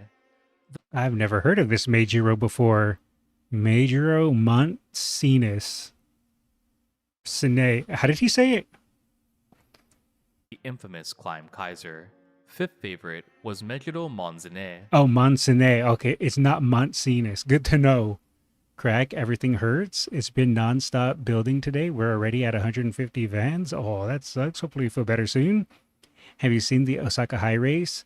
CDN and Tabaru was crazy in that race. No, that was on Easter, so I wasn't able to see it because I was busy. Though his race record wasn't as decorated as the previous two, Monzane was a late closer just as Mr. CB was. The Mejiro camp eagerly awaited the confrontation between their horse and Mr. CB. The Japanese G1 races are at this time typically Saturday night, Sunday morning, like right now. Oh, okay. Every afternoon in Japan, 1540, or around this time for the US. Oh, okay, then. If it's this time in the US, I'll be streaming, so I probably won't be able to see it, but okay, good to know. And many onlookers also viewed Monzane as CB's natural rival. Monzane also appears in Umamusume and Katsuragi Ace's training story under the substitute name Shina Freyas. Eighth favorite was Nihon Pillow Winner, ridden by Kunihiko Take. This horse would later become known as the Mile King, with one of his descendants being Yamanin Zephyr. Ooh. Finally, Yamanin Zephyr was so hard to beat in the, what is it? Is it Legend races? Where you have to do those extra races on JP? I had to specifically build a Mile Uma just to beat her. I couldn't. I struggled so much. one more cult would take to the gate, one who had not yet revealed his true potential. You can restream it. Many streamers do. Oh, maybe I'll look into that then. Master Challenge. That's the one. Master Challenge. His performances were inconsistent, claiming victories and staggering losses in his career. This horse was the 7th favorite to win, and a horse you're all too familiar with from Umamusume. This horse's name was Katsuragi Ace. Oh, here we go. Mr. CB, despite this roster of talented competitors, overshadowed them all. This race would have one final hurdle for his team to overcome. Heavy rain had struck the Nakayama racecourse. I do love Ace's design, but that would mean streaming on a Saturday night. Wait, is April 19th on a Saturday? Let me check the calendar. April 19th. Oh, it is. Well, it's a Sunday. Okay, interesting. That day, and worry quickly rose that the heavy conditions would dampen Mr. CB's ability to surge from the back. As the race began, the rain did not stop. Beneath a sky of oppressive gray clouds, the gates flew open. Mr. CB exited the gate smoothly, and soon after, Yoshinaga eased him back as he'd done so many times before. Just as he'd done at the Yayoi show, he confidently stuck to his late surger strategy. I do love Katsuragi Ace's design and her outfit, but that's also because I'm biased because of her color scheme. Even in the face of the first Triple Crown race, Yoshinaga did not waver. With nerves of steel, he pressed onward. But then, a sudden incident would occur. Many jockeys, due to the heavy conditions of the racecourse, drove their horses sharply towards the inner track entering the first corner. This was in an attempt to grant their horses better footing in these muddy conditions. As the competitors grouped together, Yeah, makes one sense. horse veered off course and collided directly with Mr. CB. In the footage Oh shown, no. it is clear that this jolted Yoshinaga, who instantly sat upright and desperately worked to keep control. Rainy weather and heavy track conditions can easily spell disaster. I wonder, was that done on purpose or was it an accident? Did they ever say? I would assume it was an accident because there's kind of no point doing it on purpose. For any racer in CB's position. Mud kicked up violently from the front of the pack. I really want a movie about Ace. Yeah, I was talking with Chat about that a few months ago. And pretty much the only way that it can be done is if you have Katsuragi Ace as the protagonist and Rudolph and Mr. CB in there, but it can't be focused on them for it to work. It has to be focused on Ace. Maru needs a movie? That would be fun. Pelting the remaining horses with debris. If a horse's vision became obstructed, it could be disastrous. Despite the unpredictable chaos on the course, Mr. CB remained composed, unfazed by the downpour or the heavy conditions. As the competitors hit the final homestretch, Mr. CB began his familiar, gradual acceleration from behind, advancing slowly to the front of the pack. Leading the group was Katsuragi Ace. Have you filled out the Cygames survey? No, I haven't. I didn't even realize there was a survey. Ace's perfect anime protags and CB and Rudolph look like final bosses? Yes. That's why I think it'll work so well if Ace is the protagonist. Mr. CB's main target to surpass to take the lead. Mud-soaked, Yoshinaga commanded CB to push past Ace's leading position, and though Ace resisted briefly, he was soon overpowered by the overwhelming strength of Mr. CB in the homestretch. Within the final meters of the Satsuki show, Monzane engaged in a fierce battle to the finish in Ace's place. Ultimately, CB would pull ahead, claiming a victory in the first leg of the Triple Crown series by a half length. This victory meant much more than simply winning. For Masato Yoshinaga, it was his first ever classic win, achieving a victory after 34 previous fruitless attempts. A man who was once deemed as a second-rate jockey, Man. one who was mocked for his unorthodox tactics. Proving them all wrong. When they said CB style couldn't win, CB proves them wrong. When they said the jockey style wasn't good enough and couldn't win, he proves them wrong. It has a box at the end for ideas to send to them. Oh, okay. I'll make sure to open that after the video. Actually, I can just open it right now, and then I'll deal with it after the video. All right. Had finally been vindicated. The poet, Shuji Terayama, who admired Yoshinaga so greatly, was also present at the Nakayama racecourse that day. Against doctors' orders, he slipped out of the hospital while being treated for advanced cirrhosis. Doctors had told him that he had very little time left to live. Oh, jeez. His own physical health didn't matter to him at the time. Only one thought forming from the harsh reality of his situation. I probably won't live to see Yoshinaga ride in the Japanese Derby. Having witnessed a victory Well, that at took the a Satsuki dark show, and sad turn. Terayama was filled with overwhelming joy for the jockey he so deeply admired. Even though it wasn't the race he yearned to watch Yoshinaga participate in, he was still able to witness his first classic victory. It was almost as if Terayama was content with this, and had accepted his fate following the Satsuki show. 5 days later, Terayama fell into a coma, and never awoke to see Mr. CB and Yoshinaga ride again. Ultimately, Aw. he would pass away on May 4th, 1983, at the age of 47. Rest in Shuji peace. Terayama was a poet who held significant influence among Japan's intellectuals. In addition, he was also a racing enthusiast, one who possessed a deep affection for horse racing. Lyrics like Farewell Haiseko, to his reflection on the tragedy of 10 Point's grandmother, Kumawaka, his love for the sport was painfully clear. The dramas naturally woven between horses and humans were stories he was all too familiar with. As word spread that Terayama essentially had risked his life to witness a victory of CB and Yoshinaga, it deeply moved the public. Combined with the fame of being the son of Pegasus and the first offspring of CB Queen. Imagine the pressure that puts on the jockey now. That he has the man who just passed, his hopes and dreams sitting on his shoulder. That has to be some insane pressure. You need Cygames ID to do it, I think. Oh, okay, then I'll probably have to do that off stream then. Mr. CB became the exact symbol Terayama had envisioned him as, a storybook protagonist, capturing the hearts of the nation. With the victory at the Sasuke show, the next race was obvious. On May 29, 1983, Mr. CB would enter the very race Shuji Terayama yearned so deeply to witness, the second leg of the Triple Crown series, and yet another classic race, the Tokyo Yushun. Mr. CB's unique riding style would also shatter the normal assumptions of the Tokyo Yushun. The term derby position refers to being within the top 10 when entering the first corner. If a horse is not in so this pace position, or late. it is widely believed that they cannot win the derby. These concerns were voiced by professionals and commentators. Ah, where's her hat? I don't like it. Like Orfvre, a child idolized Orfvre. Oh, I remember that. Yeah. I forgot about it until you just brought it back up. Where's the hat? It doesn't feel right. I don't like it. Wait, I can fix this. I can fix this.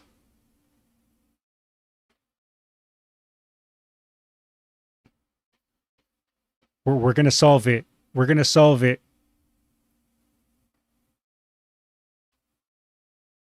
Perfect. There we go. Now it's like it never happened.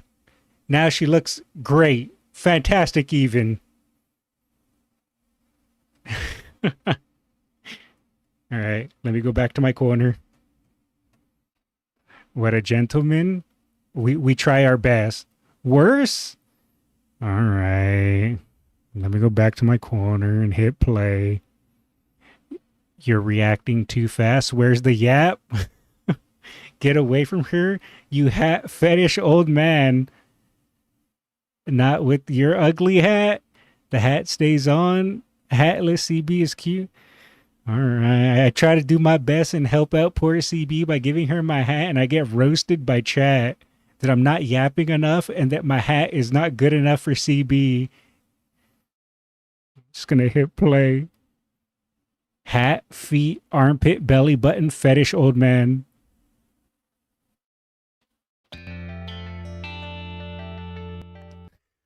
All right, let's hit play. However, confidence in Mr. CB remained unshaken. The public had already seen his racing style and had become completely enthralled by it.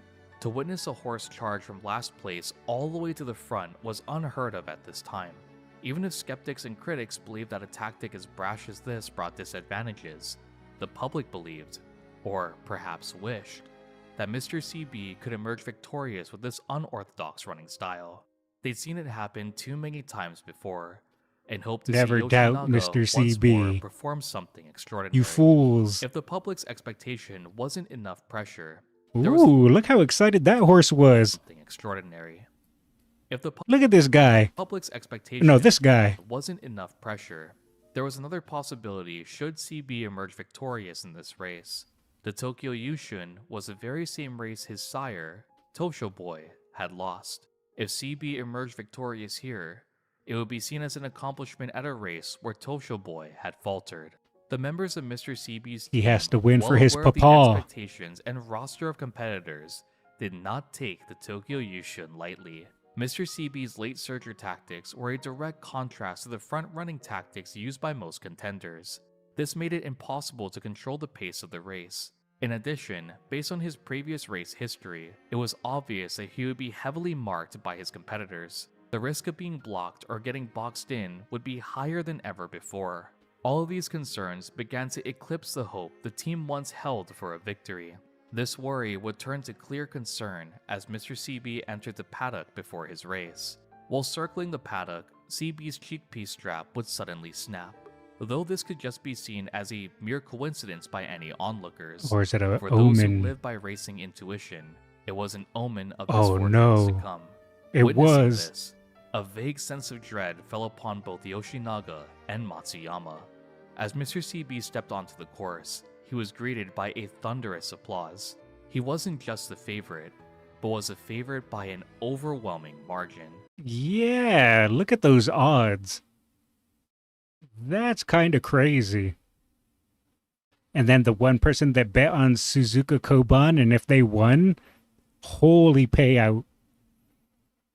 The 50th Tokyo Yushin began with a wave of gas from the audience. Mr. CB had blown the start once more.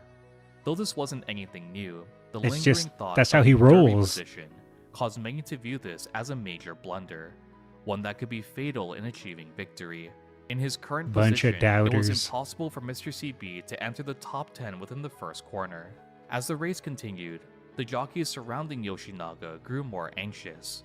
For some reason, Mr. CB showed no signs of making a move. If Mr. CB, the most dangerous horse in the field, did not move, then they wouldn't either. Oh my, so he kind of mind gamed them then.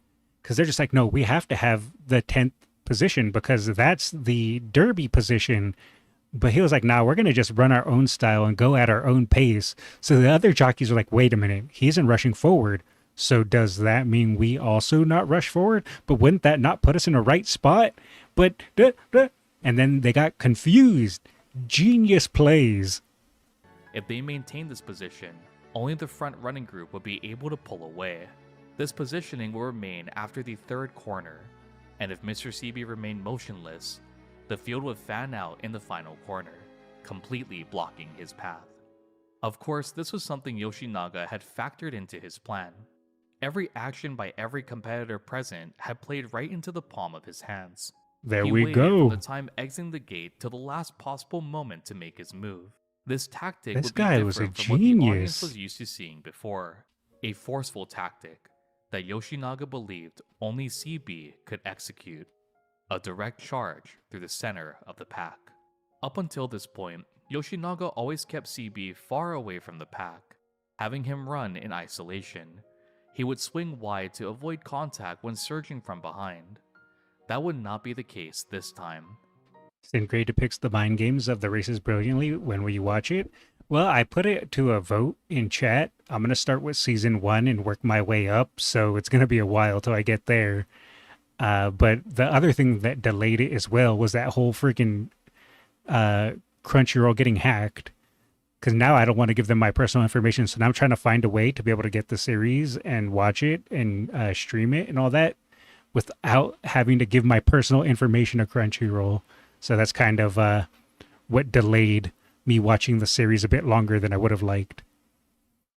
What type of whip build is this? It's a super strong whip build where you overcap on wit and all your opponents don't have enough. Sail the seas. As a streamer, I can't admit to that, but let's just say I'm open to all possibilities. But yeah, I cannot admit to doing something like that. But like I said, I would just say I'm open to all possibilities. And I'll just leave it there. As the leading group entered the third corner, Yoshinaga drove straight into the heart of the pack, forcing open a narrow path, skimming past other horses close enough to brush them. All of Sin Grace free on YouTube for a month? Yes, I've saw that. But thank you for letting me know. Ordinarily, this type of tactic would be impossible, but Mr. CB persevered. At the third corner, he was in 18th place, but by the fourth corner, he was in 5th. While pushing through, Mr. CB would collide with Katsuragi Ace. Instead of CB faltering, it would be Ace who would lose momentum. Unable to regain balance, Ace began to drift as Mr. CB continued his confident stride to the finish. Let's Entering go. the final straight, Mr. Mr. CB CB broke away from all of Oh, his look at that competitors spurt, completely, man. securing the lead position uncontested. No one could catch him. Mejiro Monzane gave a desperate chase, but just like the Satsuki show, he could not close the Yup. gap. Look at As the that. crowd roared, the race commentator would shout, "Mr. CB has surpassed his sire, Tosho Boy." Oh, Another victory. got chills the there for a second jewel second. of the Triple Crown. oh, that's so And more good. importantly, the redemption for his sire. Mr. CB's victory He would did it also for his continue dad. on the generational wins of the Chikira farm at the Tokyo Yushun, a 3-generation lineage of derby victories. On the other hand, this unconventional tactic of breaking through the center of the field stirred significant controversy. Watching his charge from the third corner, many onlookers worried that Mr. CB may be disqualified. Might as well watch Sin Gray then, since it's available. That's a good point, Nays. Maybe we will. I just gotta... Let me think. Oh, I'll figure it out. But I'll announce it. But yeah, maybe we will just start Sin Gray since it is free on YouTube, and then we'll go back to Season 1. The only downside is a lot of people warn me that if I start with Sin Gray, it's going to be hard to enjoy the earlier seasons just because of how good Sin Gray is. But I guess it doesn't really matter. Not sure you can watch it all in a month unless we binge. Yeah, I would pretty much have to dedicate a stream solely to that. But I guess we'll see. Download all of Sin Gray. By the way, Skullz Gold Ship also did the same thing CB did in the Kick a Show, accelerate on the uphill. Damn.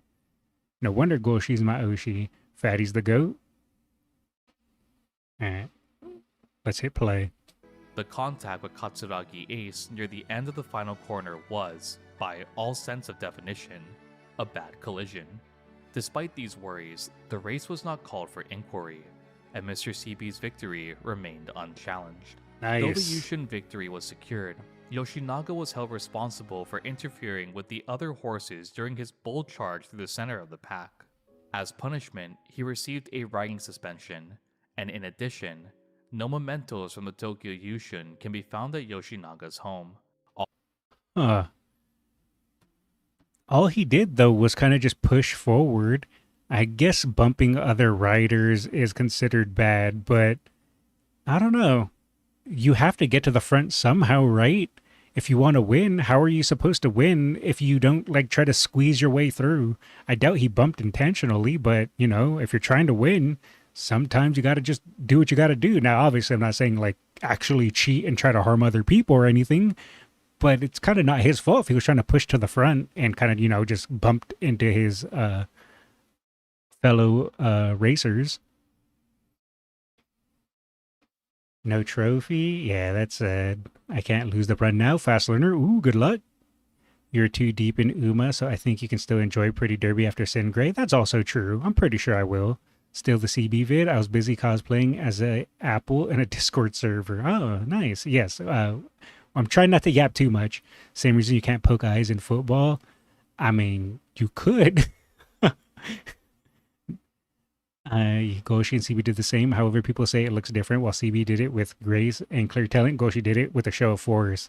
Yeah, that sounds like Goshi just brute force her way through the same dumb bump like Orfvre and Gentile. We are 10 minutes in. Yes, yes, we are. No, kidding. All right, let's start. All physical awards of this victory were confiscated by the JRA. 2 months after Mr. CB's victory at the Tokyo Yushin, a new challenger would make their debut. On July 23rd, 1983, this future rival to CB would win his debut with an overwhelming sense of strength. Oh no, the Emperor. Is it time for the Emperor to make his appearance? Jockey was Yukio Okabe, his trainer Yuji Nohira, and his home was a Symboli farm. Why do I hear boss music? Looming in the distance, this horse would soon clash with Mr. CB. After Mr. CB's spring season, which was peppered with fierce competition, he was granted a well-deserved rest. Mr. CB's own summer vacation. This peaceful break was short-lived though, and Mr. CB would face a litany of setbacks. During his time off, Mr. CB would step on a nail, and though— Oh, I wasn't laughing that he stepped on a nail, I was just laughing because he's rolling around in the dirt. But look at him enjoying that nice little dirt bath. Though the injury was minor, Matsuyama brought him back to the stable for observation. When returning with Matsuyama, CB would unfortunately contract a severe lingering summer cold. Oh, All the no. while, CB's rivals continued to train. However, at least I'm not the only one that catches a cold in the summer. It's good to know. The game doesn't have this tactic specifically, but this is Makuri. You can say it's kind of an end closer. The surges on the third corner. CB and Orfvre are the most notable users of this strategy. Another horse that was using this tactic as well was Deep Impact. Oh, okay, interesting. I was not aware of that. Makuri is brought up in the Orfvre video. Oh, hopefully we'll get to it soon. Mr. CB was forced to recover. The illness forced him to skip the St. Light Keenan, which would be held on October 2nd. Mr. CB would barely recover in time to enter the Kyoto Shimbunhai on October 23rd. Even with the sudden registration for this race, many still worried about CB's capabilities after taking such a long time to recover. That's All of right. CB's competitors He was would have building had up his suitable power time level. to train properly for this race, while Mr. CB only had trained sparsely a month prior. His body weight had also increased from 12 kilograms since the Tokyo Yushun, Oh, he got a little far from the chunky. ideal weight for this race. Even so, Mr. CB once more would be the favorite to win. The claiming of the first 2 jewels of the Triple Crown was enough to give people hope. CB and Yoshinaga's unconventional way of riding that had eclipsed I don't know what this little yellow fluff ball is. I can see, like, obviously, it's connected here, but I like this little fluff ball. the rest of his competition. As the race began, Mr. CB remained consistent with his usual strategy of staying at the rear. Running in the front of the pack was Katsuragi Ace, who sat as the second favorite to win. Ace had previously finished 11th in the Satsuki Show and 6th in the Tokyo Yushun. Even with these crushing defeats, he still showed promise, nearly claiming first place in the Chiokyo Sansai Stakes in June. That's just so cool. While CB is, doing his best and riding high right now, Katsuragi Ace is in the background preparing, training, improving. And, well, we know what it leads up to, but still, it's just so fascinating to know that, well, some of the legends were having their moment, the other legends in the making were building theirs. That's so cool. The Kobe Shimbunhai in October. Even with the absence of a first place finish, Ace's efforts were still well regarded. Ultimately, spectators cared less about the ones leading the pack and more about when Mr. CB's final surge would begin. When would he make his move to cut to the front? As Yoshinaga continued to ride alongside Mr. CB, he couldn't shake a looming feeling which had set on his shoulders. Just like the Tokyo Yushun, Mr. CB did not move. Even after passing the backstretch, Mr. CB remained motionless. What the audience once assumed was another daring move, an action to be made at the last possible moment, quickly turned to silent. The sound of the announcer's voice cut through. Mr. CB is in trouble. While the mid-pack horses were distracted by CB, the front group had distanced themselves further, opening a decisive gap. Entering the final home stretch, Mr. CB drifted inward unstably. Come on. No trace of the explosive acceleration he had become so well recognized for. As CB struggled to make a move, Katsuragi Ace would take the lead, with CB sitting in 4th place. A formidable challenger, it's over. previously eclipsed by the favorite, was about to defeat the monarch of their generation. Crossing the finish line, Katsuragi Ace claimed 1st place, with Mr. CB finishing 4th. The gap between Ace and CB was 8 lengths. 8 lengths. That's crazy. As I was saying earlier, while one legend was in their moment, the other legend was building theirs. Silent Suzuka also has a ball. The Fading Petals OST in the background is just beautiful in the CB video. It is a really nice touch. Look at Ace's red accessory. I do love the colors red and black. That's why I love Ace's color scheme and little accessories. Bars. A complete and utter defeat. What captured the crowd's attention the most was the second burst of speed Ace displayed when pulling away from the leading group. This also caused the audience to question the possibility of CB's ability to claim the Triple Crown.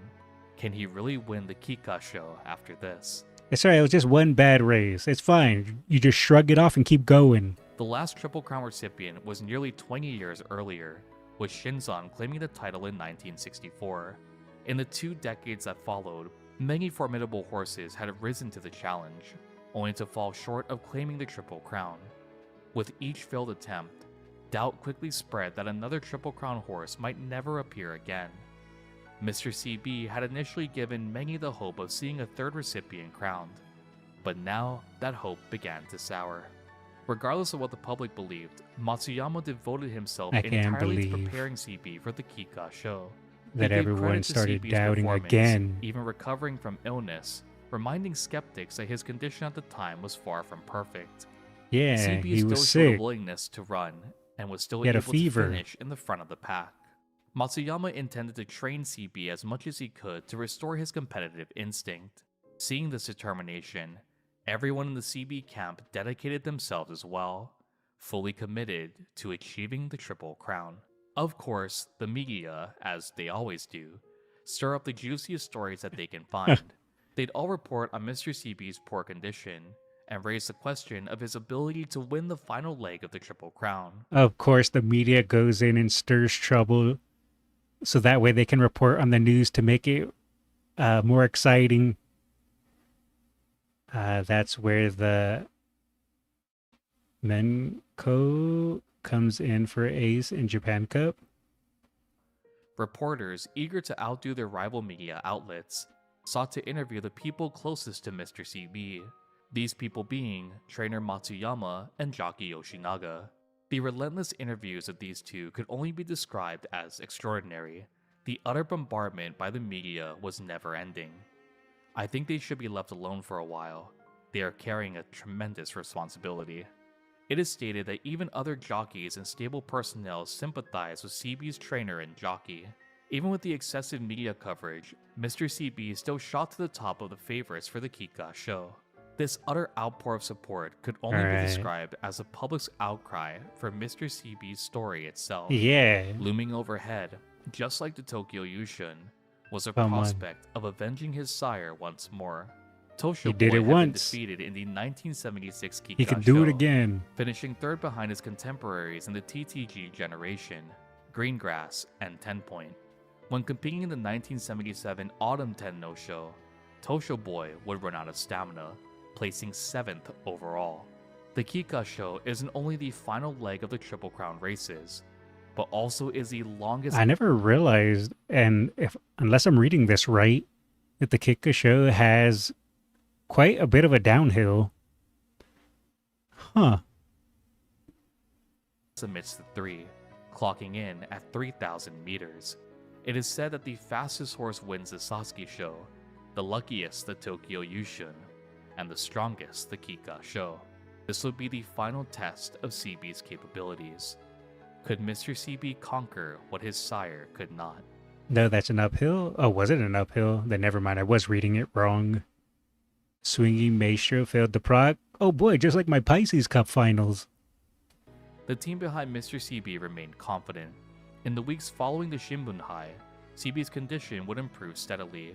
He completed rigorous training for the Kika show, and it was soon made clear that he was in far better shape than he was during the Tokyo Yushun. Oh, he Finally, slimmed down? On November 13th, 1983, the day would arrive as the sun rose over the Kyoto racecourse. Just before the Kika show, while in the weighing room, Yoshinaga would be approached by a familiar reporter who asked, "I want to talk to you properly after the race." Yoshinaga replied, "Of course, though I'm not sure you'll be able to get near me after the race today." This sheer confidence wasn't blind arrogance, but proof in the bond CB and Yoshinaga shared. He had full trust and confidence. He essentially told him, oh, you want to interview me after the race? Well, good luck reaching me in the winner's circle, because I'm going to be surrounded by reporters. The confidence. That Mr. CB would be Japan's third Triple Crown winner. Anticipation filled the air that day, thousands eager to see if Mr. CB would make history. And so, the race began. Mr. CB had a fair start to the race, and soon Katsuragi Ace took the lead, shaping the pace of the race. Ace, who had brilliantly contained CB in the Shimbunhai, was second favorite to win once again. Ace's preferred aptitude was considered to be around middle distances, sitting at 2,000 meters. Due to the 1,000 meter difference over his preferred aptitude, his team debated withdrawing him from the Kika show. When deliberating their choice further, they'd come to one realization. I want to race against... They're just like, yeah, you know, Ace isn't really suitable to this racetrack, but if we can steal a win from CB, that would go crazy. And that's why they kept Ace in. Honestly, I kind of respect it. I would have done the same, but I'm kind of a troll. And that's the uphill that killed Reischauer in the Takarazuka Kinen that was held in Kyoto instead of Hanshin. Oh, I didn't know that. Aura, that was Aura. Dober has gold skill for Kyoto race course. Yoda Invicta. Oh yeah, I've seen that. I haven't raised my potential to unlock it, but I have seen that. It's Mr. CB on the grand stage of the classics.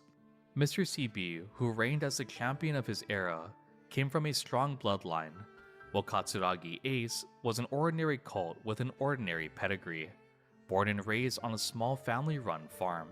Ace was an object of admiration, born in the same era, and at the same time, he recognized CB as his rival. Katsuragi Ace's team decided, we will race against Mr. CB, the pinnacle of Japanese-bred thoroughbreds. Mr. CB remained at the rear, waiting for a precise moment to strike. The Kikasho isn't only infamous for its demanding distance, but also for its unique hill. The Kyoto racecourse has a uniquely complex structure. A gently sloping, long hill was placed along the final leg of the race. From the third to fourth corner, there was a similarly gentle and gradual descent. While Nakayama and Tokyo racecourses did have similar slopes, they were only artificial steep hills deliberately installed to create changes in the race's rhythm. In contrast, the hill at Kyoto formed almost naturally, resembling the appearance of European racecourses. The difficulty of this racecourse also bore an old proverb: go up slowly, go down slowly. During the era of TTG, a similar saying would emerge: do not descend the hill from the innermost gate. Your speed will perish. The battle on this hill will directly determine the outcome of the Kikasho. So you kind of have to pace yourself and not go too hard up it or too hard down it, or you'll fatigue yourself. The hell of Yodo.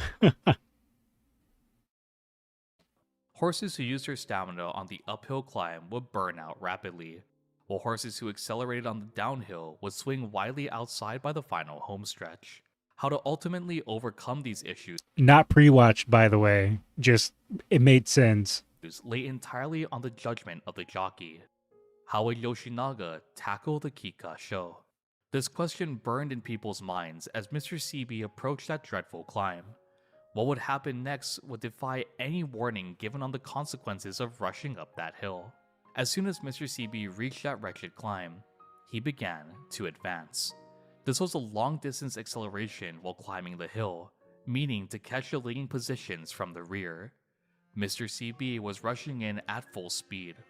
Racing officials thought this was a reckless decision by Didn't even Yoshinaga. care. However, in no time, Mr. CB began to close the gap on the leading group. What no one knew was the fact that this is not what Yoshinaga had intended. This sudden surge was birthed from Mr. CB's own fighting spirit. Shocked by CB's actions, Yoshinaga attempted to restrain him, but swiftly realized it was impossible. Forcibly restraining him now will risk destroying this passionate urge to run. Yeah, Mr. CB said, hold on, I got this. You just relax, jockey. Leave it in my hands. I'm winning this. They dare challenge me? Ace think they're going to run against me because they're not suited for this track but wanted to challenge me? Fools. I'll show you all. To every rider Yoshinaga and CB flew past, the verdict was unanimous. Game over. No horse can attack that early on this track and live to tell the tale. Cheers from the stands quickly changed to angry shouts. The audience believed that this was a glaring error by Yoshinaga. On the longest course, on the most demanding section, Mr. CB clearly would burn out, expelling all his stamina to catch the leads. Of course, as we stated before, the odds may be low, but they're never zero. After descending from the hill, entering the final homestretch, Mr. CB would unleash an even sharper finishing kick. They're going to learn today. They are. CB once headlocked you and with her thighs in your dream. Sounds like a great dream. Raishar tried to speed up on that uphill before he tripped. That's unfortunate. Mr. CB calmed down and beat Ryuji Wada this time. They never know that Anklizer will accelerate the uphill. Yeah, it was a bold strategy. And well, let's find out if it pays off. Even though technically we know how it goes, but it's fine. All right, let's watch. Distancing the trailing participants, it was as if Mr. CB were running entirely on his own. The angry shouts of the crowd quickly transformed into the deafening roars of applause. Mr. For the CB, first time Mr. in Can't 19 Be years, Stopped. a Triple Crown winner was running right before their eyes. Overwhelmed with emotion, many spectators began to realize they were witnessing history in the making. Hearing stories of triumph secondhand is one thing, but experiencing it was a completely new feeling.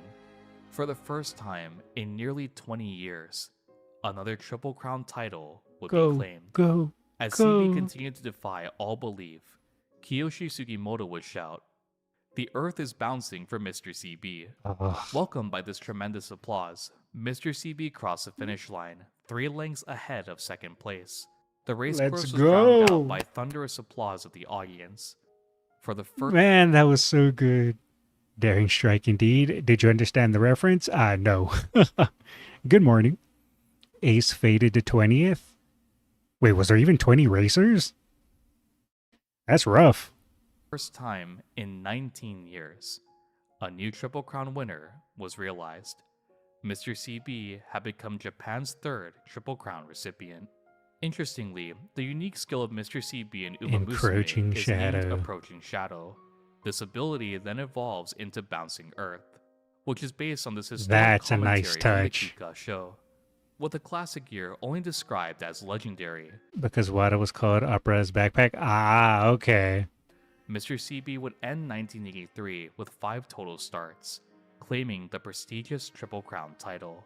But for each and every person who's familiar with the history of the sport, you'll know that 1984 would also generate a horse of legend. In 1984, Japanese racing underwent a historic revolution with the introduction of the graded stakes system. Races were completely reorganized, with the common ranking being placed of G3, G2, and G1 races. The excitement from CB's Triple Crown triumph was still a hot topic in the world of racing. As the hype and discussion surged, a new horse would appear. A The horse whose owner Emperor. was confident could not only claim the Triple Crown, I hear boss but music. also capture the Japan Cup. This horse would sweep through Dum, the Satsuki dum, show in dum, April dum. and the Tokyo Yushun in May. And unlike CB, this racer would do so undefeated. This presence shook Jeez. the racing world.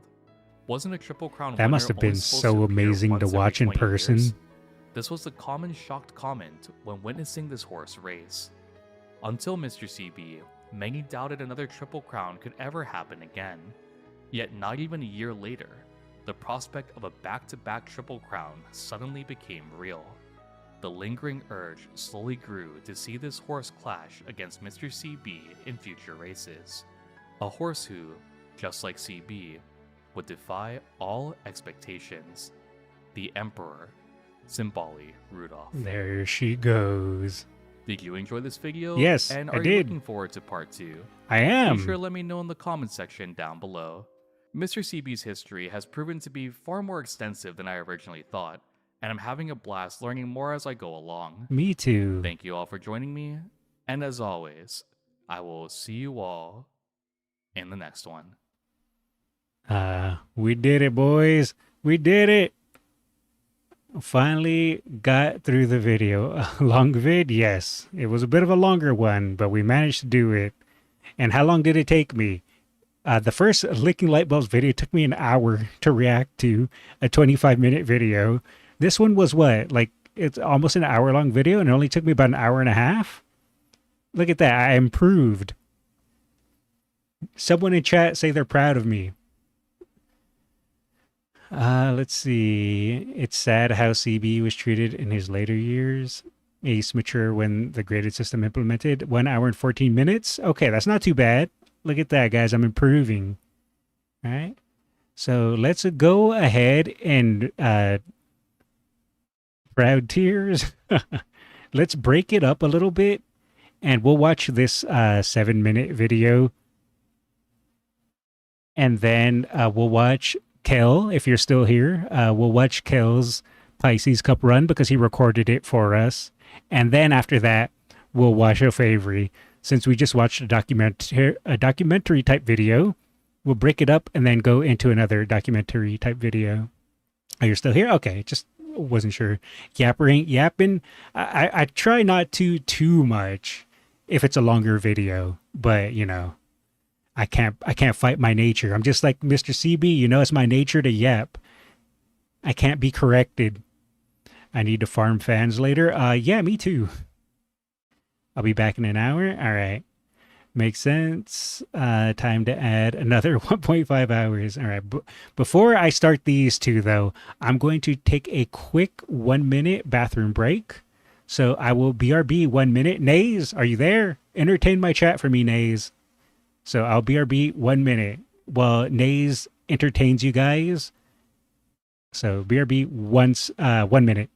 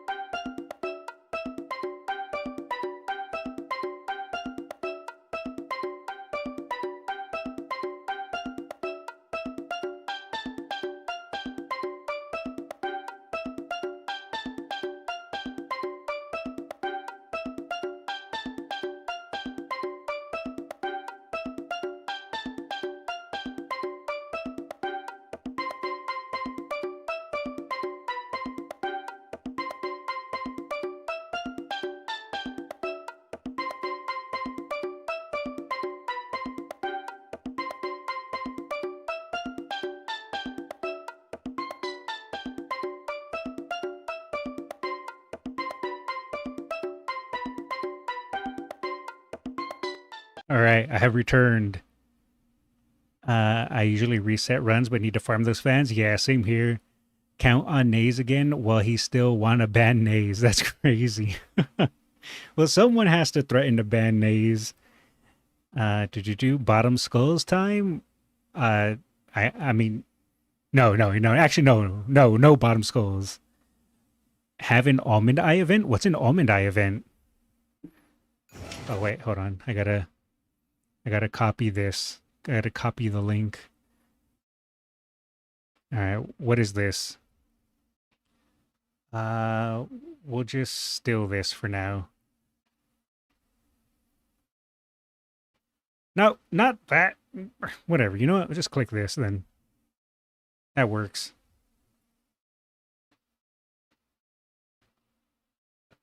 Almond Eye song? JP Umamusume? What is this? I don't think I've ever seen this. Skullz, who's your top mod again? I don't have a top mod. That was a mistake. It's a lead mod, and it's Nays. All right. Almond Eye singing in her character story. Ooh, let's hear it. This is Almond Eye song Umamusume JP by Father Fami. We'll drop a like, we'll drop a sub, and let's listen to it. I don't think I've heard this.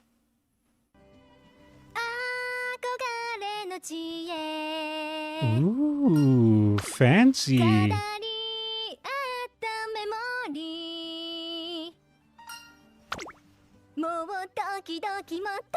Doki doki.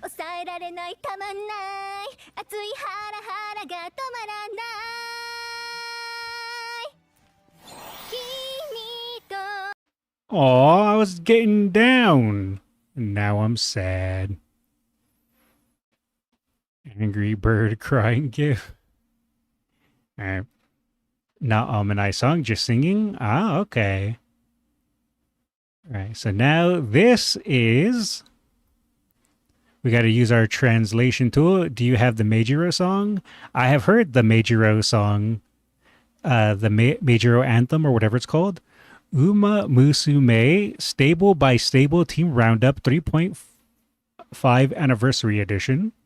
And this is by Four Figure Jackknife Channel. We'll drop a like, we'll drop a sub, and we will go ahead and watch this one. And then we'll watch Kale's Pisces group, and then we will watch Orfvre's video. Alright, let us start. Kita-san Black singing Girls Legend U. The major anthem did exist in kindergarten curriculum too. Oh. Stable, separate team to August. Oh Lord, Goshi decided to fail both Takarazuka. No more clock attempts. Oh no. Alright, let us watch. Umamusume 9社別まとめ Any subtitles? No. 一等柱9社サイレンス鈴鹿アドマイヤベが駆け抜けましょう。共に一人で戦って一人で勝つの。 Ooh, what's happening? スミ9社 Oh, okay. シーザリュこれからもぶっちぎりでいこうぜ。礎となるために。一等松本9社東海帝王スティルインラブ帝王を目指して Still in love. さあ、すべてをむき出しに。 Oh, 一等 I see. 安田9社トランセンドカレンちゃんイメージの向こう側行っちゃおうぜ。 I only used to know Curran-chan, but now every time I think of Curran, I think of the other Curran, Curran Bucket Door. ロイス&ロイス 私を自由に Ooh, Mr. CB, we just watched a video about you. 呼ばれるのはこの私よ。一等 Team Sumi now has 5 since Kiseki, Pisa, and Epi are out. Oh, okay. ミラクル起きちゃいますかね。一等森9社エアシャカールシーキング・ザ・パール私たちの輝きで世界を照らす Miracle わよ。 and Akebana. ロジカルに行こうぜ。一等西浦9社北高たる前川上プリンセス愛する苫小牧のためにも負けられません。 Miss Princess and Miss Tamakomai. 飛ばしていきますわよ。一等石坂9社 Ma-chan. I would never forget Ma-chan. Never. 豪気なる貴婦人の走りを勝つのはまーちゃん。覚えていてね。一等渡辺9社ジャングルポケット Mainly separate IRL horses by stables. Gotcha. 共に歩みレースで奇跡を起こそう。一等藤原9社エイシンフラッシュデアリングハート I will win. End of story. Oh, nice English. は原種ですよ。美穂二宮9社エルコンドルパサー中山フェスタ世界最強にして最速。 According to the Umamusume quiz, me and Festa are the ギリギリ same. の勝負を楽しんでいこうぜ。一等池江康夫9社 What? Why is no reason here? ノーリーズ天下を取るのはこのわしよ。一線を隠す走りお見せしますわ。一等二分9社待ちかね福来たる鶴丸剛共に白き様を崇めましょう。精一杯やらせていただきます。一等白井9社スペシャルウィークアグネスデジタルトレーナーさんと一緒に Find it funny how Digiton is sneakily behind Spechan. 日本一になります。努力なくして萌えはなし。美穂堀9社ドラメンテ里のクラウン最強の According to my personality quiz, I share 80% similarities to Kiseki. Ah. 里のクラウンよ。 All I got was Festa. ダイワスカーレット谷のギムレット私にちゃんとついてきなさいよ。見せてやる。これが俺の私の美学だ。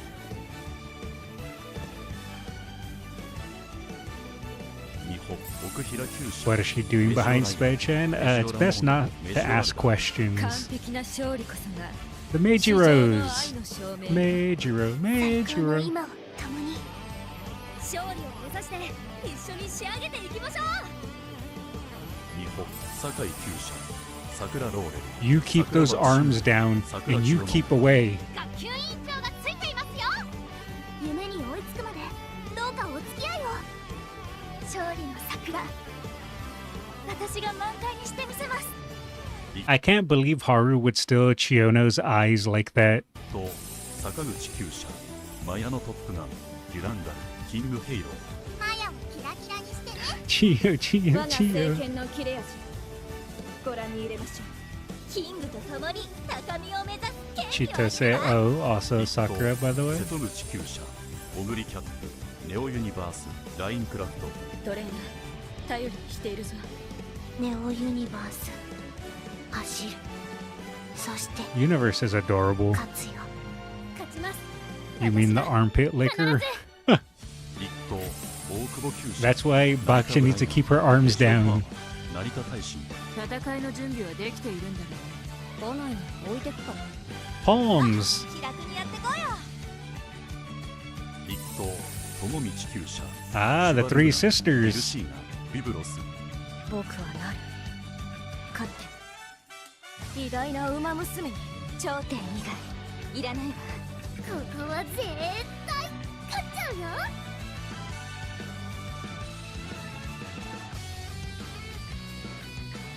日本藤沢厩舎。 My fellow American. シンボリクリスエス。 Ooh, two of my fellow Americans. 物語の主人公に私もなれますか。勝利を遂行する。 And Miss Bunny パワ Girl. フルな私についてきてくださいね。一等池江康俊厩舎オルフェーブル里のダイヤモンドドリームジャー Gold Clan 当選 members. ジョーダン。我がハドル Always a fan of that. では良い旅を。 There were quite a few stables that had put a lot of thought よろしく into お it. 願いします。適当でいいっしょ。冗談。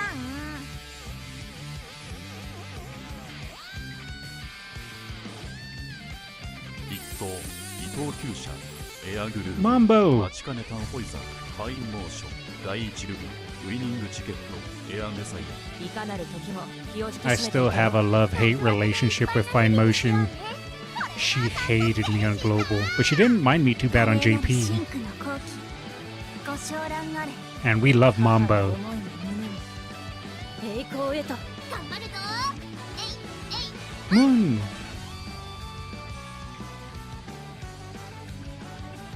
Or Machitan.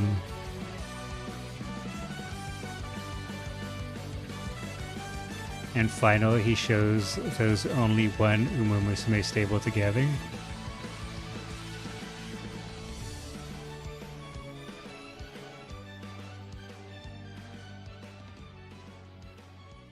Alright, that was a good video. I enjoyed that. Oh, we already dropped a like. Alrighty, so now we have Kel's Group A finals for the Pisces Cup.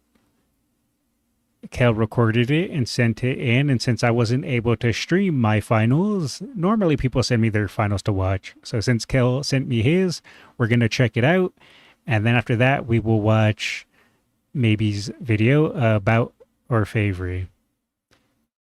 Alright, so let us start. So what was your team, Kel? I saw Golshi. Pause champ. I think I have pause champ as my Twitch remote. I think I have it in there.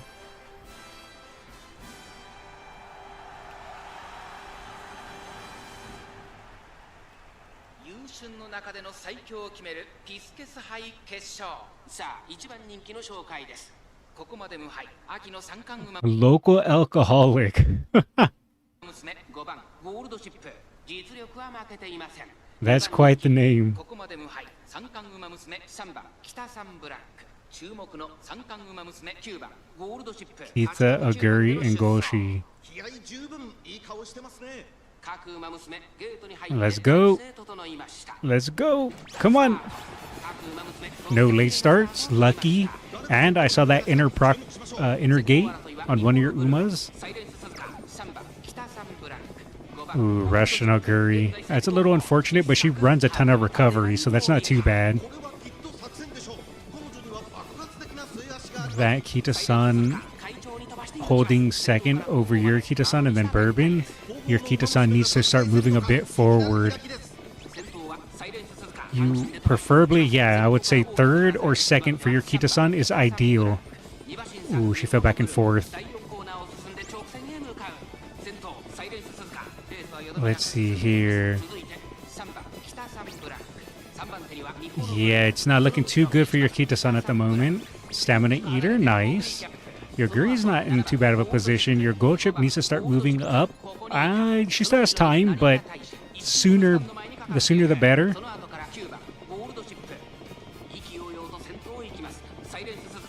Kita, Goshi, raise your arms. Armpit, Kita, and Goshi. Mambo emote finally works. Oh, nice. Restless. Front runner straight away. Come on, Kita. You need to start moving up. Oh, no. Oh, Maestro, nice. I wish my Kita-san procced her Maestro. I'm still not salty over it. That other Kita-san taking the lead there is really, really bad.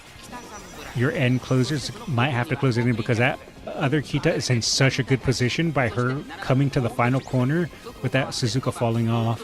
She's about to hit all her activates. Yeah, she's about to hit her ultimate or her unique. I think she already hit Blast Forward and then whatever other excel she might have on this final bit here, on the final leg. Yep, there goes Victory Cheer for that Kita-san. Wait, you know what? Clanker, raise your arms also. No! No arm raising. Radiant stuff. Oh, that was actually pretty good for your Oguri and your Gold Chip to hit that there. Oh no, did your Oguri just block your own Gold Chip there? Oh no. That other Gold Chip? No, I think she's too far behind. Yeah, it's looking like that Kita-san's gonna run away with it. Yeah, that Kita-san has such a huge lead. Yeah, it's over. That Kita-san's way too far ahead. That's what I thought when she got the final corner. Oh. And then a Gold Chip got second. Sadly, I was triple cucked. Oh no. Man. Got third. Was it at least a second place? Okay, you got second place. Hey, you did better than I did. I got third. Nice job. Yeah, that guy, his Kita-san being at the final corner there was such a huge advantage. What did he have? Honestly, those weren't even like crazy skills or anything either. He also didn't have long ass, but he did stam cap and sweep cap. Was this man not running any recovery since he stam capped? Did I see that right? Oh no, he was running Maestro. Okay. Sadly, I was if you blocked, you're blocked. True. This run somehow worse than my other Goshi run, but an S at least. Oh, nice. Let's see. Yeah, this goal, she also just had pretty generic stuff, nothing too crazy. Also, no long ass. At least I'm not the only one that long ass didn't exist. One gold recovery is good enough. Usually, yes, unless you're me and don't proc your second gold recovery when you have rushed.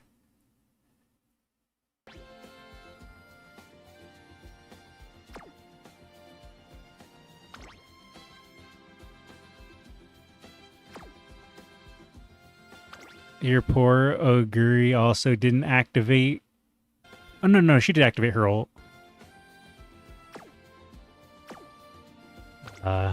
Little unfortunate there. Gold Chip was my best. Yeah, Gold Chip was my best as well. Good attempt, though. I did not believe in one recovery because that is a single point of failure. Yep. I went for 2 recoveries as well. And still didn't help because with 900 wit, my second gold recovery did not work. Recommended was 2 gold recoveries for the CM. Yes, it was the recommended, except mine didn't want to activate. But yeah, nice try. It was a good attempt. Turf S and Long S on Gold Ship, I could only dream. I'm not even kidding. I want to say about 50 or more runs trying to build an Ace Kita-san. And out of those 50 runs, running about 9, I think it was about 9 long sparks, I got long like 2 times, long S. It was just really, really bad. My luck this Champions meeting was just awful. Anyway, enough about that. We can go ahead and now watch Once There's a Horse Called Orfvre by Maybe. We'll drop a like. And wait, turn up the volume for better experience. Wait, what's this quiz thing? What are YouTube quizzes? This is the first time I've ever seen this. I got distracted. All right, we'll drop a like. Make sure it's not too loud, and let us watch. It is the most random runs you do that proc them. Mine, Dober, got long S but bad stats. Yes, the 2 times I did get long S, I didn't hit speed cap. You're just in time. I get long S a lot, but I was hunting for long S right spring and never got it. It was rough. C pinned. Oh, okay. Because of the damn copyright, part of the video might sound weird or blurred in race footage. Trust me, I tried my best. Just turn up the volume a little bit more if you want to watch it. Oh, okay. Yep, when I reacted to his Festa video, it also got claimed. I had to cut part out of the video on the VOD. If I do cut it up into a shorter react, I'll probably edit out the race that got claimed, because I know exactly how he feels. That's how I got that copyright strike. Because I reacted to Just Away. Yeah, Just Away race. So I feel Maybe's pain. All right. Anyways, let's watch. One horse to remember for the rest of your life. Which one would it be? This is unbelievable! Zenyatta! All comers, all grounds. Ooh, all English. Franco won the champion stakes. A triple crown winner, a Breeders' Cup winner, a horse of a lifetime! Everyone would give a different answer, but those unforgettable names usually fall into 2 kinds. The first are the obvious champion. Their greatness feels inevitable, power is their nature, and victory is simply what they do. Half measures never suit them. Only overwhelming dominance can ignite that kind of feverish admiration. Then there's another kind of grey horse. They were not strong. No, they were strong, but they do not always tower over their generation. They could be doubted, sometimes underestimated, and because of that, when they win a race, people think it is impossible. That shock eclipses the race itself. Those moments bring true emotion, excitement, and hope. And Orfvre is both of them combined. To some, he was the greatest of heroes. To others, he was... Well, we're right back into this one. It's funny. Because maybe use the clip of Stay Gold. Of course, you got to use it for a favor, right? Got to show that it carries in the bloodline. He was... That's who he was. The strongest horse. Orfvre. You know, maybe he just, he had to smell it so that way he could inherit his father's strength, and now he has the power. Of greatness, but we're now in 2010. Under the care of his trainer, he awakened a fierce competitive spirit. Unfortunately, oh, thank you for the follow on Twitch. Appreciate it. All right, I'll go back a sec. Under the care of his trainer, he awakened a fierce competitive spirit. Unfortunately, not against other horses. He was way more interested in making life miserable for people around him. So question, in the race where he threw... I would have been terrified if a horse up and stood up and kind of like postured at me. I'd be like, oh, I'm sorry. Please don't murder me. His jockey off. Did he win or lose? The answer is, he won. Because his real opponent wasn't the horses on the track. It was his jockey on his back. That was Orfvre. Hey, just lurking. Found your streams on YouTube recently. Oh, welcome. Nice to have you here. He did it to prove he didn't cry like a baby like his father. Yeah, you know, he had to show that he's improved. Horses actually do that to health check themselves. I did not know that. Goshi just pee his poop. Ikeza, the gold family victim. Poor guy for his journey. Now his brother. You know, that's just their way of showing love. A horse, once considered unremarkable in every way except for his ability to get into trouble, and eventually became the strongest horse. But right now, we can only watch him going far, far away from his destiny. Once there's a horse called Orfvre, and then he launched his jockey off. Previously, after the success of Dream Journey, Oriental Art also began attracting attention. 2007, she was scheduled to be bred with Deep Impact. However, the mating failed 3 times because of the unique. Well, that poor cat. Look at him. He's just there trying to live his life, and this other cat's just slapping him in the face. Aww. She really didn't like him? Well, I guess that's what this cat gif is supposed to represent, but still, this poor little guy, he's just there taking the smacks too.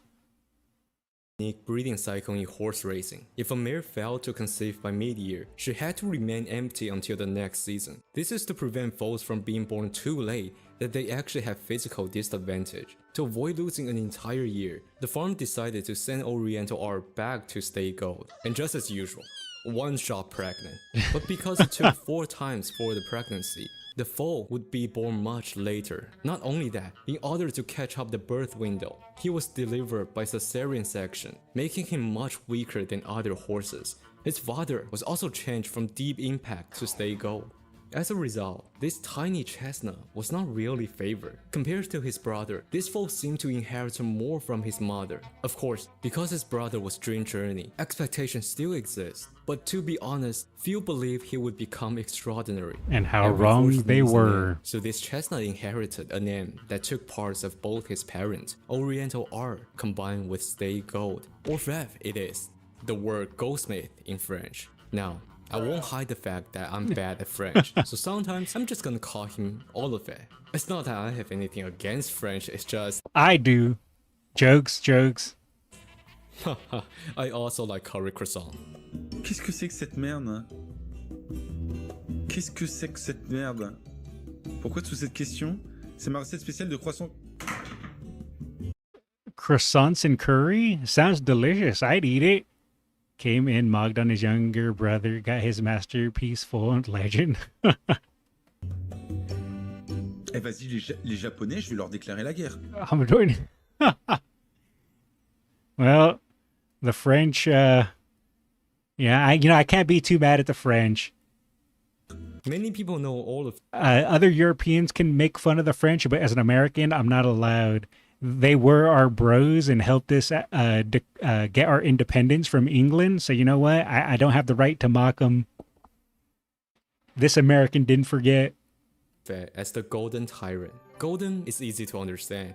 Beside the name, whenever sunlight fell across his coat, to say he's a chestnut, he literally was plated in gold. Very beautiful. As for the tyrant part, someone would soon find that part out. The team began to take shape. Orfvre entered the same stable as his brother. All that remained was for the right jockey to step onto the stage. Run, Ikeza, run!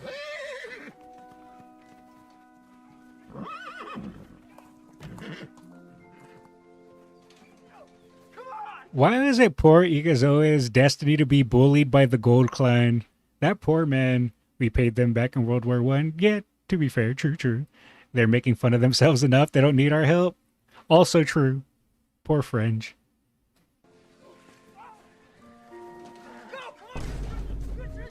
At the time, Ikezoe heard this was Dream Journey's brother, so he volunteered for that role. Very bold decision, given how much he had suffered from Journey, and Orfvre did that kick. What's funny too is after he kicked him, he instantly looks at the camera like, hey, you guys see that?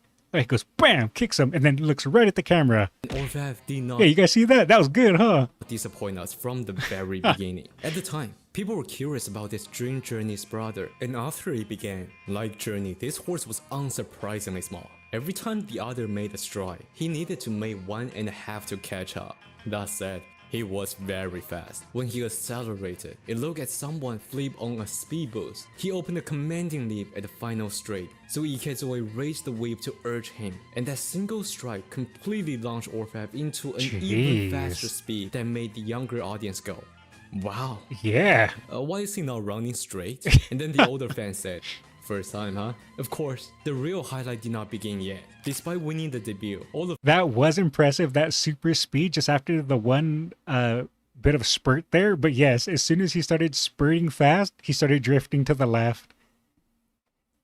Well, what can we say? It's in his blood.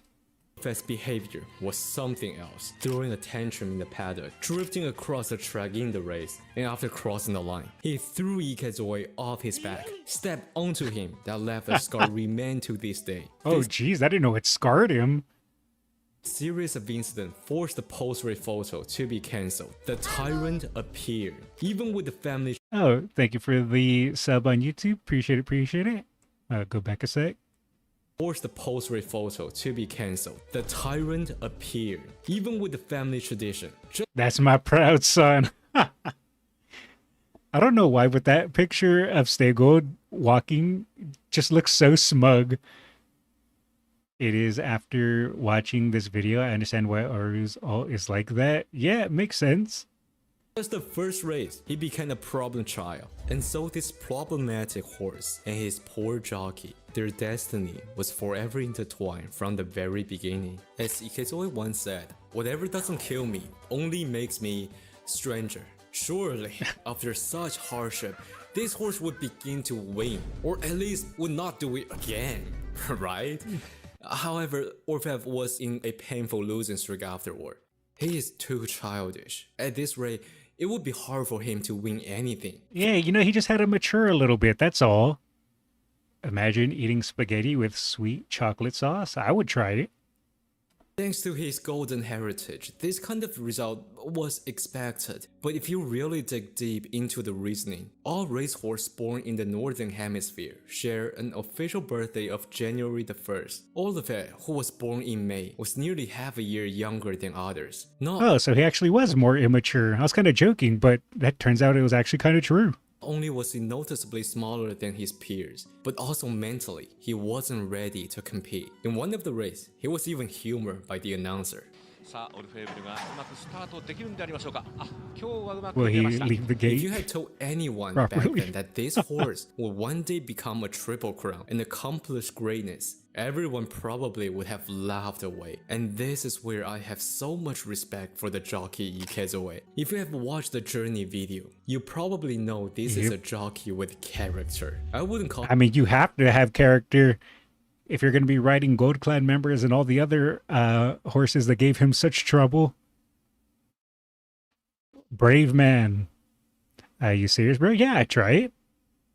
Him a top jockey. However, anyone in this role would think of a risk and return. It would have been completely reasonable for Ikezoe to say, "Sorry, I'm not riding this horse," or for the trainer to simply replace him with another jockey. Although Ikezoe was approaching the prime of his career, he still was not a top-tier jockey. Yet trainer Ike suggests, just as a horse can learn from a jockey can also learn from a horse. What they wanted was for the two of them to discover each other and teach each other who they really were.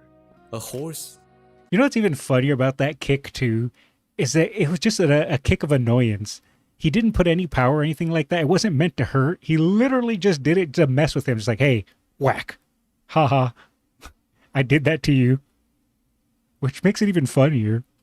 A man and a victim. This was how everything began. And not long after, 2011, in Japan, something enormous took place. Once there's a horse called Orfvre, he became the spiritual idol of a nation. The darkest Friday for Japan, the largest recorded natural disaster struck. A massive earthquake this was in tore 2011, through the earth, right? followed by a catastrophic tsunami and a nuclear crisis. I remember Together, hearing that they on the formed one of news the most at the devastating time. disaster in modern age. Entire northeast of the nation collapsed. Cities vanished underwater. Homes and lives were swept away in minutes. Jeez, that's The Japanese terrifying. Tenno, who had ascended the throne in 1989, for the first time in history, decided to address the nation on television, urging the people to endure and rebuild. In the disaster zone, the view was unbearable. Collapsed building, flooded street, endless debris. Families who had lost everything wandered through the ruins, searching for answers. Televisions across the country continue updating death tolls. And in one corner of the evacuation shelter, a small television was still on, broadcasting horse racing. When the nation needed a hero, many of them stepped onto the stage. And days later, people saw a flash. A horse ran freely upon the track. In a single burst, he ended his long losing streak. As he began to slow down, You know what's even crazier too is just how that all, how that all centered to one point. I know not many people believe in like fate and destiny and stuff like that, but it is just weird how that happened, how it all just aligns like that. I'm not really sure if I'm a believer of fate and whatnot, but it is still interesting and so fascinating to see when points do align like that.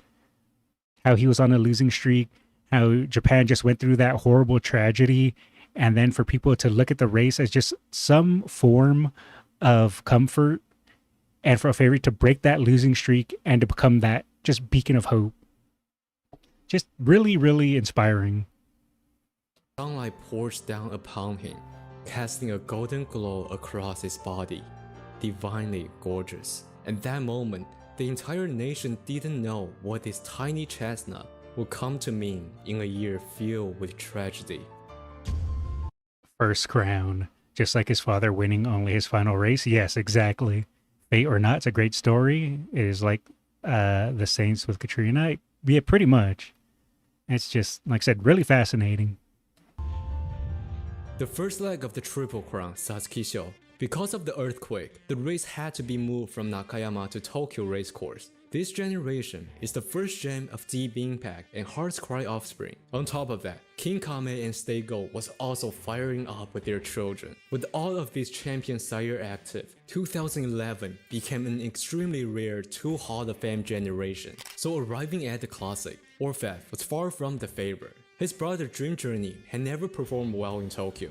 On top of that, the Stay Gold line was also famous for late maturity, making them inactive during the Classic season. It's interesting to be noted, although the Classic are meant for the 3-year-old, Orfvre was born in May, meaning he was technically still a 2-year-old. Oh, he Everything snuck in. suggested defeat for Orfvre, but by this point, he no longer feared anyone. The audience saw a tiny chestnut break out of the field, overcame every disadvantage and won the race 3 laps clear, a dominant huge lead. victory. After the race, Ikechoi said he had never felt the final straight at Tokyo was so short. Next came the most important race of the Triple Crown series, the Japan Derby. This time, all Just for a bit more clarification, Nakayama Racecourse wasn't available.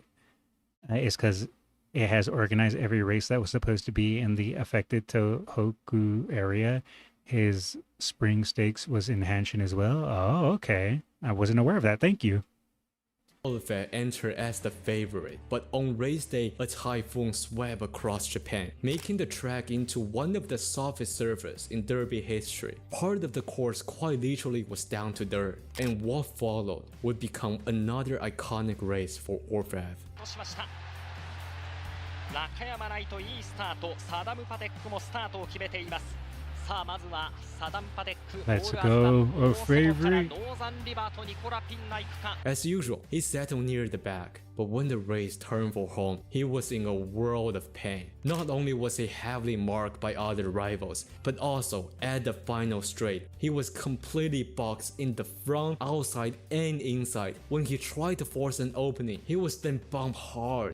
Oh, so they blocked him and prevented him from moving forward and were squeezing in tighter so he couldn't break through. The dirty tricks. nearly causing the jockey to fall off, but Orfvre refused to back down. After not one, but several devastating checks, he still found a small opening to break out of the pack. At the same time, another horse began his charge. Wind Variation, who had enjoyed a clean trip, suddenly accelerated. His jockey Ando understood Orfvre. Or Wind Variation. If Yuko's still there, my hat's off to you, Yuko. Both Triple Crown winners are with races in rain. Maybe rain is their superpower. Look how small he is compared to the other horses. Yeah, I noticed that. Kind of slim and quite a bit smaller than the other bulkier ones. If you have troublesome horse, go to Ikezoe. True. Had a bad habit of relaxing too early before the finish, so he timed his move precisely for that moment. The final straight became completely a two-horse showdown. Even the third-place finisher was a future Japan Cup third champion. Wind Variation still was ahead of him by 7 lengths. So that bump there. I'm surprised the other jockey didn't get in trouble for that bump. That was actually a pretty devastating bump.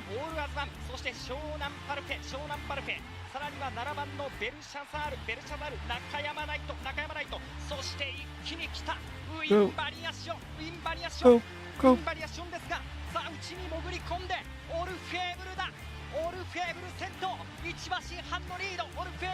For many horsemen, Derby is their lifelong dream. Most of them will spend their entire career and still never could win this race. But not only did Orfvre overcome the Derby under nightmare scenario, he also turned every disadvantage into a dominant victory. The sectional time Never shows doubt that the only king. Orfvre and Wind Variation's final section was in the 34th. Every other horse was at least 2 seconds slower. How enormous that difference was. The legendary performance that made Deep Impact famous had a 1.5 second faster time than the second best closer, and that was already flying. A gap exceeding 2 seconds wasn't just dominance. There were almost only 2 horses on the field. This derby also was the highest rated derby. That mischievous troublemaker who had once been dismissed by people was now doing the impossible one after another, inspiring those who lost hope in life. And after summer, finishing another commanding victory over Wind Variation. Poor Wind Variation. I mean, I know the best is always going to win, and unfortunately for Wind Variation, he raced in the same year as Orfvre, but so unlucky. Wind Variation, man, yeah. Wind Variation, the Uma that really despised Orfvre, 3 times second place against Orfvre. There was another horse that was like that too. I always forget. Of those, there's actually quite a few, but if only they weren't racing at the same time as some of the legends, that would have been their moments. But what can you do? It just wasn't meant to be. The horse that bumped is Nakayama Knight, also Stay Gold Sun. Oh, really? I wasn't aware of that. Dodo? Yes, Dodo's another one. 2 seconds is a big gap. Poor Wind Variation got beaten by the Gold family, Orfvre, Gold Chip, and Phenomena. Gentle Donna also exists. Win is just an NPC, first kicked around by Orfvre, then kicked around by Donna and Goshi. Man. Poor Win. Dodo and Versina. There we go. I always forget names, but that's just because I have a horrible memory. But it's not my fault. I'm an old man. I'm allowed to have a horrible memory. All right, let's continue before I keep yapping. Ikezoe invited fans to come witness at the final stage of the classic to a new Triple Crown winner. Third crown. Let's Triple get it. Crown. A title forged not by a single moment of brilliance, but by the proof of absolute greatness. To win it, a horse must be strong anywhere, at any distance, against anyone. Before that, many have stood at the edge of that summit, but only 6 had succeeded. Sandlight, Shinzan, Mr. CB, Symboli Rudolph. By the way, I did not notice that about Mr. CB's unique there.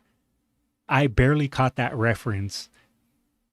I'm going to go back a sec. That is so well done. For that, many She's running in rain, or at least wet turf, have stood at any up a hill distance against anyone. Before, and that was essentially how he won the Kick a Show. I never made that connection before until I watched Pyrrhix's video about Mr. CB. So it's always fun to learn stuff like that. More like loose variation. Damn, Kale, that's brutal. The Silver Collector Win variation, Misha Dota and Versina. Win is the crown name owned by Win Corporation. We're learning? Yeah, slowly. You can't teach an old man new tricks. Look at that. For that, many have stood at the edge of that summit, but only 6 had succeeded. Sandlight, Shinzan, Mr. CB, Symboli Rudolph, Nalita Bryan, Deep Impact. Now, Orfvre stood at the edge of joining them. 2011 Kikasho. Orfvre was the overwhelming favorite. Win variation was the second, but the odds was by no means close. Everyone was marking Orfvre. I don't want to say it was a sure thing for him to win, but the team was just brimming with confidence. This is a Triple Crown horse. So instead of focusing on the result, let's look talk at that about little head Orfvre's bob. winning So strategy. yeah, I'm the stuff. If you play I a know certain horse girl game, you might be familiar with the 4 common racing style: from, stalking, mid-pack surging, and end closing. Because after centuries of development, pacing strategy has been studied thoroughly. Different strategy has its own good, which makes even the smallest misjudgment able to change the outcome of the race. When the pace is fast, it tends to favor horses from the back, but when the pace is slow, it becomes much more difficult for the closer to win. Since the difference in top speed between horses is usually minimal under slow tempo. While many people think of Orfvre as a closer, there was actually a 5th strategy. Makuri, a strategy that ignores the pacing. Yeah, that was my chat was telling me earlier. Look at that. Now we got to learn even more.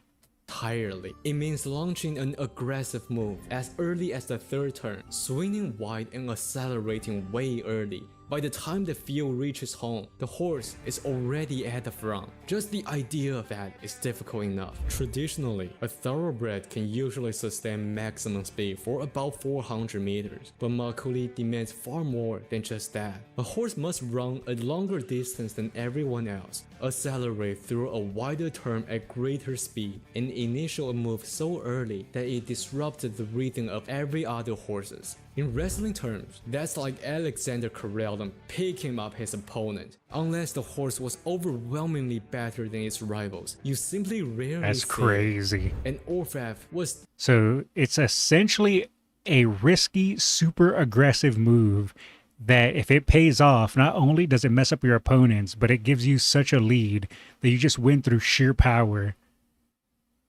Damn. Win variation is a big horse. His mother is super ballerina. Is Makuri okay? Heart's cry is full is always the Silver Collector. Meanwhile, the full people wanted Ori to have from Impact so badly. Absolutely sucked. Orfvre was just a replacement, and look what happened. True. That just goes to show you can't always plan for perfection. Sometimes perfection just happens.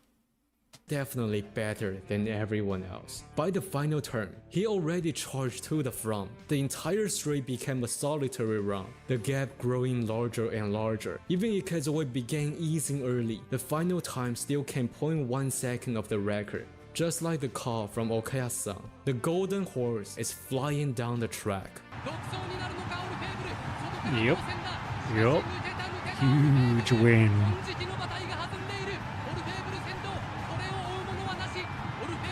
Look at that. God, it's so impressive. Ooh, number 13 tried to close in, but nope. But Triple just as the crown. crowd was in celebration, Orfvre immediately threw Kazuo off without hesitation. The audience did not realize what just happened. That was just his way of celebrating, you know? He was like, okay, everyone is happy. They're celebrating because I won the Triple Crown. Well, here's my form of celebration. Bam, get off my back. Makuri is better represented by Goshi's Anchor Away. That ult was designed to simulate Makuri in game. Oh, okay. That's good to know. Goshi's Unique is better comparison for Makuri. Ah, look at that. I'm learning. Absolute domination it was. Oh. Interesting. This was my strategy last Champions meeting. With victory, triggers Goshi is shoulders to shoulder with Kita. Heartscry himself was also Silver Collector against Deep Impact and only won against him once. Ah, okay, kind of like Dodo and Opera O then. Continue cheering. Commentator Okaz was saying, just like his debut race, I've never seen a Triple Crown like this before. But perhaps that's part of his cuteness. And from that moment on, the nickname Golden Tyrant began to spread. And get off me!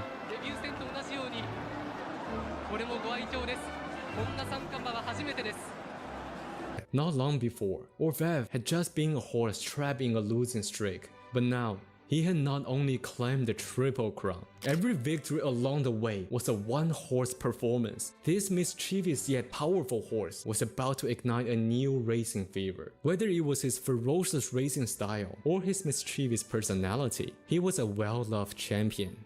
Absolute way. Yes, it was. At least this time he was prepared.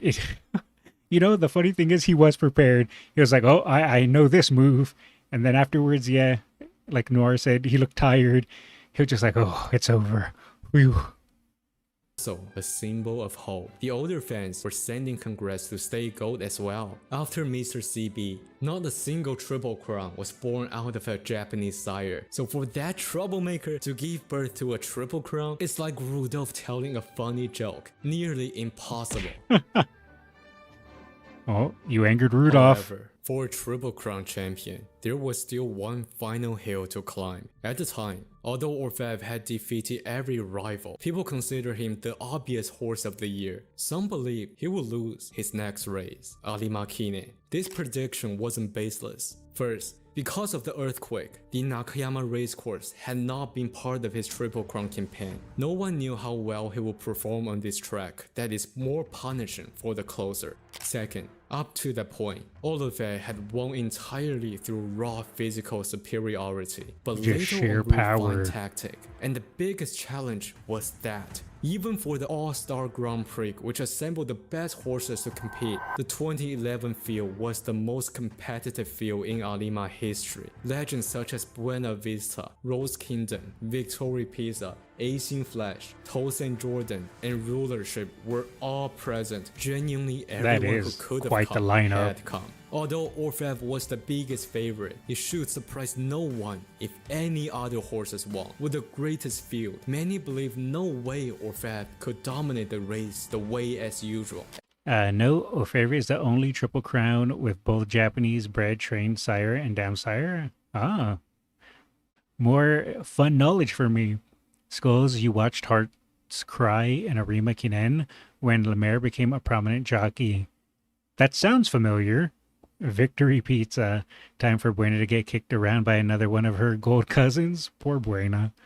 At very least, this field of world-class elite will push him to his very limit. But after the race, final result, total annihilation.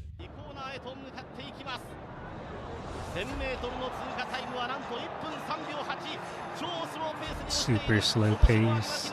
When the field passed the 1,000 meter mark, as the crowd erupted in disbelief, everyone thought Orfvre was destined to lose. Sectional time around the turns were over 14 seconds, and if you read the lap time in Arima, you know this was death. Not once in the new century had the Arima been at such a crawling tempo. Not once had they come close to touch 14 seconds in the first two corners, and Orfvre was at last. Even Ikezoe felt despair, trapped at the back of a field with elite rivals. Each and every one of them was confident in their finishing kick. That is a rough position. The most devastating moment was not an understatement, but when the crowd witnessed Orfvre once again launch an absurd acceleration that defied the conventional principle. Once again, using the long sprint to crush the stamina of the entire field. At that moment, I finally understood how Paul Felder felt at UFC 267.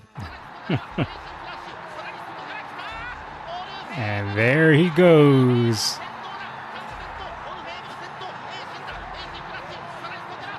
Man. First time silver might even think winning this way against these champions was something simple. But in the past, not once could someone ever do this to them. To some experts, this is even seen as the greatest performance in Arima history over his second one. After the era of Deep Impact, many believe Japan would never again produce a Triple Crown such greatness. In less than 6 years, another Triple Crown, different style, but same dominance was witnessed. After this race, everyone began to compare him to the greats of the past. They knew the Triple Crown is only the beginning for him. Man, that was so good to see. I can't explain it enough how much I love the Gold Clan. 2005 Sookinen, out of context, but speaking about Deep Impact, his loss at the Rimikinen 2005 was and is probably still the biggest upset of Kiba, and coincidentally, it was Lemaire's first ever graded win in Japan. That's also where Lemaire became a prominent jockey in Japan, right? I think so. Indeed, yes. The Warrior, 1964. The Artist, 1983. The Emperor, 1984. The Monster, 1994. The Hero, 2005.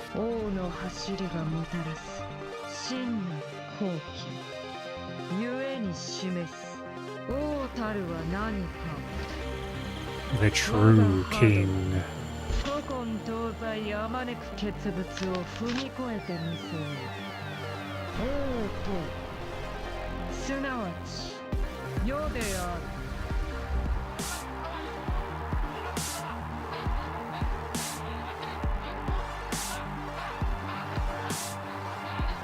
I should not be simping this hard for the Gold Clan, but no one can stop me.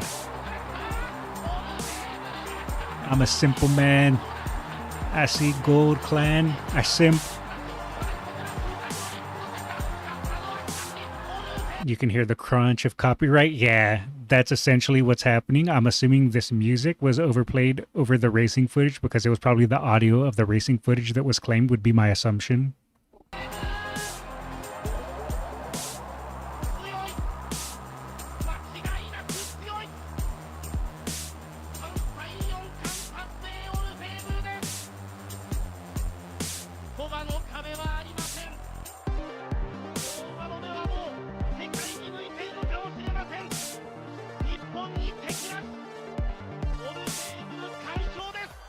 Spring. When the earthquake struck, Nakayama Racecourse was shutting down. A tiny chestnut gave people a reason to believe. Autumn. The Golden Tyrant was crowned as a whole, igniting a nationwide excitement around the sport. Winter. Nakayama reopened. The absolute monarch returned to his loyal throne. It was an age of heroes. Whenever the nation needed a hero, someone would step forward to inspire them. The mantle of its champion found a way to Orfvre, and after the race ended, a bigger announcement sent fans into a greater frenzy. The following year, Orfvre would fulfill Japan's long-standing dream to conquer the Prix de l'Arc de Triomphe. Once there's a horse called Orfvre, and he began to cook. What's with that face? I swear, maybe always looks for the most cursed photos of the Gold Clan. He did it to Journey, and now he did it to Orfvre, and he even did it to Festa as well, now that I think about it. Did he do it to Stay? Yes, he actually did do it to Stay. Every single time, he does the most cursed image for them. What's interesting is Ikezoe rarely whipped Orfvre, but still managed to win. That is impressive. Average Stay Gold Child. Oh, I haven't missed all yet? No, not yet. To be honest, Journey's crazy face is like iconic. It really is. The picture is referenced in the game? Is it with her ultimate? But those are just normal photos. It's a 50-50. He selects the silly faces. I mean, the silly faces are funny. I mean, look at that. How could you not love that? The comic with all the golds. Okay. The Stay Gold comic, I'll send it. Okay. I'll link it. Yeah, either of you can link it and just ping me. I'll pull it up after the video. Which reminds me, you guys also linked me other stuff that I gotta pull up after the video. Challenging the arc. Even the idea alone was electrifying. A Triple Crown champion, rising in the midst of a national tragedy, carrying a dream that Japan had pursued for decades. I need to go. I'll catch the rest later. College business. Alrighty. Thanks for hanging out. And have a good time at college. Just the thought of that set the community on fire. But not everyone was swept away by the excitement. Behind the scene, many analysts were asking a far more cautious question. Would this really end well? If Orfvre won, it would be great. But if he failed, what would happen to the reputation of Japanese racing? Let me go ahead and pull up that picture because now I keep thinking about it and I'm trying to envision it in my head. Let me pull it up really quick.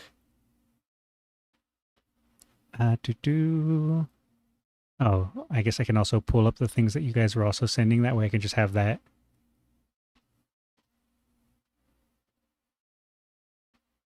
All right. And then there's the other thing that you guys pinged me at. Grab that one. And then, ooh, not that. And then the comic here. Okay. That's funny. Look at that. Let's enhance. Enhance. Oh, we weren't supposed to enhance into you, Journey. There we go. That's funny. Alrighty. Let us continue. Wait, Naze, why did you send me a skeleton with hair? What is this even from? Is this from One Piece? I don't even know where this is from. Nice afro, though. Alright, sorry, I got distracted. Naze distracted me. Alright, let's continue. And the horse himself would also sacrifice a great deal. He skipped the domestic races, all for the sake of one distant goal. If you're not familiar with this part of history, I actually have another video that explores it in detail. Those concerns I think we've already seen that video. That dream became. That land had truly been so far for so long. But after his first race of the season, people no longer ask if he could win. All of the faces are directly taken from their silly photos. People found the pictures of everyone they use as references. Oh, okay. I know they did that quite a bit with Goshi.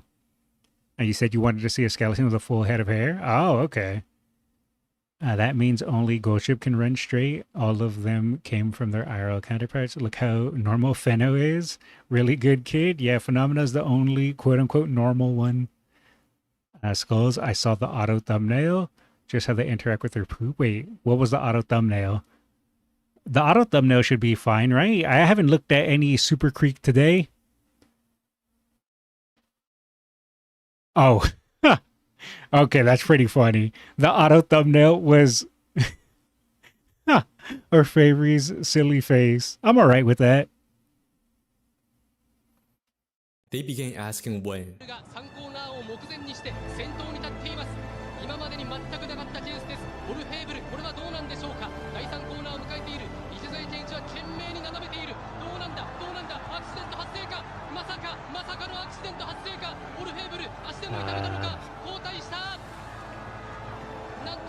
I remember this, where Orfvre decided to play with his food.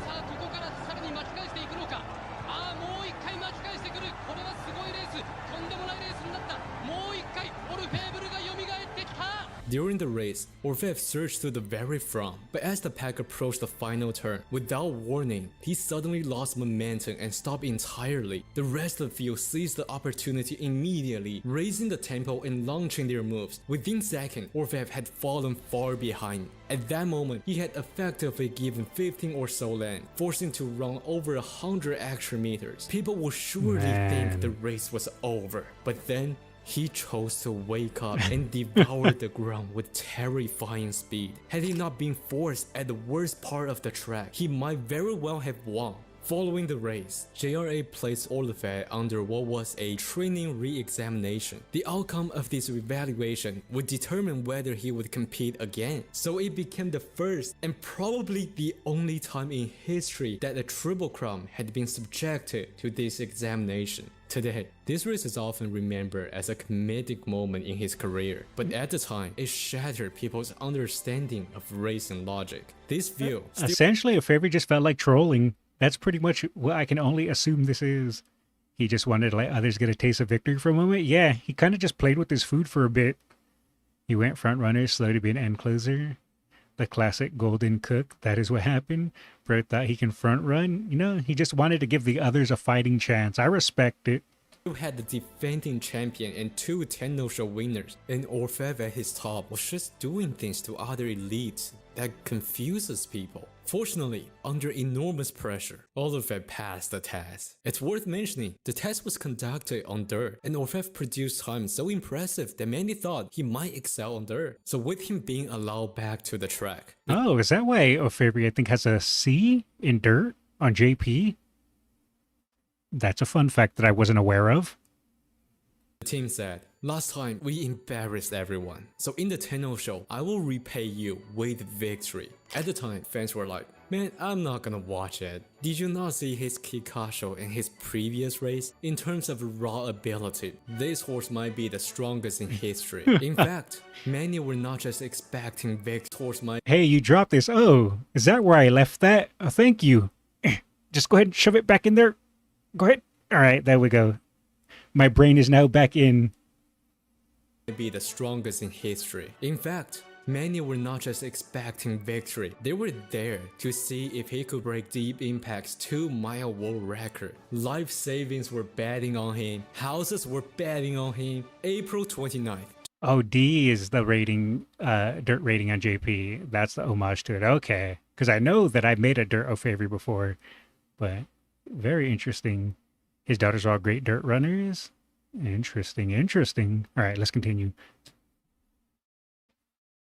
2012, on that day, Orfvre would deliver a lesson that every gambler remember for life. 11th finish, the worst of his career. 14.9 billion immediately vanished into thin air. Before the famous 12 billion incident, there was the 14 billion incident. After the race, Orfvre team tried to determine what had gone wrong. In the end, their best guess was that Orfvre had been suffering from diarrhea, which drained his strength before the race. But some also thought it was simply that golden spirit back at it. If there are 4 words that describe Orfvre's career after the Triple Crown, they would be, what are you doing? And if you had 6 words, it would be, what the hell are you doing? Want to cure a gambling addiction? Just follow this bloodline. His next race, Krakskullz, is one of the less talked about races in Orfvre's career, but I think it was honestly so cool. Originally, the team had no intention of running the Krakskullz. Their plan was to prepare for the arc, but after the loss, some people were like, we're all wrong, this horse isn't strong at all. So in order to defend the honor of a Triple Crown champion, they decided 4 days before the race that Orfvre would compete, when many people believe Orfvre was in his worst form.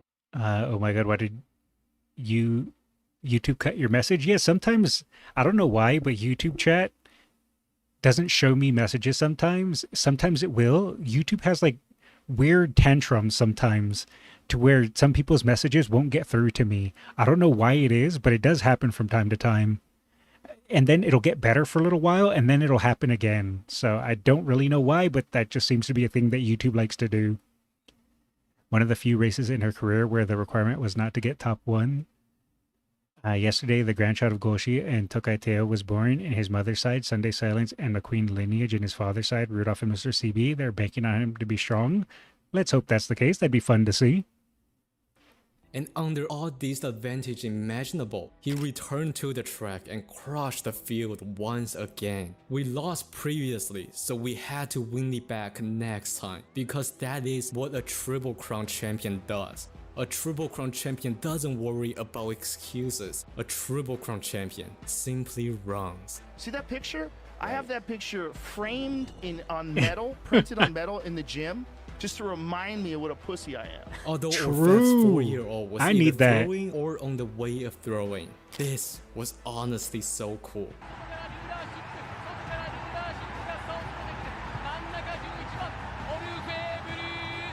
Orfvre. Orfvre. Let's go. The Triple Crown King has returned.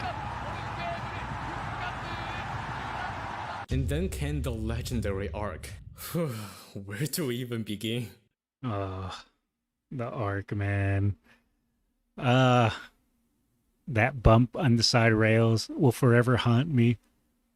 Time to follow his older brother's footsteps.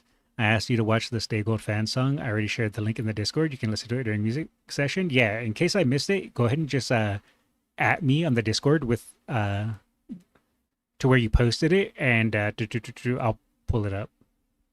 For this campaign, the team made a change to replace the jockey with Sumion after Orfvre won his prep race. Although many teams were holding back for the main race, it was clear Orfvre was a horse able to win the arc. So seeing another superstar from Japan coming here, Franz Gallop was very pleasant and said, "Who is this horse?" At the time, the concept of international racing was still developing. Europe did not know very much about Japanese racing. They knew about the Japan Cup, and that accounted for half of their understanding. The second half was simply they knew Japan wanted to win the arc. But for Europe, the arc was also a matter of pride. The way each team prepared for this race was completely different from others. And with the withdrawal from Snow Fairy and Tangerine, remaining 18 horses, 9 of them are G1 winner. If Europe wanted to stop Orfvre from winning. Excuse me? What is that? Why are we being American? They will either need a generational lock-in or for this horse to have a You see this image on the left here? I know what it's supposed to mean, but that's not what I see every time I see this image on the left. I know it's supposed to be the guy sitting down and locking in to play the game, but it just looks like a man riding another man, all right? I'm just going to say it. That's what it looks like. generational choke. And then, you can't even make this up. They got both of them. Barrier selection, gate 18, the gate of death at Longshan. I honestly can't recall a single horse that has ever won the arc from that draw. Then there was the track condition, one of the softest in the 21st century. Terrible for the high-speed running style typical of Japanese horses. When the race began, all of us settled all the way at the rear. Understandable, but still very few horses capable of winning the arc from last to first. And yet, under all these I would have loved for a favorite to win the arc. At the final straight, Orfvre began to unleash his incredible power, surging forward and past every single horse with ease. Victory was within reach, and then Europe began the lock-in. The long shot Sulemiya suddenly produced the greatest run of her career. Her jockey, Olivier Perrier, also delivered one of the finest rides of his life. And at the worst possible moment, that thing sitting on Orfvre's neck stopped working again. Just as victory was about to be secure, he began drifting inward. But this is still fine. He can run in as long as he... The rail bump. Oh, it still hurts. And they've got the video, and guys, then turning this it is not funny. Don't laugh at this video into a music compilation hurts even more. This is not. No. This is not funny. No. Don't look. I'm not. Don't look at what's happening. I'm to hiding. The lady right. She called the. I don't want to say Japan is unlucky at the arc, but boy, if you know people's reaction back then. Fans were looking at the scene and looking at each other saying, is this r/that really happen right now? Are we living in a 2007 Tumblr post? Everyone was tweeting on Twitter. People who never used Twitter was tweeting about it. The community absolutely exploded, which I can't blame them for. The things they were talking about are still talked about today. There are also the memes. The amount of memes. Orfvre does not take the arc because it does not respect the arc. It was chaos at its best form, but in truth, his action was somewhat expected by the fans. I mean, just look at what he did. Just look at what his family did. I don't know the total amount of money, but he's gotta set an all-time high for the largest throw in one calendar year, and it will be very hard to top. And if you think the throw ended there, don't worry, there's still the next race after the arc. It is funny how they did make Orfvre so bratty in the game as well, just to kind of showcase, I guess, how bratty of a horse he actually was. So I just love how they intertwine the characters with the actual horse. It's just so well done, or it is so well done. Trainer EK reflected, because Orfvre was too powerful, even run him on flat ground could hurt himself, so much of his training had been conducted on narrow uphill gallop. As a result, causing him unfamiliar in the inexperienced open home straight. Still, he promised, we will train him to run in straight. I promise, promise. And then the next race. Wait, nope. He... Back to the story. We arrive at the Japan Cup. Still Once drifted. Again, it became a legendary race. Just how many legendary moments do you need to leave Orfvre? And once again, it's one of the greatest field of the Japan Cup. 17 runners. Every single one was a stake winner. The early 2010s truly live up to be one of the most competitive period. Just looking at the names that appear in the Umamusume, Gentle Donna Orfvre rulership, Tosen Jordan Asian Flash, Rose Kingdom phenomenal. A lineup feel almost too perfect to be real. In my opinion, only the 2014 JC might top this field in scale. What made the race even more special was how each of these greats showed their distinct personality on the track. There was rulership being rulership, Gentle Donut executing a race that was clever and brutally efficient. Every horse on the track gave everything to win. If there was only one regret, it was Orfvre had just returned and once again drew the outermost gate. The fourth time this year in the most outside post. His luck really was no better than Buena Vista. It just felt like he was not entirely in shape. But this was also what made him terrifying. As mentioned before, Orfvre's signature pattern was the famous Makuri, like a video game character activating invincible mode. Once got the Starman. Orfvre began climbing up and up long before home.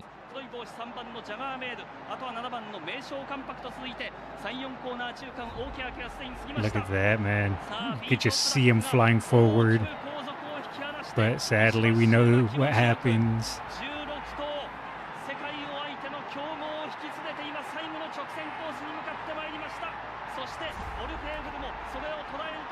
It is really impressive, though, how Orfvre has so many things stacked up against him, but still performs. Stretch, Gentle Donna showed the spirit of a true champion. When Orfvre slide into her, if it was other fillies, they would be frightened, but she didn't hesitate at all to push him aside. As Orfvre lost momentum, Gentle Donna seized the lead and managed to hold on to that narrow advantage until the finish line. It's one of the most dramatic duels in JC.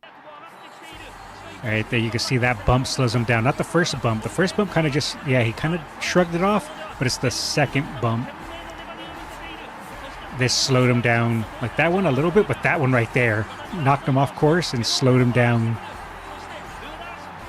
by quite a bit.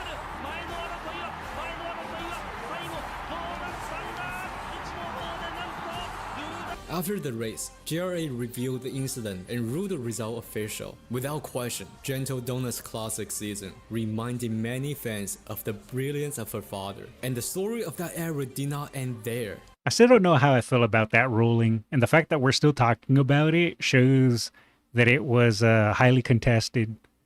About that, a major consensus is Orfvre being arguably the most gifted horse Japan ever had, with little to no brain cells to make use of it.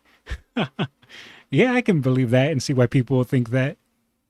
I'm back. Welcome back. It's like they say, every king needs their queen. That's where the no stopping me skill is based. Oh. Is that why it's called, I guess the translations is Unstoppable Girl or something like that? Gentle Donna didn't have the best constitution, but she do anything to keep a straight line. All right, let's continue. Just 1 month after, Goldship delivered another unforgettable moment in the Arima Kingdom from Lost to First. Very soon, others like Just Away, Lord Kanaloa, Phenomenal, Kizuna, Epiphania, and so many others will rise to the scene. Wait, why was there a dog? Like, my brain took a second to digest that. Was there a dog? I mean, I'm used to the little robot guy because he's used that before. Kizuna, Epiphania, and so many others will rise to the scene. Together, they brought the sport back to the rise. Once there's a horse called Orfvre, and this was his destiny. The career of a horse is fleeting, and for Orfvre, the time had come. Yet unfortunately, most of his final year was filled with blank. After winning the Osaka High, there were rumors that the team would send him to Dubai, but not Shima Classic. There was the talk of the Dubai World Cup. It is unclear of this rumor and the plan, but it never happened. There was one goal, and one goal only for him. He was born for this. In the legend of King Arthur, when the nation was searching for redemption across the land, he appeared and gave people that hope. He was their king, their god. But the moment he drew that sword from the stone, he must become what's furthest away from a normal human, forever bound to his fate and his tragedy.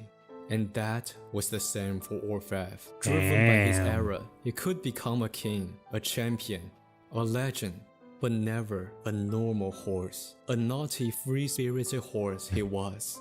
This is the weight of the Triple Crown. What does the saying go? Heavy is the crown that we must bear. Kazuna? Oh, Kazuna was the dog. The main reason why it was so controversial of the decision because 2 years before, Buena Vista was declared disqualified for a soft check and was met with outrage that forced GRA to change the rules later. Imagine Kitasan Black body checking. That would definitely be understandable than why people were even more upset then. This was his destiny. From the moment he was heavy is the head that wears the crown. There we go. That's the thing I was looking for. Till the very end, he must offer everything to that destiny to claim Japan's holy grail. And in the end, he too will never finish that quest. After Osaka High, Orfvre was diagnosed with an injury. So much of his final season passed in silence. Yet his final year still left a profound imprint on many fans because it painted a more complete picture for the life of a legend. Watching a hero's origin story is exhilarating. Watching their rise to dominance is also thrilling. But rarely do we witness the final phase of a legend's career. Watch when everything they have learned begins to settle into clarity. And that was the feeling Orfvre's final year left behind. Let go and pass on to the future. Letting go of his past and leaving a path for those who would follow, so the future can use him to climb to a greater height. You could say he was a real track blazer. Buchan was so unlucky, or with the serious animation, damn, I fell asleep. I missed so much or not? Nah, you don't miss too much. Just me yapping and pausing and yapping. That's all you missed. I wonder who is the next in the gold family, gold ship. That'd be good to see. I hope so. Because the recovery came faster than expected, Orfvre's returned to France as planned, once again standing beneath the shadow of Longshan. This time, there was a huge support from the Japanese fan. Not only did Orfvre breeze through his preparations with ease, another superstar, one of Deep Impact's finest sons, Kizuna was also coming in blazing hot. Even Orfvre's performance last year did not the picture of the dog. The brilliance he displayed in Japan. They still believe this year is the year they got the greatest chance. That unimaginable anticipation was understandable. Looking back now, a layoff on a foreign soil, stronger competition, more tactical targeting from last time. Such immense hype was almost unrealistic. At the main race, the track had once again turned into a swamp. Honestly, Japan just sent a bolt. At the time, even Europe respected Orfvre as a major contender. And if you've been watching the discussion for the arc in recent years, you know that's very rare for them to even consider Japanese runner a winning contender. But even then, many experts were leaning toward another horse. 2013, Europe was still living in the afterglow of Franco, and there was a horse. Oh, I remember hearing about Franco. Franco mode, Trev. I won't say Orfvre had a smooth trip, but you simply had to acknowledge greatness. The horse in Franco mode, in her 3-year-old, Trev honored that very statement. Beneath that brilliance, Orfvre once again watched another horse deliver her performance of a lifetime. This was his fate. This was his tragedy. That year, wherever the king led, the hearts of the people followed. When he claimed the Triple Crown, he was stripped of every piece of what a normal horse was. That year, the rain fell over Paris, each drop heavy with expectation, the dream of an entire nation. Japan really does just get unlucky with weather for the arc. That's what it feels like every time, at least. Still got second place, terrible luck. You did so well though? Yeah, true. Is that the trade? Yes. Arc always wet. It's a curse, I'm telling you. Someone needs to stop doing rain dance. They call Kazuna a dog, but either the sire or dam was called Cat. Ah, okay. The one who defeated both Orfvre and Goshi is back-to-back in the arc. I wonder if Digital could win the arc with wet and heavy conditions. I guess we will never know. You can either become a legend or a meme or a gold chip. Or you could just be a legendary meme, which could be gold chip.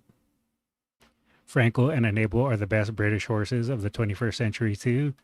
I've heard a lot about Franco, not too much about Enable. Way heavy on his shoulder.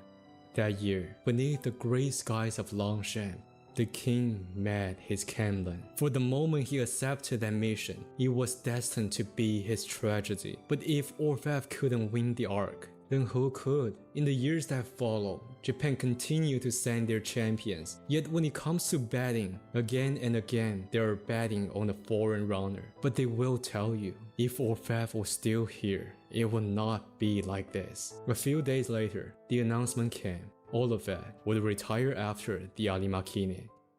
The 2013 Arimakine carried an atmosphere unlike others. It was his retirement race. I don't know why the people race him, but was high. I feel like Umamusume music should be played. You, this will be an easy win. But reality was quite complicated at the time. Historically, horses came back directly from the arc rarely perform at their full strength. And this year had the reigning Arima champion Gold Ship, who was amazing at Nakayama. Orfvre also spent nearly a year away from racing in Japan. Even the team said he's probably only at 80%. His goal was simply to step into retirement safely. So with mixed reason, there was some indescribable tension going into this race. And under such tension, Ikezoe, who had been reading Orfvre far less frequently since the arc, received an unexpected letter.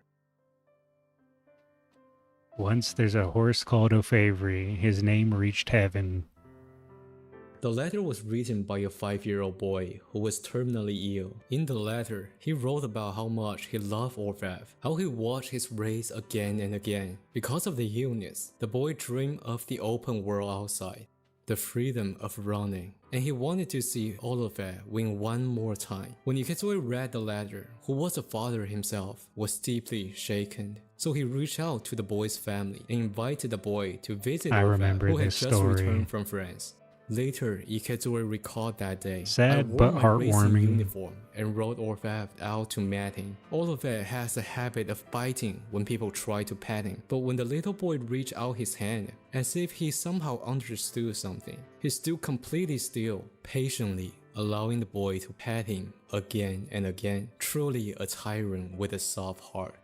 But reality is always so cruel. That day, Ikezoe made a promise to the boy. As the day of the race drew closer and closer, the darkness falls. The boy's condition still worsened. When Ikezoe heard the boy had passed away, with a crushing sense of hopelessness, he vowed to keep good on that promise. To win the Arimakine, a race that symbolized dream. And man.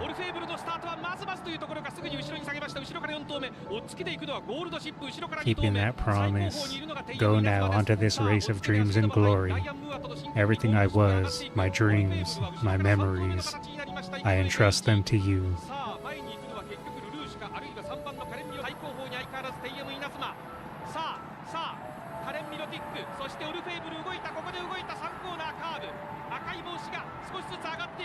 There he goes. Promise is made, and a promise kept.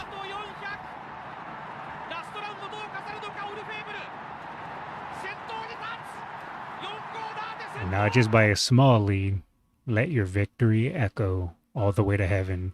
You are the proof that I once lived.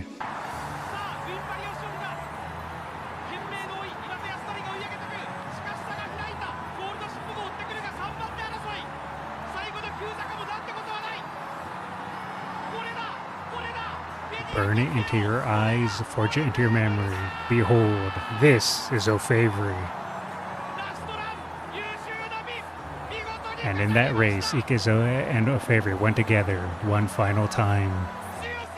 Delivered the greatest performance in Arima Kanen.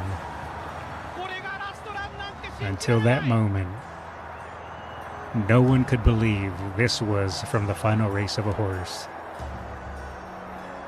Just as no one had believed that a horse could rise when people needed hope the most. Set the sport ablaze and took people's dreams to a new height.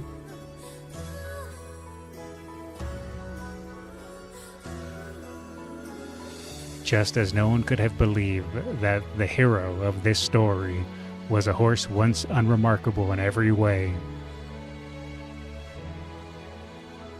except for his talent for launching his jockey off.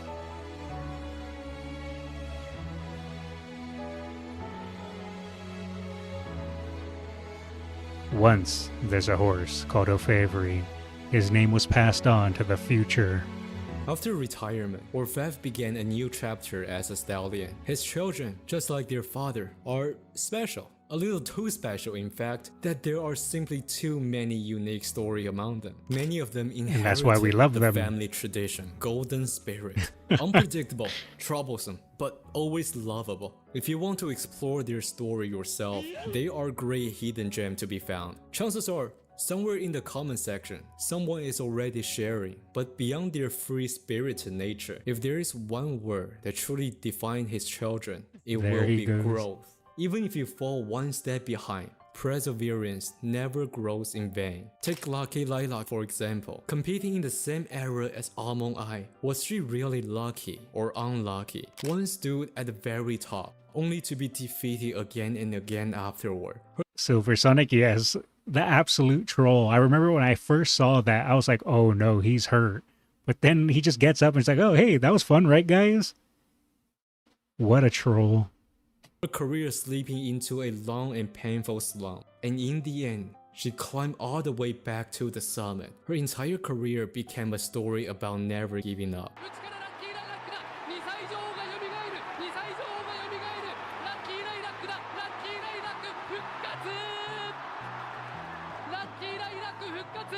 Then there was Marshall Rain, the first Japanese horse to win a foreign G1 on dirt that inspired the future. I still remember reading an article at the time saying, now that the distaff had been conquered, Japan's next target must surely be the Dubai World Cup and the Breeders' Cup Classic. Looking back today, both of those had now been achieved. Yep. And remarkably, the Dubai World Cup was claimed by another son of Orfvre. Back then, because of the success of Marshall Rain, many of Orfvre's progeny began transitioning to dirt. Among them was a horse named Ushba Tesoro, a horse no one paid any attention. By the age of 5, he had only 3 career wins before switching to dirt. But from obscurity to the top of the That's world, crazy. all it took was 6 months.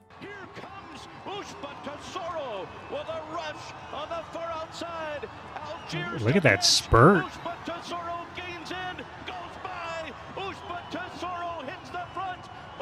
Oh. So good.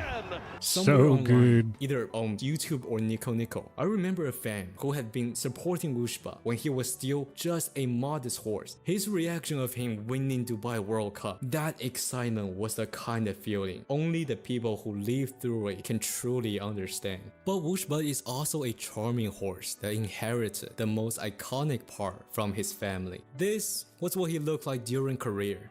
Justin Turbo has a YouTube channel. Yes, I seen quite a few videos from the Justin Turbo channel.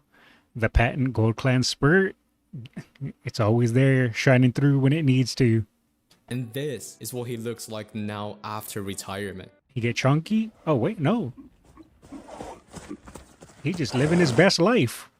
Even if you begin one step behind the others, effort will always find its season to bloom. This is their common theme and what makes his children unique in their own ways. But their stories are for another time. Having said all of this, I hope I have managed to convey the charm of Orfvre and the emotion you he have. once brought to so many. The reason he was able to capture the Triple Crown in 2011 and became a symbol of hope was because of his overwhelming ability. But great horses will always appear as the time moves forward. What made him a name recognized even by people who don't follow racing in Japan is because the emotion behind this horse had already gone beyond the sport itself, capable of moving the hearts of every He's adorable. generation. They rise, they believe, they remember. Wherever the king leads, the hearts of the people will follow. Spread the name of the king and tell them. Once there's a horse called Orfvre. Also, was Orfvre just stepping on me? But only once. I swear she was. Tell them. Wait, she is stepping on me. Nice.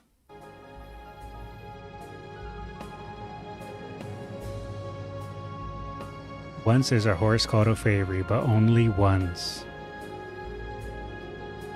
That was good. I'm glad that I finally got the chance to watch it. Oh man. Amazing video by Maybe as always. Absolutely amazing. I wonder, is Golshi gonna be next, or is he gonna maybe do Ojucho-san? I feel like he's probably gonna save Golshi for last, but we'll see. We also still need Phenomeno as well. But I guess we'll have to just wait and see. Link to your picture on Discord. Golshi is next. Oju is younger. Bottom behavior, bottom already. Why'd you ruin the ending with such a bottom content? Or bottom comment? I can't help it, guys. Sometimes you just gotta be a clown, and that's me. I hope the Golshi video ain't giving him a hard time. Yeah, that's the annoying thing. That's why it makes it harder to react to racing videos, because they get claimed.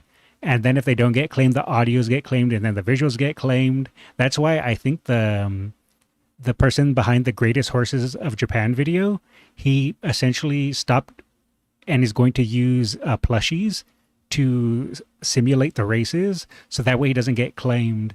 Because I do notice that he stopped using racing footage and was using like still images, and that kind of messed that up a bit more. Can't help being a bottom? No. Can't help being a clown. I love this series so far. Yeah, me too. I'd let most of the Gold family step on me after seeing the Arima. Do you want to react to my Takarazuka Arima one? Even regular videos on YouTube. And you just won the... Wow, I just had the worst run in Uma. Yeah, I didn't get a single rainbow training. Holy. All right, let me pull up the things you guys have been sending me really quick. Oh, the pictures. I see. Thank you, Sonny. That's where they got them from. and then you just have Phenomeno being normal. Well, you have the rest of these absolute goofballs. And Phenomeno just like, yeah. Alright, so let's see. What else did you guys send me? This is the Stay Gold song. I got to make sure that some music doesn't have copyright. If it has copyright, I might not be able to watch it, but we will see. This one looks fine. It's a fan-made song. The things I want to do with Stegor are not to be mentioned in public. All right. And let's see, what else do we have here? Here's another song. What is this? Unbreakable. Okay.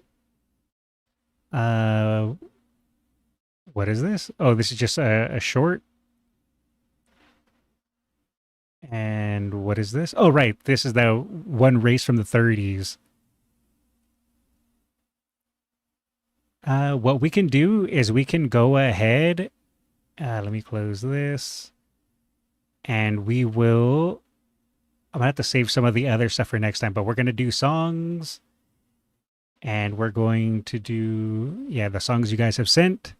And I do want to see this first derby. I don't think I'm going to watch the whole thing. I'm just going to skim through just because I want to see the footage. Because look at this footage. It's so crunchy. This is not going to be a good viewing experience, but I kind of want to just skim through it a little bit just to kind of get an idea to see a race from the 30s. So this is 1932, the first Japan Derby. Nice. I was like 102 when this came out. It's still not as old as you. True. Let's drop a like. Let's drop a sub. And this is by Scotch07. All right. Like I said, we're going to just skim through. I'm not going to watch the whole thing because it's so old. So we'll just kind of watch a little bit of the fanfare and then just skip to the end of the race. Look at all the hats! Oh my god, so many hats!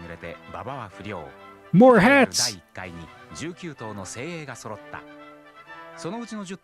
There was also umbrellas.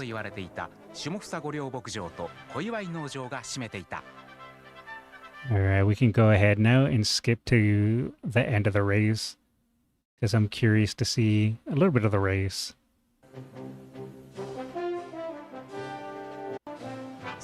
Wait, where's the race? Oh, did I skip too far? Oh, maybe I did.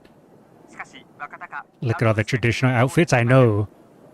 They were so cool. It's cool to see some of the old outfits that have fallen out of style and stuff like that. Disappearing among the hats? Why are you surprised you were there? True, true.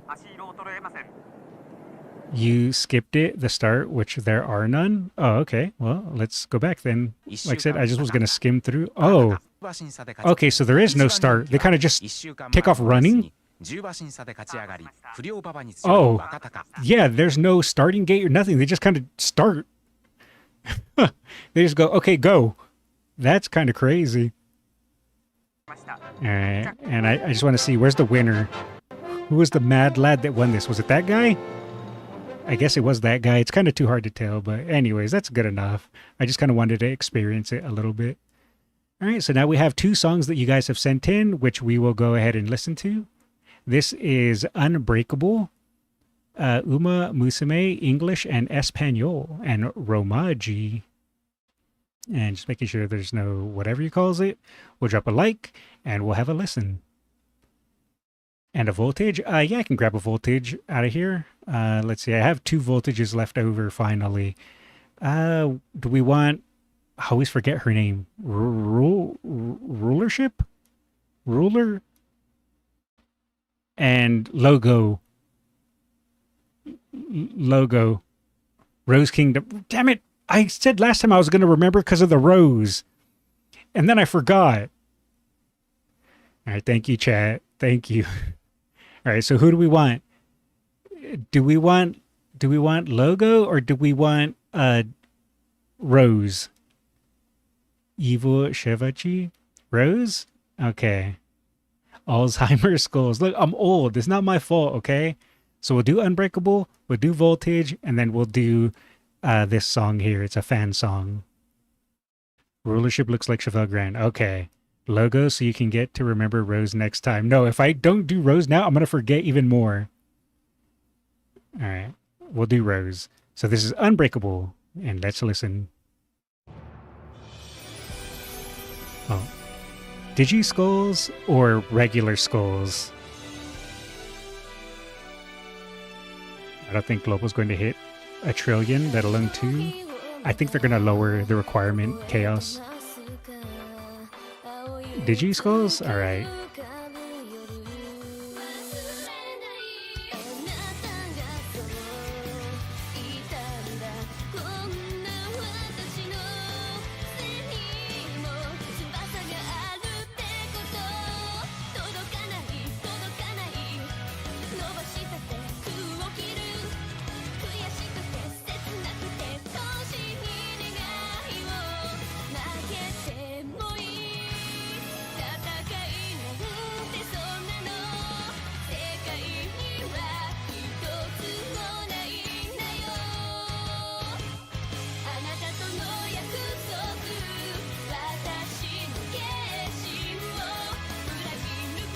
Twin tail skulls.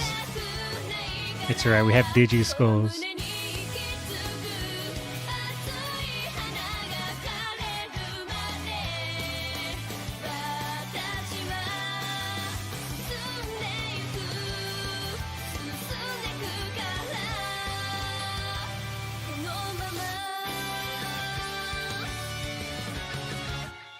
Why would have happened like this and started on Monday?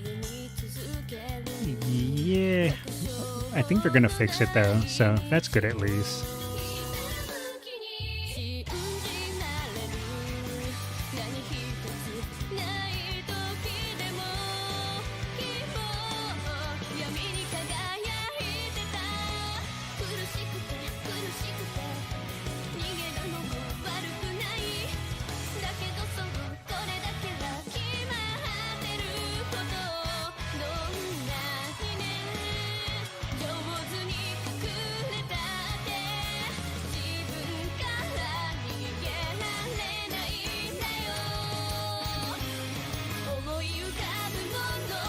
I don't think I've ever heard this.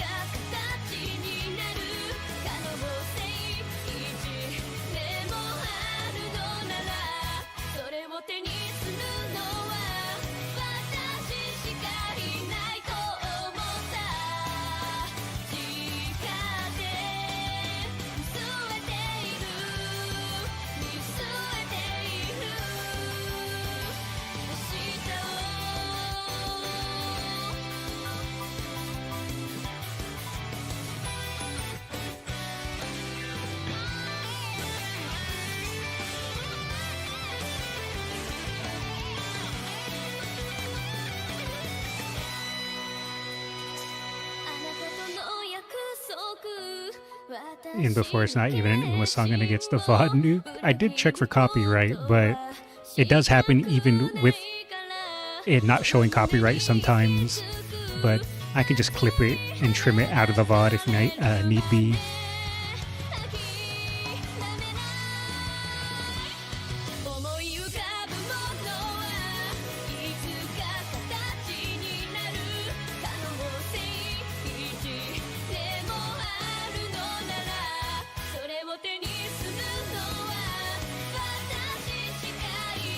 The only solution is Skullz singing karaoke. Nate, stop trying to get me to sing. It's not happening. Skullz does not sing.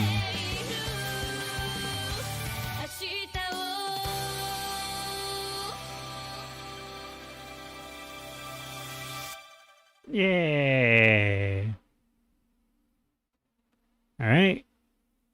Let us go next. This is Rose, which I know now due to the rose, and I'm probably going to forget again in the future. But we'll drop a like, and this is by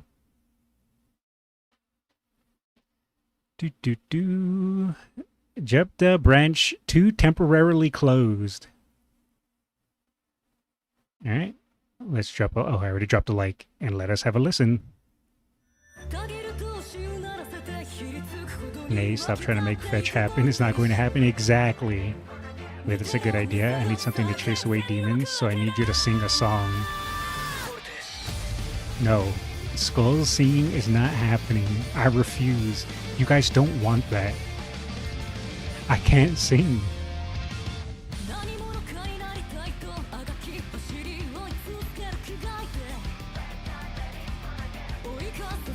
Yeah, she does have a bit of a deeper voice.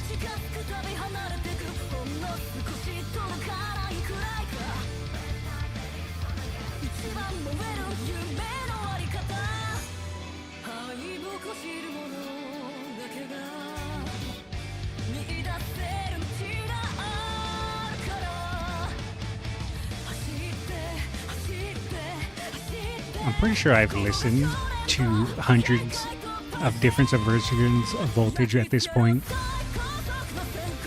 My brain has turned to Voltage if I had one.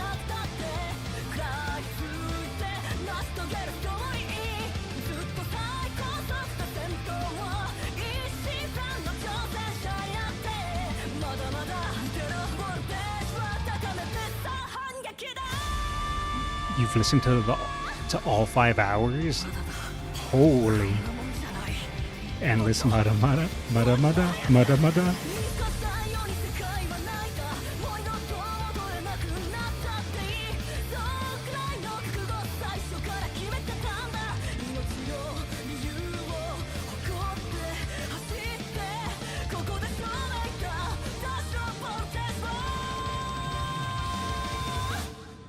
Rose's Gimlet's stable buddy? Oh, okay.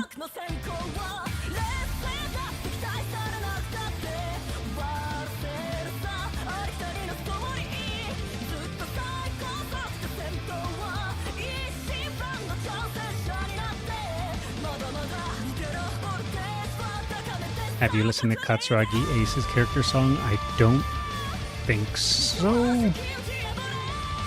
But if I did, it was probably many months ago. I'm trying to remember. Yay! Alright, so now we have, this is apparently a fan song, Stay Gold and Oriental Art and Eternal Love Like Gold by Warm Cup of Tea Music. We're going to drop a like and let's have a listen. And since this isn't official music, I'm going to drop the link in both chats. So you guys make sure to give them a like and give them a subscribe if you want. Because this is, again, a fan song. So let us have a listen.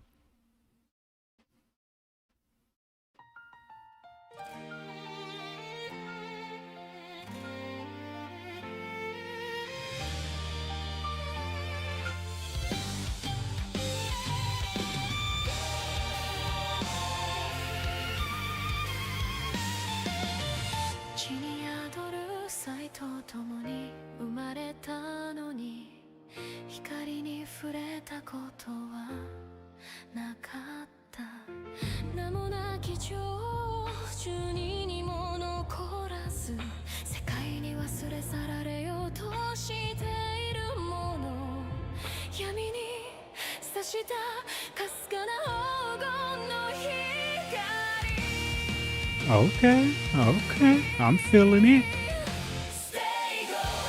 Oh, nice.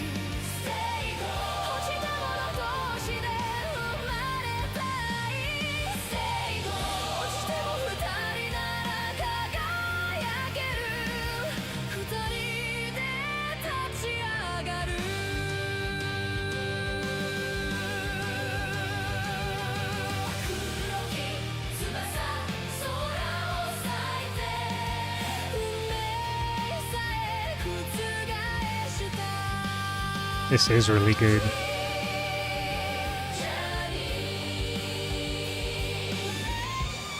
Ooh, and then the kids are named as well.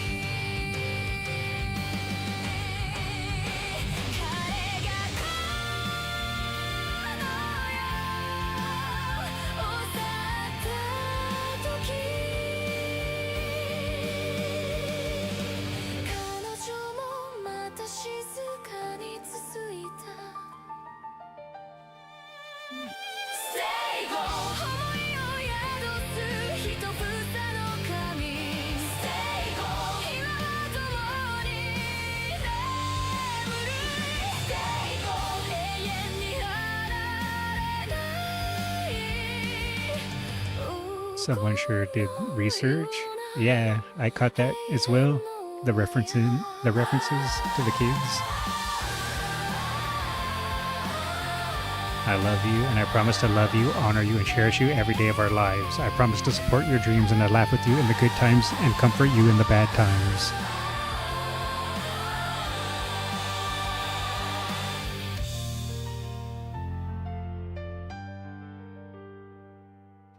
That was really well done. That was insanely well done. Holy. I gotta leave a comment on that. That was amazing. Keep up the great work. Boom. Alrighty. Let's cheese the thumbnail. You know what? Let's see if we can cheese the thumbnail with this one. See if we can cheese it. We'll see what happens. If not, it's fine. But that is going to be it for me tonight, everyone. It was fun being back. Oh, wait. Let me swap out of Skullz. There we go. All right. It was fun being back. I know normally I don't take such a big break from stream, but it was a ton of fun today. By the way, Skullz, Stay Gold and Art passed away on the same year with only a month of difference. Yeah, I did know about that. Swap to skin Skullz? You guys really want me to swap to my skin version? Is this what you guys want? Alright, I can give my outro out is skin Skullz. Why not? Tomorrow is also yapping. I'm not sure what I'm doing tomorrow. I'll figure it out. Either I'm going to play a game or I'm going to maybe yap. Just have a yapping stream. We'll see what happens. I'm not sure yet. But yeah, I do want to do a small announcement, though. At the end of April, I am going to take a week off. Maybe a little bit more than a week. Maybe near like 10 days. But yes, at the end of April, I will be taking a small break. Mainly because I'm just going to be hanging out with friends. And so taking a small break. That'll probably be what I do at the end of April. Maybe play the game I made. I still need to do that, Sonny. If I'm going to yap, I can do that at the same time. Because if I do a yap stream, it's going to just me be doing random stuff and yapping with chat. So possibly. Get some time touching grass. Agent 47 Skullz. Yeah, so that's going to just giving an announcement of that now. Yes, at the end of April, I'll be taking like a week. No more than 10 days off. Because like I said, I'm going to just be hanging out with friends and stuff like that. Maybe whatever I get up to, maybe I'll post some pictures on the Discord of just like some random crap I get into. So we'll see what happens. So I just wanted to let you guys know that ahead of time that yes, at the end of April, I will be taking about a week off or 10 days off, somewhere around there. But for now, I am back and I'll schedule as always.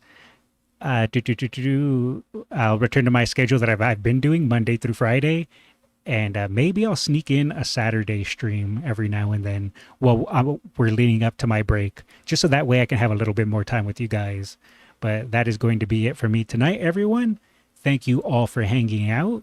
If you're watching on YouTube, and if you haven't already, please drop a like, a comment, and a subscribe. And if you're watching on Twitch, and if you haven't already, please drop a follow. I'd appreciate it very much. Like I said, I don't know what I'm doing tomorrow. I'll figure it out, whether I'm playing a game or yapping. I'll let you guys know ahead of time. But until then, you guys have a good night. Take it easy, and I'll catch you later. See ya. Drop the drop kick Goshi. You know, we got something better than drop kick Goshi. We got